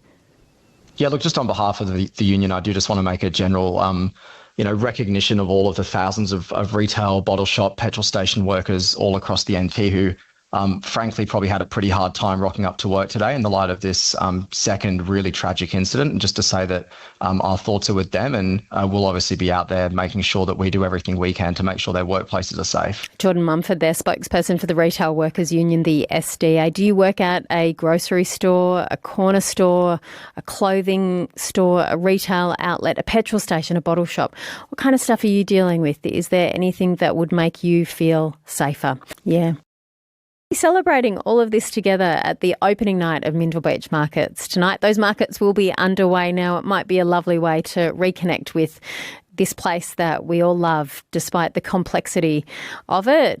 We're meant to be down there celebrating with you tonight. We'll do that another week when we can celebrate and be joyous. But today you're reflecting on your feelings after the tragic death of Linford Feick at the Nightcliff grocer yesterday. There will be a community gathering just outside the shop there this evening from 6 o'clock, a show of solidarity in this time of pain. A few texts through, and I'm really happy to hear from you all this afternoon. Alex in Alice Springs, local historian, writing in to say, hello Liz, the tragic loss in Nightcliff reminds me of the death of Rosemary McIntyre in Alice Springs in August 1995, nearly 30 years ago, when she answered a knock at her front door and was fatally stabbed by a petrol sniffer. Her murder appalled the nation. Shane Stone had been the Chief Minister only 3 months at the time, and the Northern Territory government responded with a strong on-crime emphasis, including mandatory sentencing, which led to heavy criticism of the Territory during the last years of the long-term CLP era. The government today is wrestling with a legacy that stretches back several decades, not just from the previous government, writes Alex. Got a message from someone else as well saying, while Nightcliff is reeling from the murder of one of its shop owners and members of its local community, I'm reeling from another incident in Katherine. A woman was assaulted and knocked unconscious and left on the bike path on Monday evening, 1 kilometre from my home. This is the bike track where I and many of my neighbours and community members walk, run and ride. Much love and thoughts to the family and community members in Nightcliff. And yeah, we have talked in the last few weeks about some of the issues that you've been facing in the town of Katherine as well.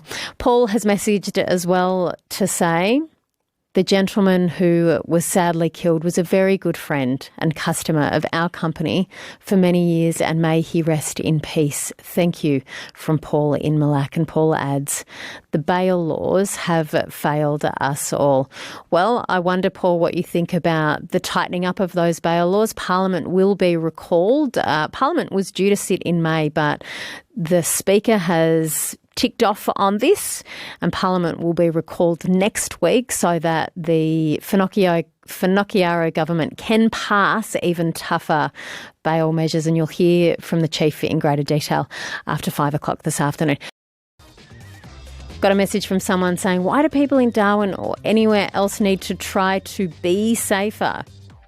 This behaviour that can only get, this is behaviour that can only get worse when the government throws money at people, says someone on the text. How you feeling? Hope you're doing all right. Is there something that you're doing today to just kind of feel okay about things? I know, speaking to a expert on trauma on the show previously, one of the things that they say is to not listen to the news, because every time you hear the bad news, your brain takes it as a new event. So you hear this same awful, tragic story many times today, and your nervous system responds each time as if there's a new frightening threat. I don't want you to turn off the radio today, because I want us all to be together and wrap our arms around one another. But it's worth keeping in mind that maybe scrolling through Facebook all afternoon and all evening, which I know I was doing last night after I first read the news, and so many of my colleagues were as well, just to feel connected as everyone jumped online and shared their thoughts and comments on social media. Sometimes it can be good just for your own nervous system and your own mental health to step away from some of that stuff for a little while. This afternoon, though, I want us to connect together. And if you found a way to do that, to sort of look after yourself through these difficult times, what are you doing to feel all right today? Let me know. 048799 1057. So ahead, Larrakia Nation has been trying to get around a table to talk to the Finocchiaro government about Indigenous-led solutions to some of our crime and antisocial behaviour issues. Those calls have gone on unanswered. You'll hear why Larrakia Nation want to be able to return non-permanent residents to their communities and to implement traditional law. That is coming up very shortly. Some of your thoughts, though, this afternoon. You heard from someone earlier saying, wanting to let you know that the Nightcliff community are holding a gathering this evening at 6 as a little show of solidarity in this time of pain, just outside the Nightcliff shops. Someone else writes in to say, royalty money should go towards youth programs or housing or business. Spend money on the communities, build the things that create jobs, start up workshops on community, make real jobs to service community people in their communities. The way it is now is unworkable and unreasonable. And Tom in Anula says, hi ABC. The killing at Nightcliff is the biggest disaster that's happened in the Territory. The nicest, hardest and smartest working man you would ever meet, who loved meeting his customers' needs with the best grocery store in Darwin. Fruit to die for. Prison farms, only way to go, says Tom in Anula. Yeah, it is such a heavy feeling, and I don't think we need to compare the losses that we've suffered in the community. I've talked to you about a lot of them over the years. I remember being here with you after the tragic shootings in the CBD and speaking to you in March 2 years ago after the death of Declan Laverty, and it just feels like 2 years later, here we go again. You will hear what the Chief Minister is proposing to tighten up even further bail laws ahead after 5. And I wonder if you think that that's the thing that'll make a difference. You can text in 048799 1057. But you're going to hear from Larrakia Nation next. It's 10 to 5 and we are a community once again in the grip of tragedy. And I'm sure you've been through a range of emotions over the last 24 hours. I know I have. Shock, sadness, disbelief, anger. So how do we stop this from happening again? Michael Rotumah is the Chief Executive of Larrakia Nation. They are calling for investment in prevention and community-led solutions. I spoke to him a little earlier today.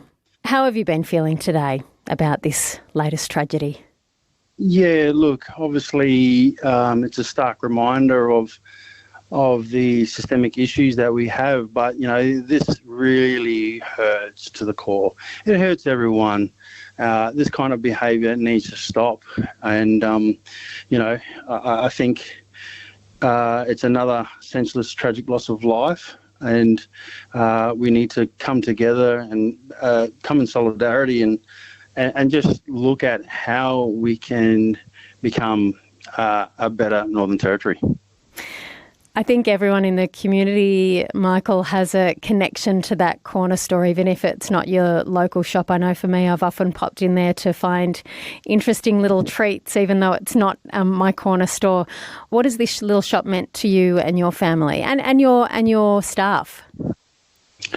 Yeah, look, I think, as Nightcliff shops have been around for a long time. I've been there many times as a kid and many times as an adult. My wife regularly goes there, and so much that we had one of our employees who was there with their son 5 minutes just beforehand. So it's really, really sad that this has happened, and unfortunately, we're now dealing with a really broken community. But it's how we pick the pieces up and come together again. The Chief Minister's made an announcement about further bail reform today, and I'll get to that in a moment, because you have some ideas and some particular suggestions for change. You're calling for systemic change, saying that governments are only responding to complex social issues with punitive measures while failing to adequately invest in addressing the root causes. What do you see as being the root causes? Yeah, obviously, I think poverty and homelessness, intergenerational trauma and social exclusion are four of the key areas that are addressing some of these issues.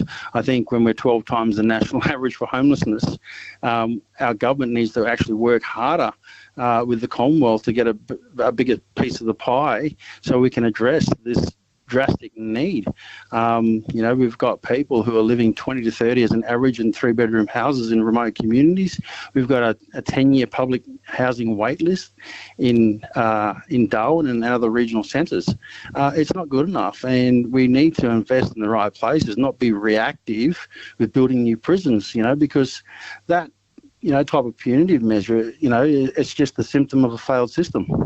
You have made some really specific calls. Amongst them, you're calling on senior Aboriginal lawmen and women from remote communities to work alongside Larrakia Nation in restoring community discipline and cultural authority. Sounds like a really interesting idea. Can you tell me a little bit more about this proposal? What would this look like? Yeah, obviously, as a country, Australia prides itself on promoting as having the oldest living continuous culture in the world, but they're not allowing our Aboriginal law to coexist with white man's law. Now, people might, grapple with that a little bit, but that's the law that we have grown up with, and, we know our rights from wrongs through that law, and if we let those empower those men and women to address our young people accordingly. And I'm not saying going back to the old ways of spearing in the leg or anything like that, but there's other ways of getting that message across that, through our Aboriginal lawmen and women, they can look at addressing some of the issues with our young people who just don't fear the white man's law. Have you got any examples of what that might look like if it's not spearing people in the leg? Yeah, obviously, I guess when we're looking at some of these individuals who are already incarcerated or out on bail or, or on their pathway to going into the system, a lot of them are lacking love and care and support. And so we're looking at that, promoting cultural reconnection, educational employment pathways and personal and leadership development. So we're really keen to sort of work with government on that, and we have been talking to government about this for some time. You've also called for returning non-permanent residents to their home communities where appropriate and addressing unacceptable behaviours that harm our people, Larrakia people, and the Larrakia reputation. Who would that apply to, the returning of non-permanent residents? Yeah, obviously, this is a free country and people can travel anywhere. However, people can't just travel freely to areas within the Aboriginal Land Trust. You actually need a permit to go there, So permit systems don't apply to the capital cities around the country and obviously to Darwin and Larrakia country. But, I think it's time for the Northern and Central and Tiwi and 𝘼𝘽𝙈𝙀𝙎 land councils to sort of work together with government and work with organisations and traditional owners like Larrakia to look at, restoring community discipline and cultural authority.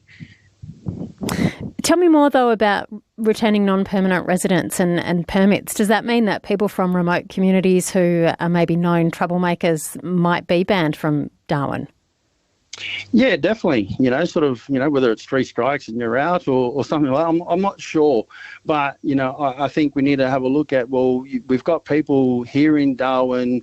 They're not necessarily residing at a premises or a registered premises. They might be rough sleeping and have been doing it for some years. Obviously there's some issues there that need to be addressed. And, I think working with those individuals and trying to get them reconnected back to land and culture is something that's really, really important to our people. But it can be very, very difficult as well. You wrote to both the Chief Minister and the Minister for Aboriginal Affairs, Senator Melandiri McCarthy, in March, seeking their support for a formal initiative that empowers senior Aboriginal lawmen and women to lead culturally appropriate responses to this growing crisis. So you made those calls around the stuff you've just talked about before this latest tragedy. What had prompted this call last month? I think it was something that we talked about, and sorry, it was for Minister Edgington, not Minister McCarthy, that I wrote to. But what brought this about was obviously the conflict that was happening in Alice Springs. And obviously, we already had our fair share of incidences here in Darwin and growing incidences. And so it was something that I had spoken to the Chief Minister previously about, looking at empowering Aboriginal lawmen and women to come and look at culturally appropriate responses that will support Larrakia Nation, and talking to these individuals who are sleeping rough or who are behaving badly and talking to them under Aboriginal law about getting them to go back home. Did you get a response from the Chief Minister or from Minister Edgington? No responses yet. And have they spoken to you at all ahead of today's announcement around the tougher bail measures that they're about to introduce? No, they haven't. How disappointing is that you haven't had a response? We've heard a lot of people today saying, where are the Aboriginal leaders in our community responding to this? And clearly you have been on the front foot in many ways. How disappointing is it not to have heard back from the Chief Minister? Yeah, obviously it's disappointing. We've had some dialogue in the past. We know she's quite busy, but at the same time, these are really important issues, and we've outlined that previously. And I think it's time that we stop talking about it and get on with it and work with us as leading organisations in our community for culturally led solutions. Michael Rotumah on ABC Radio Darwin and across the Territory. He's the Chief Executive Officer of Larrakia Nation. Michael, the Chief Minister has announced today, just a short time ago, that they are drafting a new set of laws to further strengthen bail laws in the Northern Territory. They want the toughest bail laws in the country. Parliament will resume next week. It's been recalled early to pass these laws. Is tougher bail important? We know that the alleged offender was out on bail. Yeah, look, there's nothing wrong with having tougher bail laws, but, the evidence points to that incarceration doesn't prevent crime. It entrenches it, especially when young people enter that system. All right. Michael, was there anything else you wanted to add before I let you go? Again, we are deeply saddened by this tragic loss. This doesn't have to be the case. We need to galvanise as a community, not be further divided by incidences like this. And, it's important that we wrap our arms around together and look at coming together to, provide solutions to some of these problems problems that have been systemic. Michael Rotumah, Chief Executive of Larrakia Nation. What do you think of some of those ideas, forcing people to return to their communities, a permit system for some people from remote communities? It's almost 5 o'clock after the news, how the Chief Minister is planning to tighten bail laws even further. Good afternoon, Rio Davis with ABC News. The Northern Territory's Chief Minister says she hasn't consulted with the Chief Justice or the Police Commissioner on proposed changes to toughen bail laws to the strongest in the country. The laws were prompted by the stabbing death of 71-year-old shop owner Linford Feick at work and the later arrest of an 18-year-old man who was out on bail for serious offences at the time. The new laws will be modelled on recently passed Victorian bail laws, where the accused must show compelling reasons why they should be released on bail. Lia Finocchiaro says they'll be recalling Parliament next Wednesday to urgently pass the changes. No, we've not engaged with police to seek their feedback around this. This is a decision of the government. We know that there's clearly an issue when it comes to bail. It's why we brought Declan's law to the Parliament. It's why we continue to revisit the issue. Retail Workers Union spokesman Jordan Mumford says more needs to be done to reassure workers they're safe. We think it's an obvious measure to see additional police presence, high visibility police presence, and of course security guards where that's appropriate as well. I am devastated for the family, I'm devastated for our community, and a little bit selfishly, I'm actually devastated for my kids and my family too. There just seems to be these incidents of violence, of social unrest, of anger, of hatred just really spilling over into our daily lives, and it's making me really question whether or not coming back to the Territory, to a place that I absolutely love, was the right thing to do. I worry that kindness is disappearing from the world, and that scares me. The supermarket, the whole place is just like a family. That all the workers are family, and they're just so lovely to everybody that comes into the store. And they put out $1.50 bags of fruit and veg and stuff every single day. For all us pensioners that can't afford to, pay full price for things.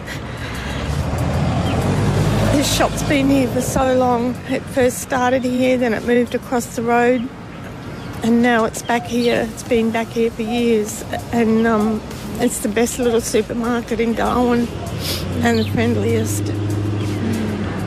And I just pray for all the people that work there and the family. The government has to do something about it. This just can't go on. Enough is enough. It's out of control. Local resident of Nightcliff, Debbie there. It's out of control and it cannot go on. Is that how you're feeling today? You also heard from Leash in Nightcliff, sharing the grief I think a lot of us are feeling today as we reflect together on what's happened in our city in the past 24 hours. And what's happened in our city over the last few years, because in some ways this feels a lot like here we go again. It's 2 years and 1 month since Declan Laverty was stabbed and killed at a bottle shop in Gingalee, a retail worker who never came home to his family. Linford Feick, who so many of you know and love, not returning to his family, to his grandkids, to his son Ben, to his wife Marg. How are you feeling today? You're going to hear from the Chief Minister very shortly, how she is responding and hoping to tighten up bail laws. But on the text, someone writing in response to the Larrakia Nation before the news, who have some very specific ideas about making a difference when it comes to some of the crime and antisocial behaviour we're experiencing in our community. Someone says, bravo Larrakia, shame the government is not listening. Someone else asks, why don't the land councils build appropriate housing on community? This would help to address some of the issues. Thank you, Scrubby. And Sprinkles writes in to say, hi Liz, here's a positive out of a tragedy. It's because we are a small community. we care for each other. Imagine if we were like Sydney, Melbourne or Brisbane, where it's a daily event. To them, it's water off a duck's back. That is the reason why I love my territory. Thank you, Sprinkles. And if there's anything that you are consoling yourself with today or something that you're doing to make yourself feel okay, please let me know. 0487991057. A lot of questions about the alleged offender and the fact that they were out on bail.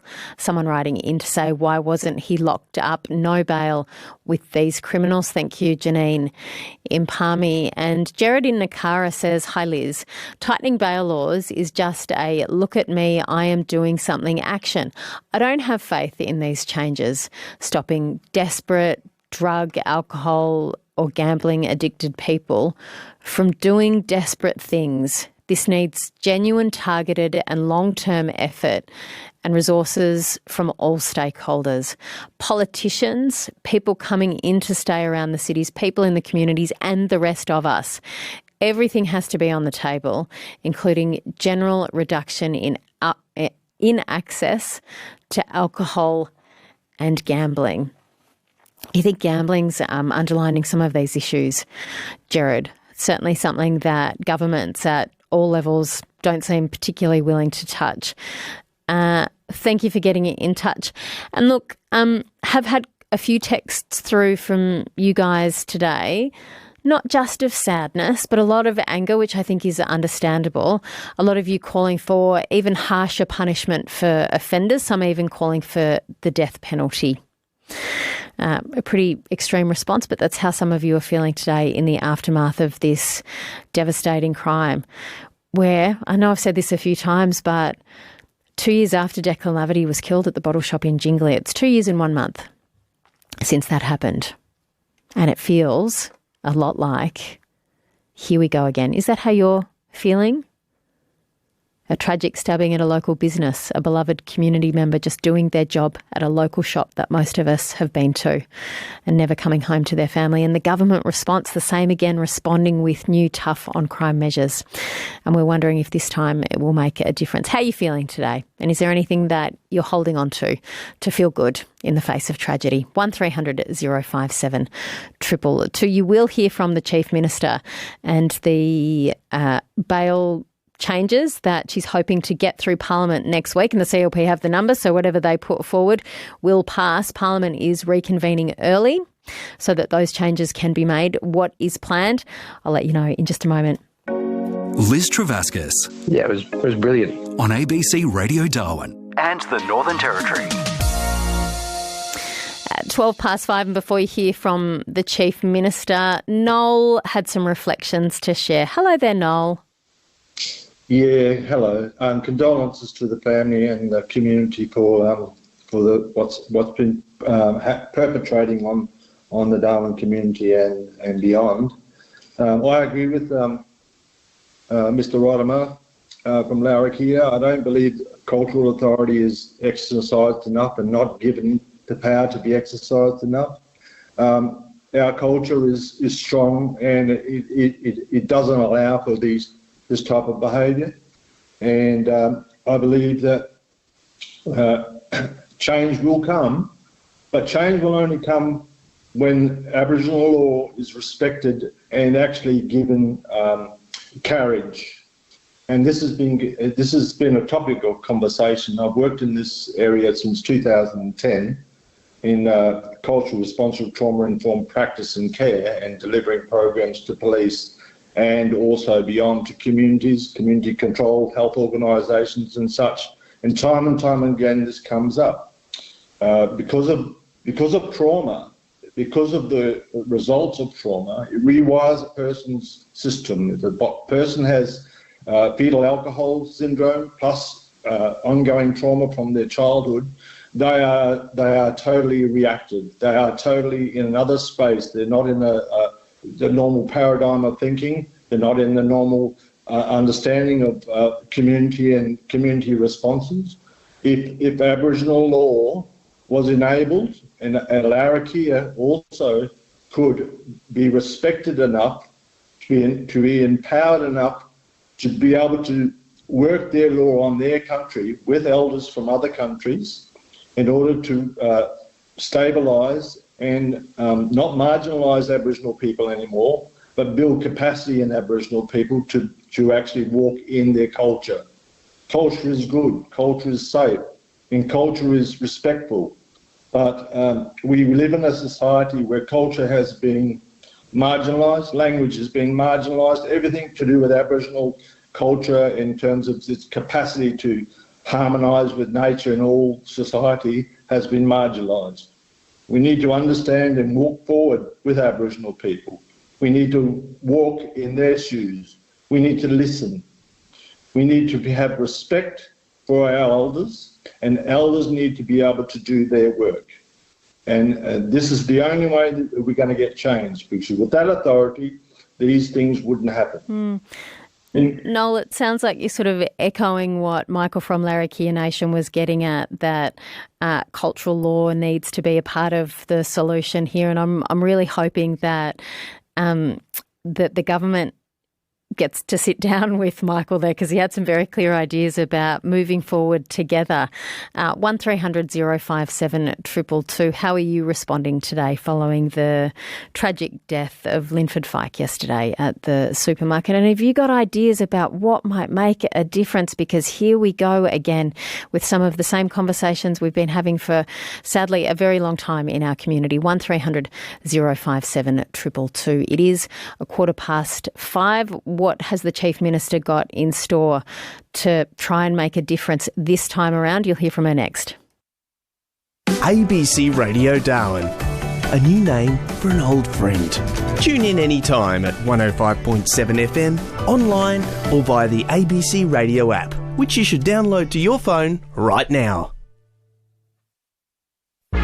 Liz Travaskis on ABC Radio Darwin. Nah, nothing. And the Northern Territory. 5:15, and the outpouring of grief from the community has been overwhelming. Action from the Chief Minister has been swift. Lia Finocchiaro held a press conference just after 2 o'clock this afternoon, where she announced that a session of Parliament would be held next week. Parliament's being recalled earlier to tighten bail laws, essentially. Here's some of the press conference from earlier today. Test for our courts, which is the safety of the community, is the number one priority, and the Attorney General will go into that in a moment. What we want for the Northern Territory is to have the toughest bail laws in this country, and we will continue to work tirelessly. On coming to government, of course, in that first sittings of Parliament, we passed many strengthened laws on urgency. We continue to go back to Parliament and strengthen the law, but we've always said this is just the beginning and more work needs to be done, and we stand here ready. I have spoken to the Speaker of the Legislative Assembly and asked that she reconvene Parliament for Wednesday next week so that this new law can be ready and debated through all stages in Parliament on Wednesday, and she has agreed, and I thank her for that. I think Territorians will agree that this is very urgent and important work that must be done. I'd now like to pass on to the Attorney General to explain what we're proposing to model off those Victorian and New South Wales rules, which set that primary principle for judges to make sure that before they consider anything to do with bail, that they consider whether or not that person will remain an ongoing risk to the community. Thank you. Last year in Parliament, our first sittings, we passed those important reforms of Declan's law, and we've known it is really clear that we must do more to keep our community safe. So when Parliament sits again on Wednesday, as has been recalled by the Speaker, we will introduce and pass through the Parliament laws which ensure that the expansion of Declan's law, where a judge must be satisfied that an offender is not going to pose a risk to our community if they are granted bail. And that overarching principle must be addressed and considered before any other types of presumption for or against bail is considered. This is something that both New South Wales and Victoria have in their legislation, and whilst ours is slightly different because it's our bail laws, we can insert this particular instrument as a principle, an overarching principle for our bail reforms so that we can be sure we do have the toughest bail laws in the country. We must set community expectations that we as a government take community safety as the #1 priority. And by putting this overarching principle for our judges who must be satisfied, we will continue to see measures implemented by our government to put the safety of our community as our #1 priority. Gerard Maley, the Corrections Minister. We know that this new law is going to place extreme pressure on our correction system. Remand will go up because what we're going to do is keep the community safe. We acknowledge that pressure, and today we've instructed DIPL and also corrections to start implementing new plans to put at least 100 more beds into the corrections centres right across the Northern Territory. We know this is going to be difficult and pressure on our corrections officers. I want to have a big shout out to say thank you for doing the work you're doing. Keeping the community safe is our #1 priority, and we intend to make sure that if you commit a crime in the Northern Territory, there will be a bed for you in our corrections system. We're all happy to take questions.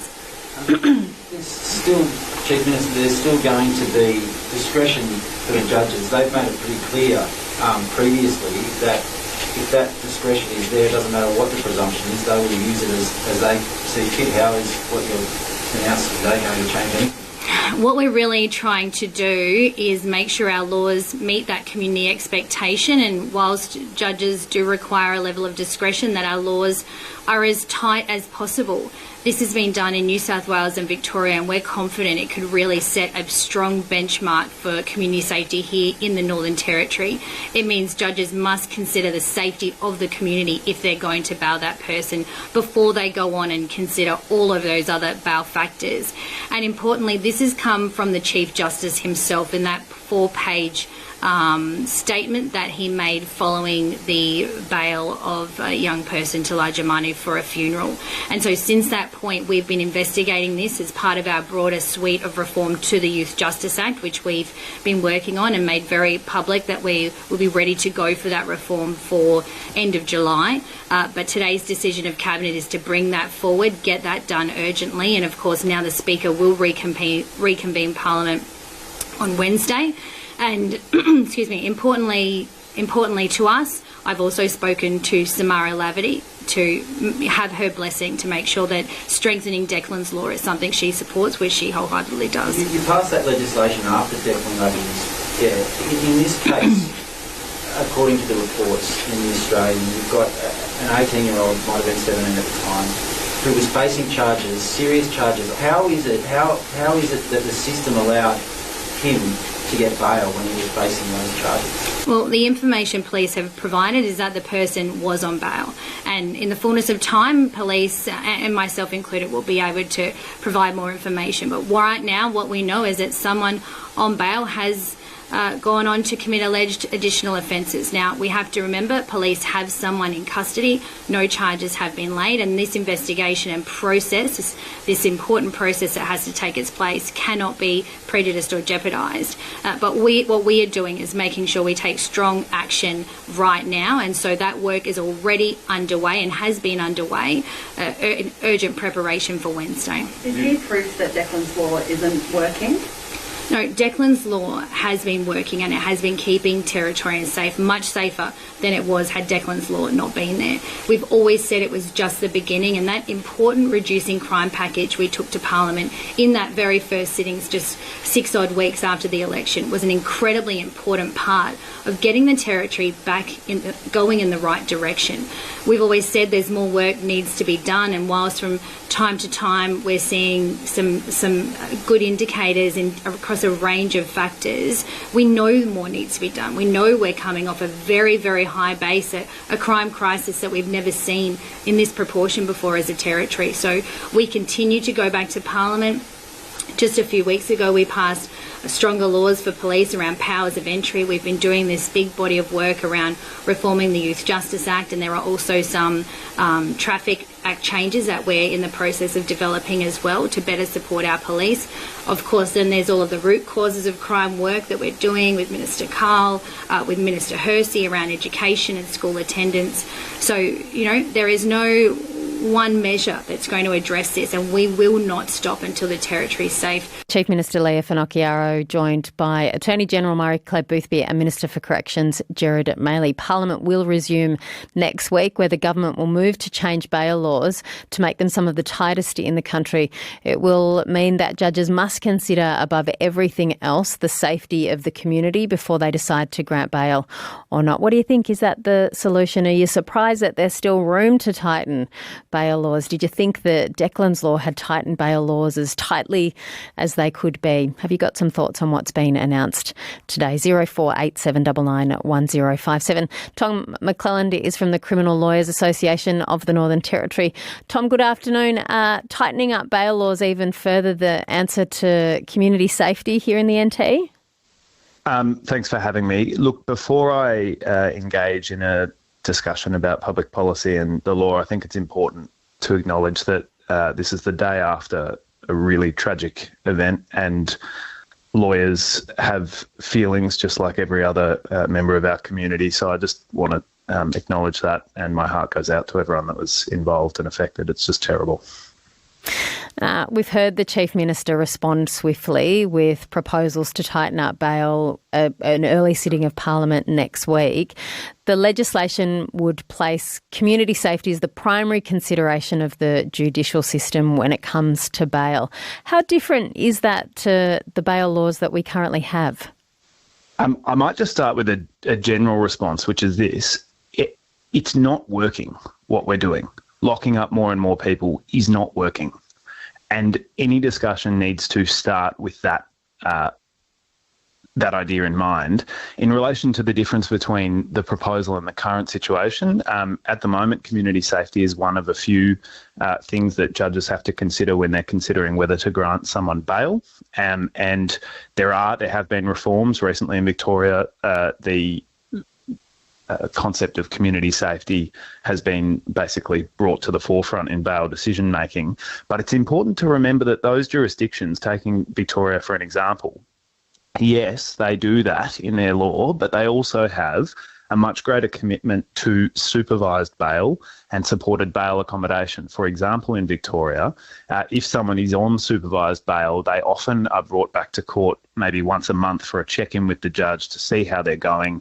That is resource intensive, but it's also very effective in my view. And so if there are changes to be made to the law, they can't simply be punitive. We have to also look for, I'll say it this way, it's not just about being tough on crime, it's about being tough on the causes of crime. This reaction is obviously happening very quickly, and new bail laws will likely pass Parliament next week. The 𝘼𝘾 Finocchiaro government has the numbers for that, and it's likely that happens without any scrutiny of the changes to the law. Is there any danger in that, or is it more important to act swiftly and then fix up the law later on if there are any unforeseen issues? Can I just, I know I've done this a couple of times, but I'm not going to directly answer your question first of all, but I will. The first thing I just want to say, though, is just about the role of judges. Now, judges can't defend themselves publicly. They can't defend themselves from criticism. That's a matter of custom in the law, and they generally don't do that. But they have such difficult jobs. Their days are taken up by making decisions where they are often weighing multiple competing considerations that go in completely opposite directions with incredibly significant consequences. I think that it's often forgotten just how difficult and how weighty those decisions are for a person. Judges are members of the community, just like anyone else. And I think it's important to remember that when we talk about legislative change and discretion. Well, before then getting back to the question, is it just a matter of convention that judges don't speak, or are they prohibited from speaking? Because the last 24 hours has seen across social media, on radio, a huge amount of people asking questions of the judiciary. I mean, do you think it could be appropriate for them to speak up in this instance to explain some of that to the community? Well, can I just say this first? Just in relation to the present case, I haven't seen anything that demonstrates that this person was given bail by a judge. I don't know if it's the case or if it's not the case, but we should make sure of the facts before we start talking about it. Police have confirmed that he was on bail. But judges are not the only people that can give people bail. Police can also give people bail. And so I think we just need to find out how that has come to be. I don't know, but I think it's important to get our facts straight before we start pointing at the judiciary. The reason that judges don't make public comment is because of basically long-standing traditions in our legal system and the English legal system, and it's about making sure that the courts are not involved in political debate for very good reasons. Tom McClelland on ABC Radio Darwin from the Criminal Lawyers Association of the Northern Territory. Just back to the question about the swiftness with which these changes will be made. Does that raise any concerns for you? Look, it's like building a house. It's not something you want to rush, and it's not something you want to do without detailed plans. It's understandable to want to do something, but making laws in a knee-jerk way can lead to really unintended consequences, and so it should be done carefully. Just got a question from a listener, Tom, and I'm not sure if you can answer this, but I'll put it to you anyway. Bail supposes innocence, and I guess that's the premise of our legal system, innocent until proven guilty.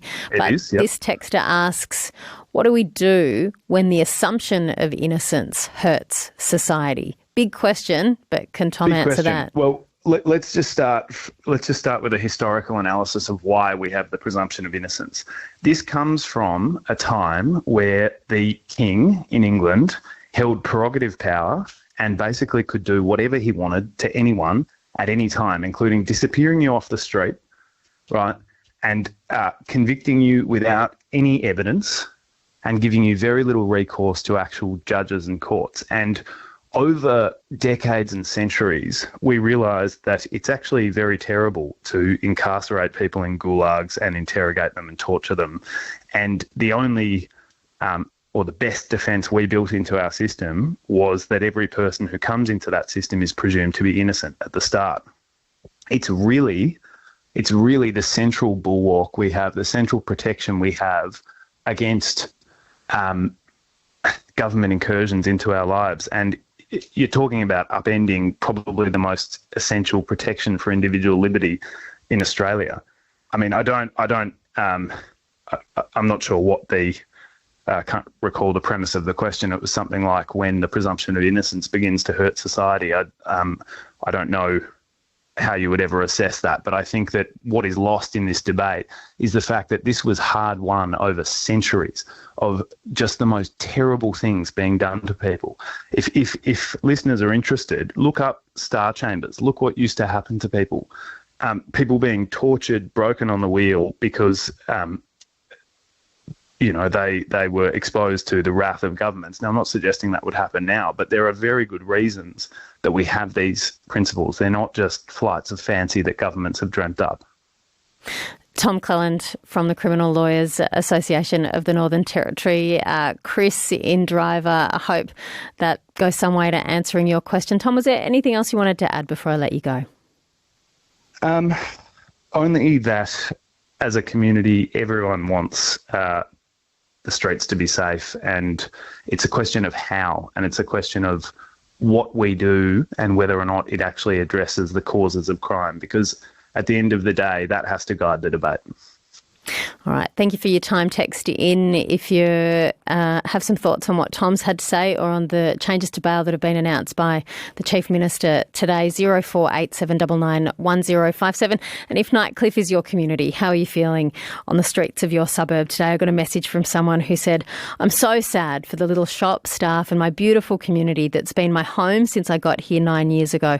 I don't feel safe in my own home right now. It's a hard feeling to sit with, isn't it? Because we love this place so much, and to feel unsafe in the home that you love, it's a really confronting feeling. How are you travelling this afternoon? Are you going to head down to the vigil at the Nightcliff shops? That's due to begin around 6 o'clock, and we'll hear from Lara just before then to find out what's happening. How are you going? Let me know. Maybe your feelings have changed over the last 24 hours as well. And what do you think of what you've been hearing from our leaders today, from the Chief Minister, the Attorney General, from Larrakia Nation, who had a whole bunch of proposals that the government is yet to respond to? 1300 057 222. Rio, 25 to 6. We will get some dinner ahead at around about 1:45. Something comforting, some comfort food, which I think we've all deserved and earned today. Maybe you're heading down to Mindle Beach Markets for a feed. So much beautiful food on offer. And gee, I'd look forward to hanging out with you down there tonight. We're going to get Scottish Connor to sing the Stinger song, and I had all kinds of plans. Lara was going to be on top of a camel. Lots of fun we had planned, but things have taken a turn and we need to spend time with one another talking about this, hoping to head down to Mindle Beach Markets to bring you the radio from down there some point in the next couple of weeks. Get some music for you ahead very shortly as well, but more of your thoughts. Alan's written in to say, I'm scheduled to return to Darwin in the next couple of months, but after hearing about this business at Nightcliff, I'm seriously considering remaining here in Adelaide permanently. Darwin is no longer the place it was, and I'm very sad about that. Someone else says, this is a really important and informative interview, and I think you're referring to my chat with Tom from the Criminal Lawyers Association. I appreciate getting the experts' input. Hopefully the CLP are listening. I am very sorry for the victim's family. However, last night I lay awake worrying about the reaction of the community, particularly with the encouragement from the right-wing media to this tragedy.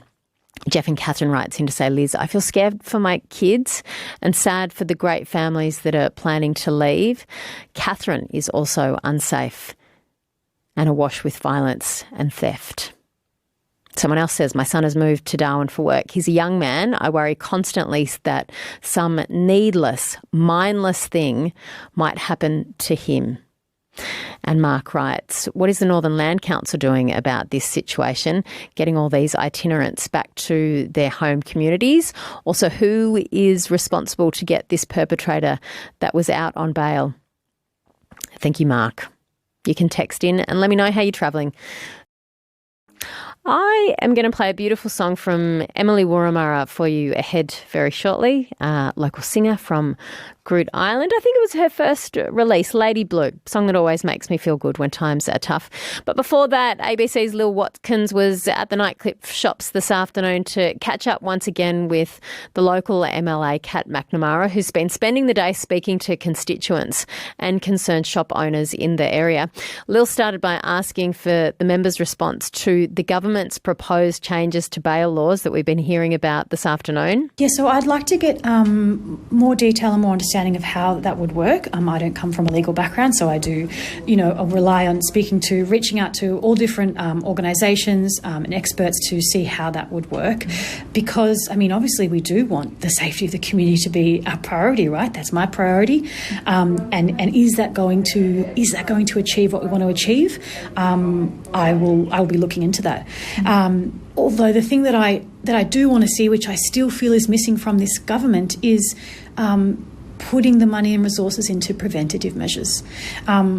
We need to be tackling the root causes of crime, the homelessness issues, domestic violence, drug and alcohol addiction and poverty that has just been left here in the Territory for decades by both sides of government.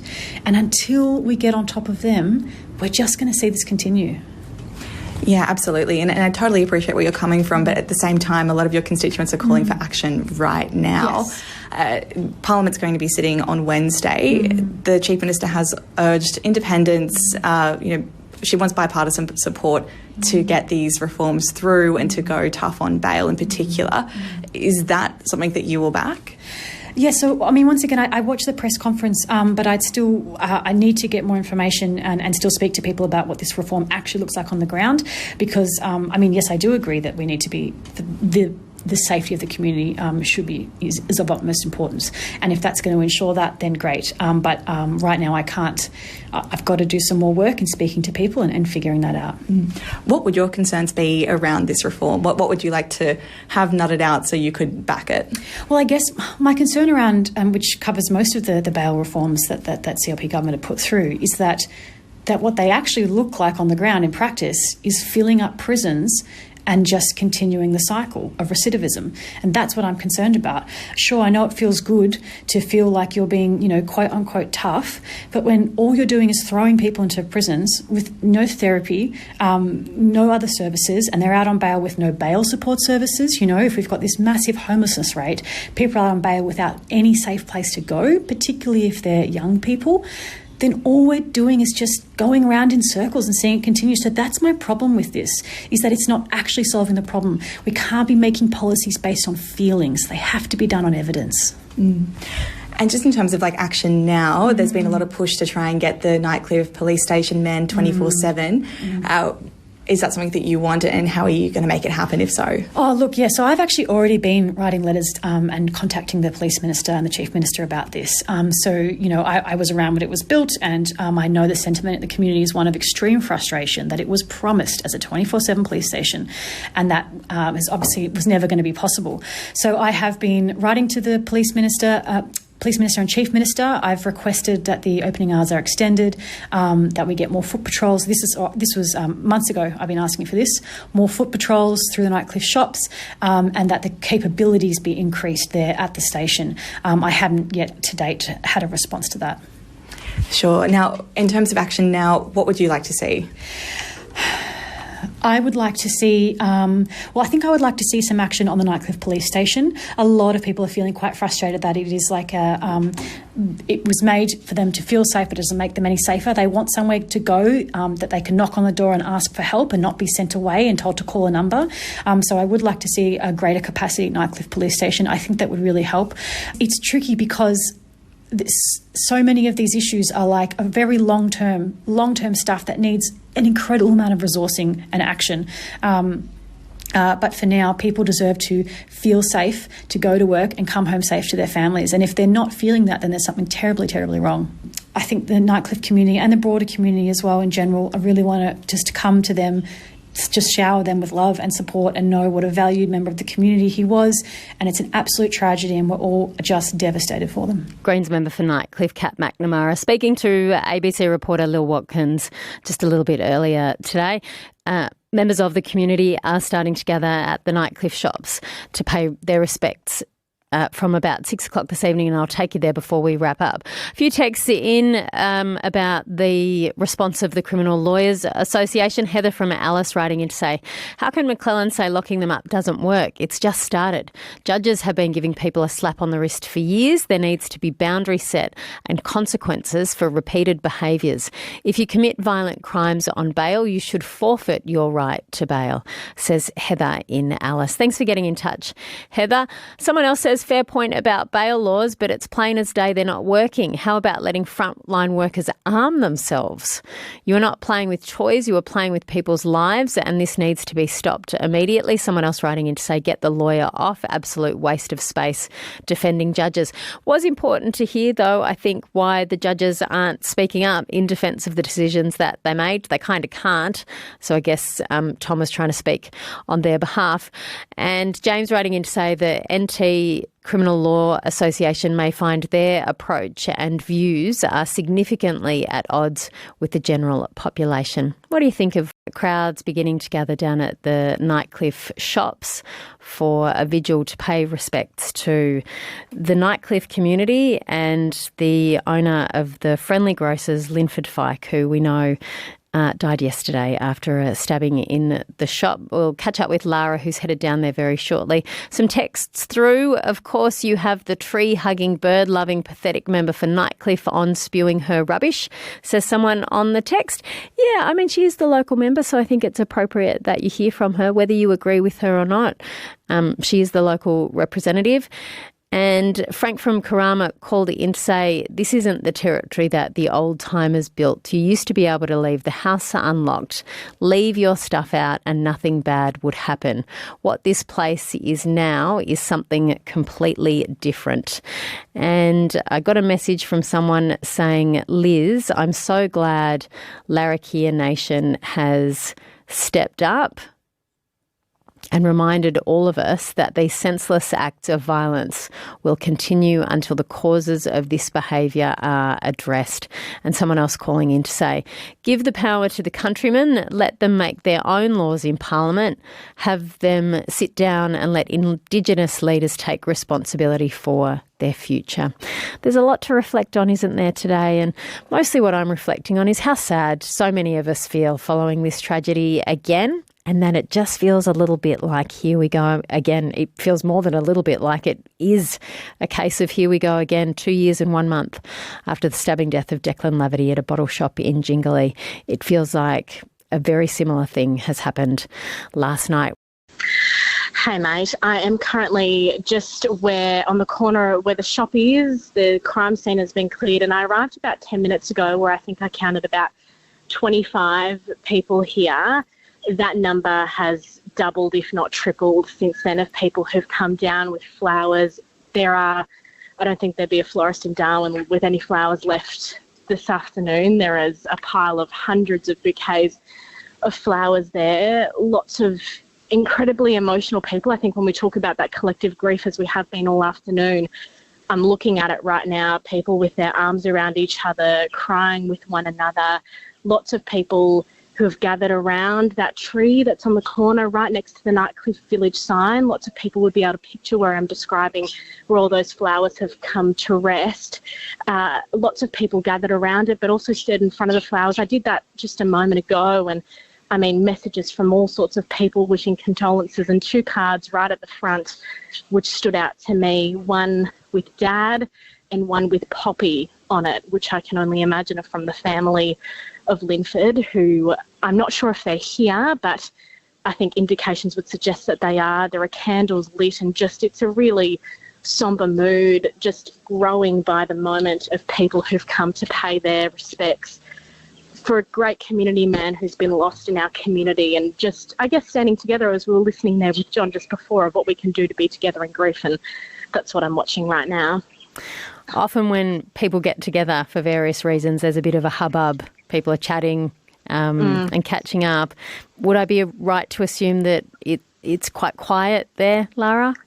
It's pretty quiet. There's people who are chatting. I've sort of stepped away as to not interrupt, but I think I can see members of the family embracing with different community members in front of the flowers right now, but the rest of people just hugging and crying and weeping together, as I was watching just so many people, and the community feeling in the neighbourhood here. You turn around and see somebody who's come down, and that's evoking a lot of emotion in people. As I've come, just as we've been standing, I think another 10 or 15 people have arrived. So yeah, it's a pretty sombre mood here, really quiet. I'm not sure if there's anything formal planned, but I think it's just a moment for people to be together and grieve this great loss of somebody in our community in such a tragic way. Lara, thank you. It's a heartbreaking thing for our community to be going through together, and locals from Nightcliff, and I'm sure from further afield, anyone who's been to the Friendly Grocer in Nightcliff over recent years and knew Linford and the family there, and who are struggling to comprehend what has happened again in our community, being with one another to show that community support. And I've had a few messages from you today saying, isn't that at least the silver lining of this, that as a community we really do know how to support each other and get together. It's coming up to 6 o'clock on 105.7 ABC Radio Darwin and right across the territory. Centralians, thanks for hanging out with us this afternoon. I think Andrew was busy filling in for Brashy on breakfast today, and so that's why you've had my company. I'm sure a lot of what I've been talking about today is stuff that really resonates for you, and some of the difficult things that you've been going through in Alice Springs over recent years as well. You are listening to Mix 104.9's 360. Now, we know family and community are this morning grappling with the loss of a much-loved man, the owner of the Nightcliff Grocer, in what is a senseless act of violence. The 71-year-old was killed while working at the Nightcliff Friendly Grocer yesterday afternoon. Now, the Northern Territory Police have now apprehended an 18-year-old who had handed himself into the Palmerston Police Station and was taken into custody. Police have confirmed that alleged offender was on bail with conditions to remain in a remote Northern Territory community and did not have an electronic monitoring bracelet on as a condition of that bail.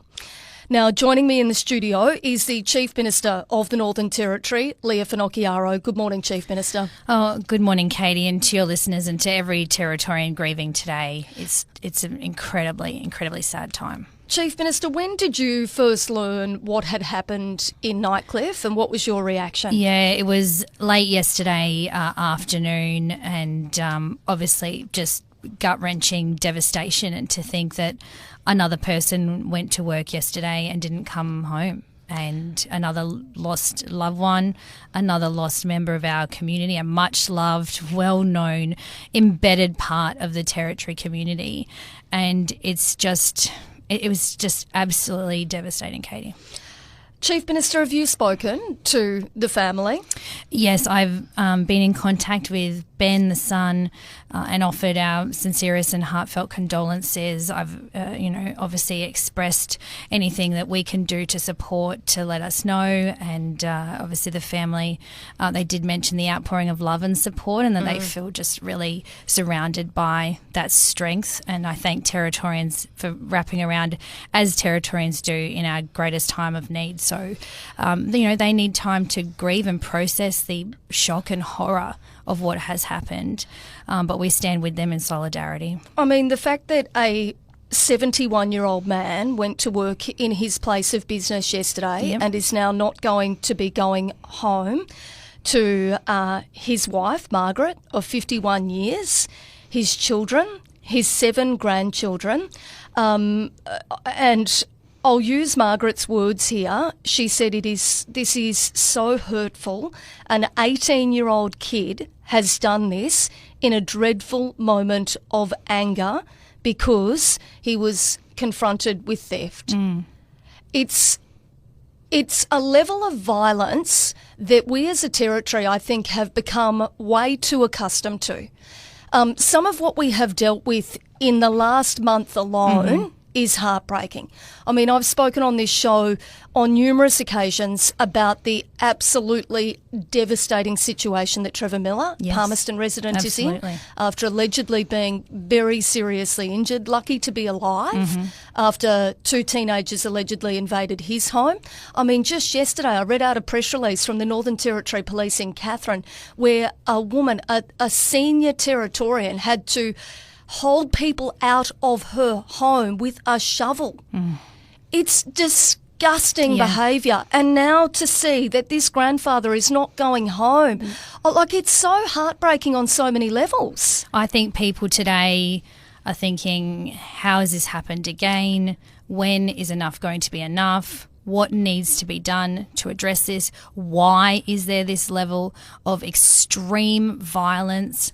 And it's not okay. And I think every single Territorian has woken up today just knowing wholeheartedly how totally unacceptable this is, how no one deserves to live like this. And, Katie, I reinforced last night in my message to Territorians that I put out on Facebook that, we will do whatever it takes.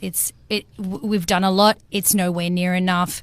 We've always said that. And straight after this interview, Katie, I'll be back at Parliament House with the Deputy Chief Minister and Attorney General in an urgent briefing around what can we do next, what levers can we pull immediately. What levers do you think we can pull now, Chief Minister? Because, again, I will say the community's expectation is that this has to get sorted. It does have to get sorted. It is just fundamental to everything. You can't have a strong economy. You can't have a great lifestyle if law and order hangs over people's heads every single day.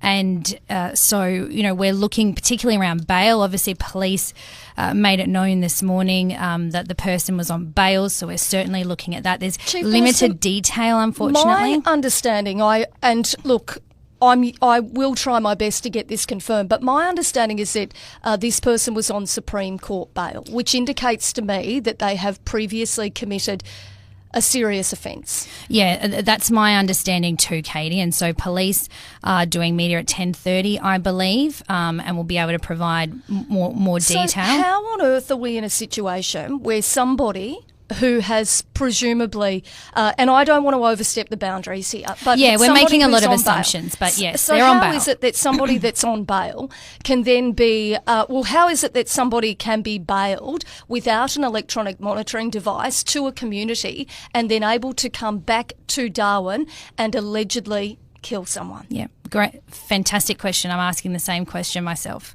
as is probably every single one of your listeners, nodding and frustrated at the car radio right now, Katie.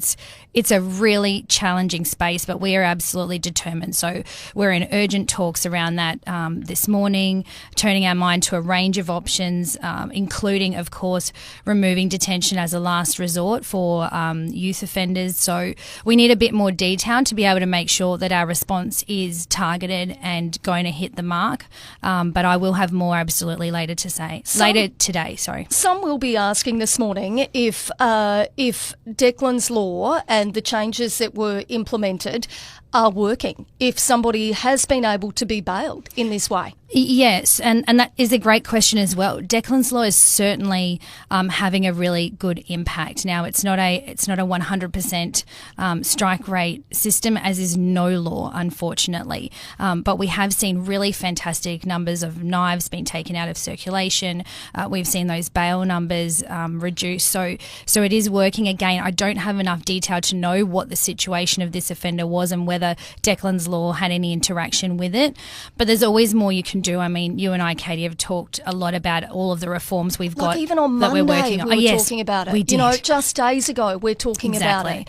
Exactly. So I'm looking at once I know more about the situation, I'm looking at what targeted response we can deploy immediately. Today, though, you will see high visibility policing. I want absolute reassurance, particularly for retail workers, that they are safe. Police did a great job last night. They mobilised every available officer, dog, you name it, to find the alleged offender, and so that person is now in custody. But there's a lot more work to do, and police will update the community at 10:30. Chief Minister, I know you are pressed for time and you've got to get to a meeting, but I want to ask you, I mean, last night I had people say to me the government needs to double down, that legislation has to change so that no one who commits a violent offence can be bailed, and people need to be held to account for offending. On the other hand, I had a person say to me the government's approach is not working, and Nightcliff has been on a downward spiral for months with bad behaviour experienced regularly. I mean, the reality here is you've got some in the community, I would say the majority, really wanting you to double down and stop this entirely. You've got others who think you've got the wrong approach. Which approach are you going to take? Oh, we'll be taking double down, Katie. Don't you worry about that. And stopping bail is exactly what is front of my mind to look at. So we're just working through that right now.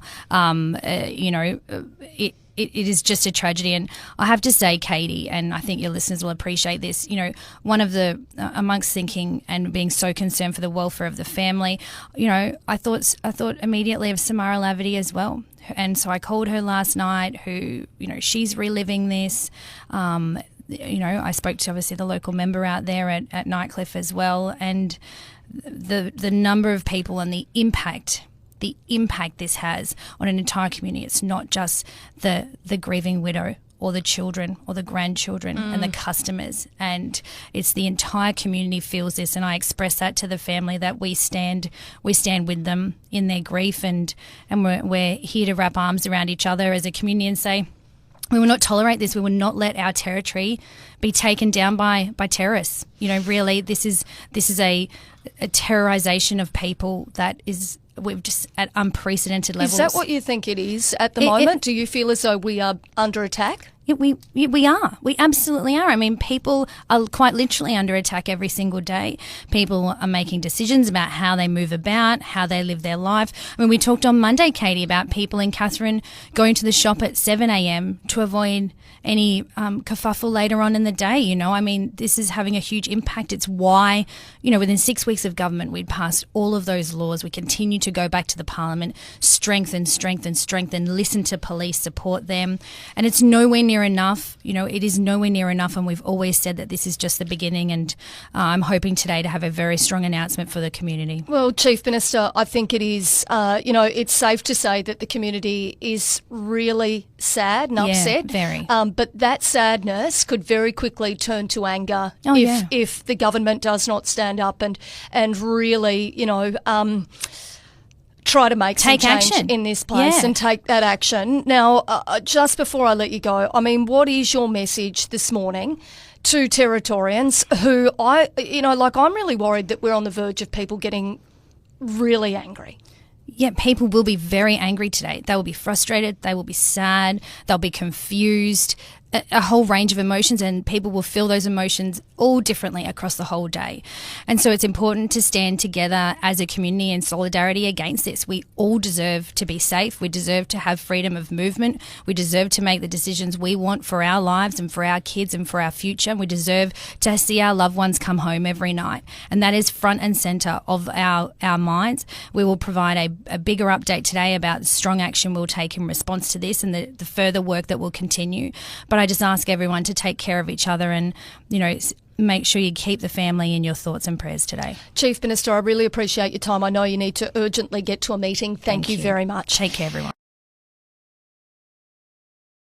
You are listening to Mix 104.9's 360. Now, we know the community is devastated. The community is reeling following the death of a much-loved 71-year-old man overnight. Linford Feick, the owner of the Nightcliff friendly grocer, was allegedly killed inside his business. Joining me in the studio is the Northern Territory Assistant Commissioner of Police, Travis Wurst. Good morning to you. Good morning, Katie. Morning to your listeners. Assistant Commissioner, can you talk me through what unfolded last night in terms of the apprehension of this 18-year-old offender?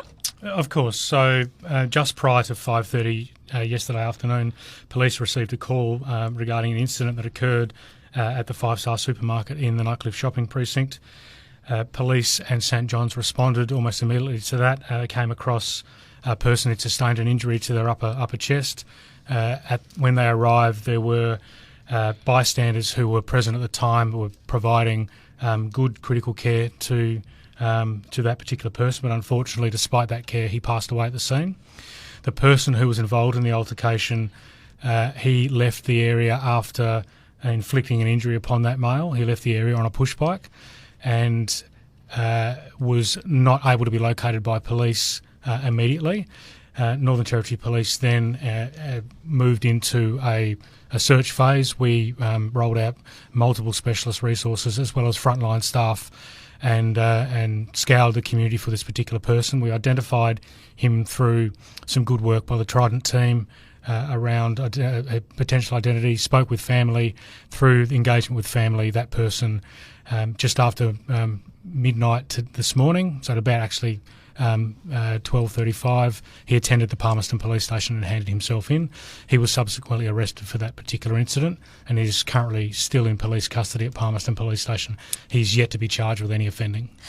Assistant Commissioner, if I'm to read between the lines there, the fact that Strikeforce Trident had a fair idea of who this person was indicates to me that this person was known to the police. So this person that's currently in police custody is an 18-year-old male, and we can confirm that he's currently on bail, that is Supreme Court bail. He appeared in court on the 17th of April and was bailed to reside in a remote Indigenous top-end community. Are you able to say which community that was? No, I won't say it at this stage. He was not wearing electronic monitoring bracelet because of the location of that particular community, and we are trying to determine what his movements were after that date. Mm-hmm. He's 18 years of age, but he only turned 18 3 days ago, so he's only just turned 18. So he's literally just turned 18 Correct. years old. Yes. Again, if I'm to read between the lines, being on Supreme Court bail would indicate that this just turned 18-year-old has been involved in quite serious prior offending. He's on bail for serious offences, yes, but I'm not able to provide that information to your listeners at this stage, other than to say that the offending was serious enough that it went to the Supreme Court as a young person. Now, just in terms of the comment that you'd made about not being able to wear an electronic monitoring bracelet, is that because you're not actually able, like they can't get coverage or whatever is required in that remote community? You need good coverage in remote communities to be able to, any community for that matter, to have effective electronic monitoring. And some of the remote communities across the Northern Territory are not able to be utilised in that way. Yeah. All right. Assistant Commissioner, what are the next steps from a police perspective now? We know this person's been arrested, not yet charged. What are the next steps from your perspective in terms of laying those charges but also pulling together a case to make sure, that this person faces the full consequence of the law? So Northern Territory Police attended the location of the incident almost immediately after we had been notified. As soon as we realised that it was a very serious incident where someone had passed away, we enact our crime team. So Major Crime have carriage of this matter. We have a full governance structure in place. We have collected a significant amount of evidence already in relation to eyewitnesses, CCTV. What we're doing now is a crime sting is still in place. We have our specialist forensics teams doing the work that they need to do at that location this morning, and into probably this afternoon a post-mortem examination by our Northern Territory forensic pathologist is going to occur at some stage today, as we understand. And once all of that evidence is collected, then we'll make a determination in conjunction with the Director of Public Prosecutions about what is the appropriate charge to lay in relation to this person.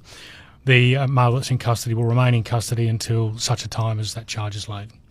Assistant Commissioner, what's the plan for today in terms of really reassuring the community that, that people are safe, reassuring people that work in shops that are so often confronted with people that do allegedly steal from them, and their reaction is to say, hey, stop what you're doing. Nobody expects that they're going to be on the receiving end of what happened overnight or late yesterday. Of course, and we understand that. We have done a lot of proactive policing in and around the Greater Darwin area, including in the Nightcliff area, but today specifically an operation will be run to provide that community reassurance to the community more broadly, but also shopkeepers, those that use the public transport network. Police will be visible, as they always are, but today specifically, again, as I said, to provide that reassurance, because we know that events such as this, any death that is unnecessary has an impact on our community, but this person obviously has been a stalwart of that particular Nightcliff community for a long time. We know that, and this will be causing some angst for our community. We know that as well. So it's our job now to provide that reassurance through that public exposure, to see the uniform, and to engage with our community and make sure that anyone who's choosing not to obey the laws, i.e. carry an edged weapon or behave in a manner that is not acceptable to the public, that we're able to curb that behaviour as best we can. Police cannot be everywhere at all times. No. I do know that there's a police station in Nightcliff, and I know that there is narrative around why police weren't at that location at that time. Police can't be everywhere. And the way in which this incident transpired is such that police could have been standing out the front of that shop, and it may not have prevented this unnecessary death from occurring just because of the way it transpired. Police attended very quickly. The police that are operating from the Nightcliff Police Station currently are the Territory Safety Division, and they provide public order support, and they're also providing support into our watch houses at the moment. So the staff that were from that station were out and about, and they weren't necessarily sitting out the front of that particular supermarket.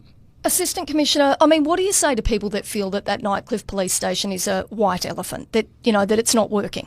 Look, I'm aware of that narrative, and it's a location that was non-operational at a point in time. It's now has an operational presence operating from it. That presence is not 24/7, but with the current resourcing capability that we have across the Greater Darwin area, we have as much operational policing operating from that location as we can at this point in time. That being said, we still have operational 24/7 police stations in Darwin, Casuarina and Palmerston and Humpty Doo. So we do have 24/7 policing coverage across the Greater Darwin area. Assistant Commissioner, I want to ask, are you as frustrated as the community is right now, or as I don't even know what the right word is for it, but by the fact that this 18-year-old, he's just turned 18 days ago, is on bail for serious offences and able to, to commit a crime like this? The reasons behind his conduct were yet to be determined, and obviously our investigation in that regard is ongoing. But generally, the behaviour of some of the people that travel from remote communities into the Greater Darwin area is deplorable. It's not acceptable. The community has every right to feel safe, and at times that safety gets compromised by the behaviours of these people, whether they're adults or youth. It doesn't really matter in this regard. We ask the community, particularly from a community leadership point of view, to reach in and provide some guidance to young people who have no respect for themselves, for the community, for their own people and culture. And we just ask that everyone work together to be able to understand what issues might be in place and then seek help when required. This was a young person that clearly was a troubled individual. All of his background I'm not entirely sure, but his behaviour has led to the unnecessary death of an individual, and now that young person's potentially going to be in custody for a long, long time. So we've lost 2 lives effectively, as well as the heartache and pain that's going to be caused to the direct family and the broader community. This is the thing. It is just it's absolutely terrible on so many levels. I want to ask you, in terms of those witnesses, in terms of the police, the first responders who were there on the scene yesterday, in the discussions that you've had when you observe and when you now look back at what they did and the way in which they responded, it sounds as though in some cases it's nothing short of heroic. It absolutely is. So the men and women that wear the uniform, that are there 24/7 every day across the territory, are doing exemplary things every minute of every day. Sometimes things still happen and we can't be everywhere, as I said, indicated earlier. But the response from the members of the public who provided that initial critical care, those individuals, some of them had actual medical training, they still weren't able to save this person's life. What we did do this morning, I've already had a conversation with our team, and we've already put a welfare component in place to make sure we support our people, because you cannot continually see trauma to the extent that we see it in the Northern Territory without having an impact on our frontline and all our specialist staff as well. So we're very mindful of that. We're mindful of the calls that are received into our GESC and the impact that has. The people providing the leadership in the GESC, I reached out to that individual last night, because last night was a particularly difficult shift. We had lots of tragedy across the territory. And that has an impact on our people. And it's not when you're at work, but it's when you're at home and with your families. So from an internal point of view, it's really quite difficult. And the level of trauma that we're seeing in the territory is high. It's always been high, but it has that impact longer term. And we've got to be very mindful of that as an agency. Look, I will ask you about that crash in just a moment, that terrible crash. The Chief Minister was in the studio a few moments ago. She described some of the actions that we are seeing as feeling like we are under attack by terrorists. Look, they're the Chief Minister's words. We know that we've got some significant social issues that we are combating at the moment. Some of them are as a consequence of trauma that people have been exposed to. Some of the behaviour is alcohol or drug related. Some of it may be mental health related. There are so many causal factors to what's occurring at the moment across the territory that our job is to understand what those factors are and then put measures in place with all of our partner agencies to make sure that we can do our best to ensure that community safety. And at times we have a tragedy that then triggers action. We need to get to a point where we're actually in front of this as best we can, because we don't need these tragedies occurring. No. This is deplorable. I feel for the family. I feel for the community, and police will continue to do what we do, and we'll do it well and as best we can. But it's more than just a policing issue here. Assistant Commissioner, as you touched on, it's not the only tragedy from last night. Unfortunately, 2 people lost their lives on our road as well. Yeah, look, unfortunately, just prior to 8 p.m. last night, police received a call of a serious crash on the Stewart Highway between Bachelor and Acacia Hills. The crash site was confirmed to be 1 kilometre north of Ginna Road. As a consequence of that crash, a 25-year-old female who was travelling southbound passed away. That person is believed to be an NT resident, and a 35-year-old male in the other vehicle was travelling northbound. Whether that person's an NT resident or not, we're yet to determine. Okay. But he also lost his life. There were no other passengers in the vehicle. And as soon as the crash was reported, police from Palmerston and Adelaide River attended. The road closures were put in place and Major Crash attended. Major Crash remained on site all night, and the scene was cleared just after 6 a.m. this morning when the road was open. Okay. I've just had a conversation with our officer in charge of our Major Crash unit, and the team are still working through causes of that crash. It's too early to say whether speed or inattention were factors, or alcohol for that matter. All right. But the tragedy is that we've had 2 people lose their lives on our roads. We had such a positive Easter weekend experience on our roads. We're lots of police presence, but obviously people behaved and adhered to the road rules and traffic laws, and we didn't lose a life. We have a long weekend this weekend. We have another coming up. We implore people, don't just assume because you think police are going to be on the road you behave. You behave anyway. Our media manager was driving in. He lives in the rural area this morning. We both met in the office very early, and he was overtaken by a car doing well in excess of 130 kilometres an hour this morning. So people just have a disregard for the road rules, their own safety and other road users. And that sort of behaviour is what leads to these crashes, particularly on unlit high-speed rural roads, where we know rural areas are a significant black spot for the Northern Territory community. We have a lot of crashes in the rural areas and regional remote areas as well. So over 2 long weekends coming up, please obey the road rules, understand the Fatal 5, have your seatbelt on, do not be drug or alcohol affected when you drive, do not speed, and do not be distracted. If you do those things, then your likelihood of survival on our roads is really high. But if you don't, then you may not, and we do not want that to be the case. No, absolutely. We're now at 8 deaths on our roads in the Northern Territory for 2025. Well, Assistant Commissioner Travis Wurst, really appreciate your time this morning. Thank you very much for joining us, and no doubt going to be a busy day for everybody involved. Thank you. Thank you, Katie.